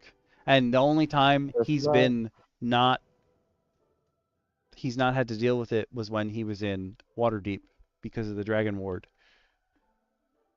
He does realize though that like that's a sign that there could be a problem, right? The best part is he's not worried about it, even though they pal around with the spirit of a gold dragon. Like Palarandusk in my campaign, the Sun Dragon, hangs out with one of them because Clubs' old character is related to him in some way that has not been revealed. But his spirit kind of hangs out with them. He sends like a little a metallic peacekeeper, the little birds. Sorry, warbler. Warbler's the bird. Peacekeeper is the humanoid-looking one. He sends like a warbler that hangs out with their party, and the party. He's explaining to the party like, there's Dragon Ward in the way my players describe it is like there's forced dragon racism in Waterdeep, and I'm like, yeah, kinda, but like if you're an okay dragon and people like you, you can they'll make you touch the staff, and you can come into the city. And so, Grandpa, as they call the Sun Dragon, they're like, Grandpa's explained to them like, oh, okay, so like any influence dragons have on this party, and like it's clearly pointed at our rangers. Any influence dragons have in the party, like they're not gonna have it in this city. And the party's like, well, Grandpa, won't you not be able to come into the city too? And he's like, I was there when they placed the Dragon Ward. I can come and go as I please. And they were like, wait, what? And he was like, yeah, I'm old. I'm like real old. But then they're like, wait. I even described it to our ranger as like, when you step foot into the range of the Dragon Ward, you just feel like a weight has been lifted from you. And he was like, I don't gotta talk to that bitch no more. And they were like, what you mean? What you been doing? He was like, huh? Hey? Huh? What? Imagine being freed from a magical curse that just everyone was nonchalant. Don't worry about it. Don't worry about it. Oh. So with yeah. Fizban's Treasury of Dragons, they gave each of the dragon types, metallic, chromatic, and gem, a new minion. And the metallic dragons got that they can build constructs. They can breathe a little bit of their essence into a construct of the same metal that they're named for and make a little construct, like a little automaton out of them.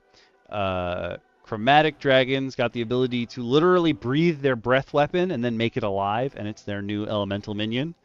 And gem dragons got the most fucking metal minions ever. If a gem dragon kills an aberration, it can pour crystals into it and pilot its corpse as a minion.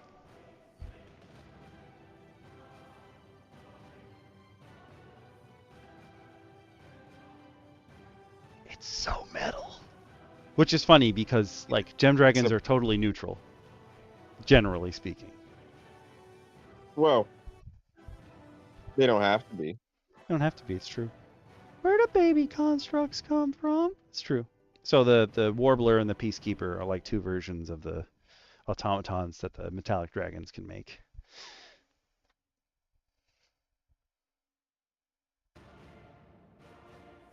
It's really Period. I should- But yeah, that was the. Thank you so much for giving us your homebrew.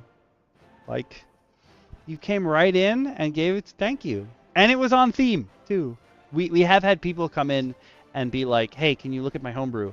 And it'll be like what we would consider a homework supplement, and it's not even the topic that we're going over today. And we'll be like, "Oh, yeah, but maybe later." So I appreciate that. And Also, the ring is sick as hell. this is, you could make a whole campaign out of this. This is the good shit. Oh, this is Um, definitely the good shit. And I will also say, for those of you who are wondering why I was like, we'll never do another homework that's more than 5 sessions, because we started with a class that took us 7 streams to get through, and like that was the very first thing we did as DM Roundtable, and all of us were like, never again. Yeah, I valuable lessons were learned. Listen. We had a very excited start. That's a good way to put it. Excited. Took us time to, generally speaking, we keep it to the 2-hour block. Tonight was special. That's the most DMs we've ever had. I feel awful making your 2-hour stream into 4 hours every time I hop on. Don't feel awful. Be proud. We want to hang out with you. We want to share your voice with the world. We love hearing from you and hearing about your tables. I'm hopefully sometime soon working on building a new table, actually. Wait, like physically, or you mean with new players? No, like physically. My roommate already built our first table. What? And yeah, we have a custom D&D table. Awaz just said, come more often. Yes. Oh, I will. I'm gonna try. So I'm here tonight because I skipped the gym. You're working out your brain instead of your body. Yeah. But no, my roommate built the first D&D table we have, and That's so fucking it cute. was like a handful of years ago, and he was like, I have things that could be better. And I'm like, listen, I love building shit, and I have people who are really good at actually putting stuff like this together. So hopefully in the next handful of months I have a completely different table in like D&D yeah. space God. in my house. Hear me out. When Hell it comes yeah. out, you're showing us that table on Show and Tell. Oh my god! I'll stream it Non-negotiable. from my phone. Yes. I'll show the old table versus the new table. Speaking of Show and Tell, that is one of the options. I felt like that one was kind of sort of self-explanatory, but the only bonus is that generally speaking, when we do a Show and Tell, though we've only done 2 or 3 of them. I think 3. 2. 3? Is it? I don't know. Well, I don't know. this is something we should know. Show and Tell was our first anniversary, so all the Show and Tells, at least one of us gives something out. Whoa. So we got to hand out. We all tried. We've handed out homebrew, and we're getting ready to hand out more homebrew at some point. Whoa. We gave out a whole class. Mm-hmm. Does show and tell include things that I've found on the internet? Yes. So we also we used to have tools on the list. We did 1 episode of tools, and then like nobody was voting for it, and we realized that we might as well just like push tools into show and tell. So it doesn't necessarily have to be something we've made. It's just something that we use that we'd like to tell other people about. So yeah, for sure. Amazing. I don't have any home brews, but I would love to take an opportunity to, show the pregnancy table that I have to reference at least once a month during my campaign. Oh my god. Okay, so this is gonna. Well, actually, this is probably right up Awaz's alley, but maybe nobody else.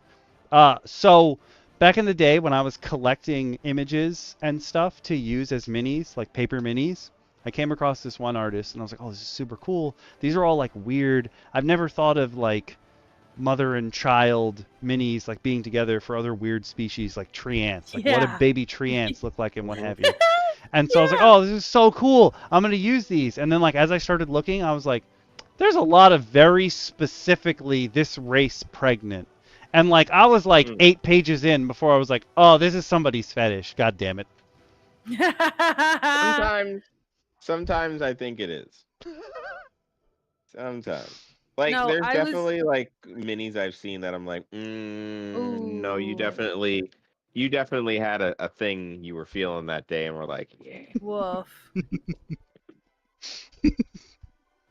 Yeah, I got sent the pregnancy table D&D wiki, I think on session 2 of our campaign, because one of my players said, can I lay an egg? And I said, you are a tiefling. No, you can't lay an egg. And then they said, what if I fuck a dragonborn? Then can I lay an egg? And I said, I don't know, bitch. And then she sent me a whole wiki article about how she could be able to lay an egg. So she was so determined to lay an egg, she wikied how and figured out how to lay an egg. Wow. She found someone on the internet who had come up with a full pregnancy table. Damn. I don't have a pregnancy table, but like early on in me DMing, my players would be like, you need to tell me what stage of life these creatures are. And I was like, Stage of life? I don't want to do that. But we found someone was kind enough to put like when a gnome is this many years old, this is the stage of life they're in. I was like, yeah. But now we have referenced it a bunch of times because my players will argue like this is a child and be like, no, like the only children you guys have hired so far have been your couriers. Like, what do you mean she doesn't have superpowers? It's a child. It's just a regular ass human child. What do you mean? Why doesn't it have superpowers? You did not ask any questions. She said, I want to work for famous adventurers. I think it'll be good for me. And you said, great. She just conscripted a child. In her defense, she's like 17. Still a child, comparatively speaking. Well, Katniss Everdeen was 16 when she won the Hunger Games, so... Oh, shit. Not cat piss Everclean. Think about that next time you talk about a 17-year-old girl. You know what? You're right. You know what? You're right. I wasn't underestimating her due to her stature. I was underestimating her because it's literally D&D, and if you're not an adventurer, you're usually dead. True. Period. It's just a bad time. They're commoners. Yeah, you have a very simple stat block, and it does not go far. So yeah. So all of you who voted in the Twitch poll and everybody else who's going to put in your vote within the next 24 hours, they will all get tallied together with our DM Roundtable chats poll, and then we will decide what the things are. And like before we said like Awaz is QA, like almost everything that I have updated or made better or added to the streams has been a suggestion from Awaz. So 100% true. And Awaz was like, yo, can you make like a stream preview thing? So within Okami Gakure, way down at the bottom, in the notifications section, there's stream previews. So once a week, I will put in what my streams are going to be for the next week. So you'll know before the stream comes out what the topic's going to be. It's true. Awaz is for sure our QA department. Yeah, no, Awaz is personal QA. We pay her in various ways. Soon it'll be. You'll be paid in posters and pouches soon. Very soon. Yes, thank you all for tuning in. Where can? Oh, by the way, Awaz had added Dungeon Mommy. For those of you who are on YouTube, I will for sure be putting Dungeon Mommy's links in the video description once I edit it tomorrow. Whoa. And it's happening. You can't deny it. It's happening. you can't deny it. It's happening. I But suppose not. where can they find you, DM Shin, and you, Dungeon Mommy, the rest of this week? Where can they find you, Dungeon Mommy? I'm curious too. Yeah, you would. Oh my god, boys, stop fighting over me.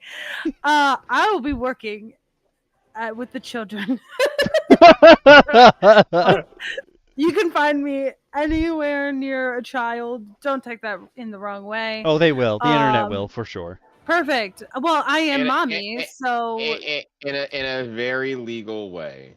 in a very legal way, I will be mommying, several handfuls of children throughout the week. And that is where the internet will find me this week. Okay. How about you, DM Shin? Where can they find you this week? If I'm not at work pulling my hair out, I will be at my desk, furiously typing and continuing to edit documentation as I prepare for people to run my game. My very first campaign of Cardna in late October. So, Dungeon Mommy, are you free for a campaign? Wait, like a full campaign? I mean, we'll see how long it goes. We'll probably be dead very soon, but yes. Yeah, there's no real death. Like, maybe, depending on the day of the week and the time, I would love to play a campaign with you guys. We're just taking over Dungeon... I can't make fucking words. Jesus Christ. It'll be in DM Roundtable's time slot. There we go. Whoa. That took like 18 tries. Like, my brain just kept hitting backspace and then starting again, and it was wrong. Wow, that was bad. We'll figure it out. We'll figure it out. Pokeniner would like to join too. Oh, well. Message in the Tabletops from Abletop if you haven't already, or message me on Discord. You can find me in there what am I? What are you on Discord? That's a good question. I have no idea. What am I now? Am I the Darth Inquisitor? Who am I? I think you're Darth Shin Imperial. What are you in this? Imperial Inquisitor. Okay. Those are all Grimjack's doings. Yeah, I don't make my own nicknames. I come to Discord and Grimjack has assigned me a new nickname. I was an MD at one point. I was the Jank Jesus. That was a good one. To be fair, I did not pick my name in there either, and now every time I enter in, it just says Dungeon Mommy in bold letters. Yes! You got pinged so many times tonight. I was like, yeah. Hey, you slow that down. I was summoned. Junior. You were summoned. I'm not changing it, Awaz. I'm not changing it. This is who I am. Yes. We were over in the corner. We were So, this is a funny thing. Yes, you can change your nickname in Okamigakure, but if Grimjack likes the nickname he gave you more, he'll just keep changing it back every time you log out. Which is what he used to do to Nox all the time. But those are stories for different days, I suppose. If you'd like to hang out with me more this week, I'll be streaming Horizon Forbidden West tomorrow night. It's just going to be a chill, and I'm saying it's going to be chill, but it's not going to be chill at all because I have to finish playing the stupid minigame in that game that cheats in every game. It tells you the rules, and none of the AI follows the rules that you play against. You have to follow the rules, but every single opponent that you play against doesn't have to follow any of those rules. They can do whatever they want, and it really pisses me off. But I realized I think I've unlocked all of them, and I'm just gonna go through them in one night, and then I'm like, I just get all of the rage out of the way in one go. And then because of the way I do my schedules, where the work starts on Sunday, like the week starts on Sunday. In the stream previews for this week, the Sunday stream is not there because it'll be in the stream preview for next week. But our thank you stream is Sunday, and you guys voted for this month's thank you stream to be me unboxing something. So we're gonna take apart Moonlight Maps' Atlas Volume 1. So that's 100 battle maps, a bunch of stickers, some new dice, a bunch of monster cards and tokens. We're going to rip that bad boy open, and I'll finally go through it because it's been in my house for like 4 years. It's time to open it. Yeah, it's time. It's overdue. The chess game is Don't ever do 100% that rigged. Yeah, I'm definitely getting faster at unboxing things, which is good. But then, because it's the end of the month stream, there'll be a poll for you new folks. There's 2 polls every month in Okamikure. There's the Okamikure Plays game, which we're supposed to get together to play a 4+ player game once a month, and it almost never happens, but we still do the polls.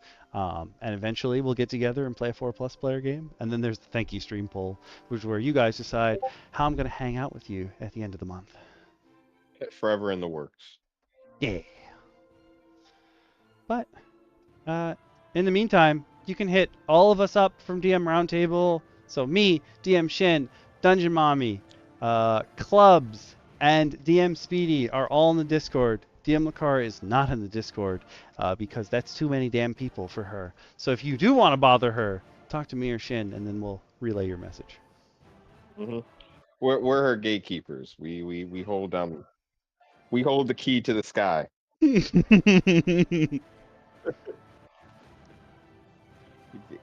So until then, until you come hang out with us tomorrow or Sunday, or you come back for DM Roundtable on Monday, have fun, enjoy your games, everyone.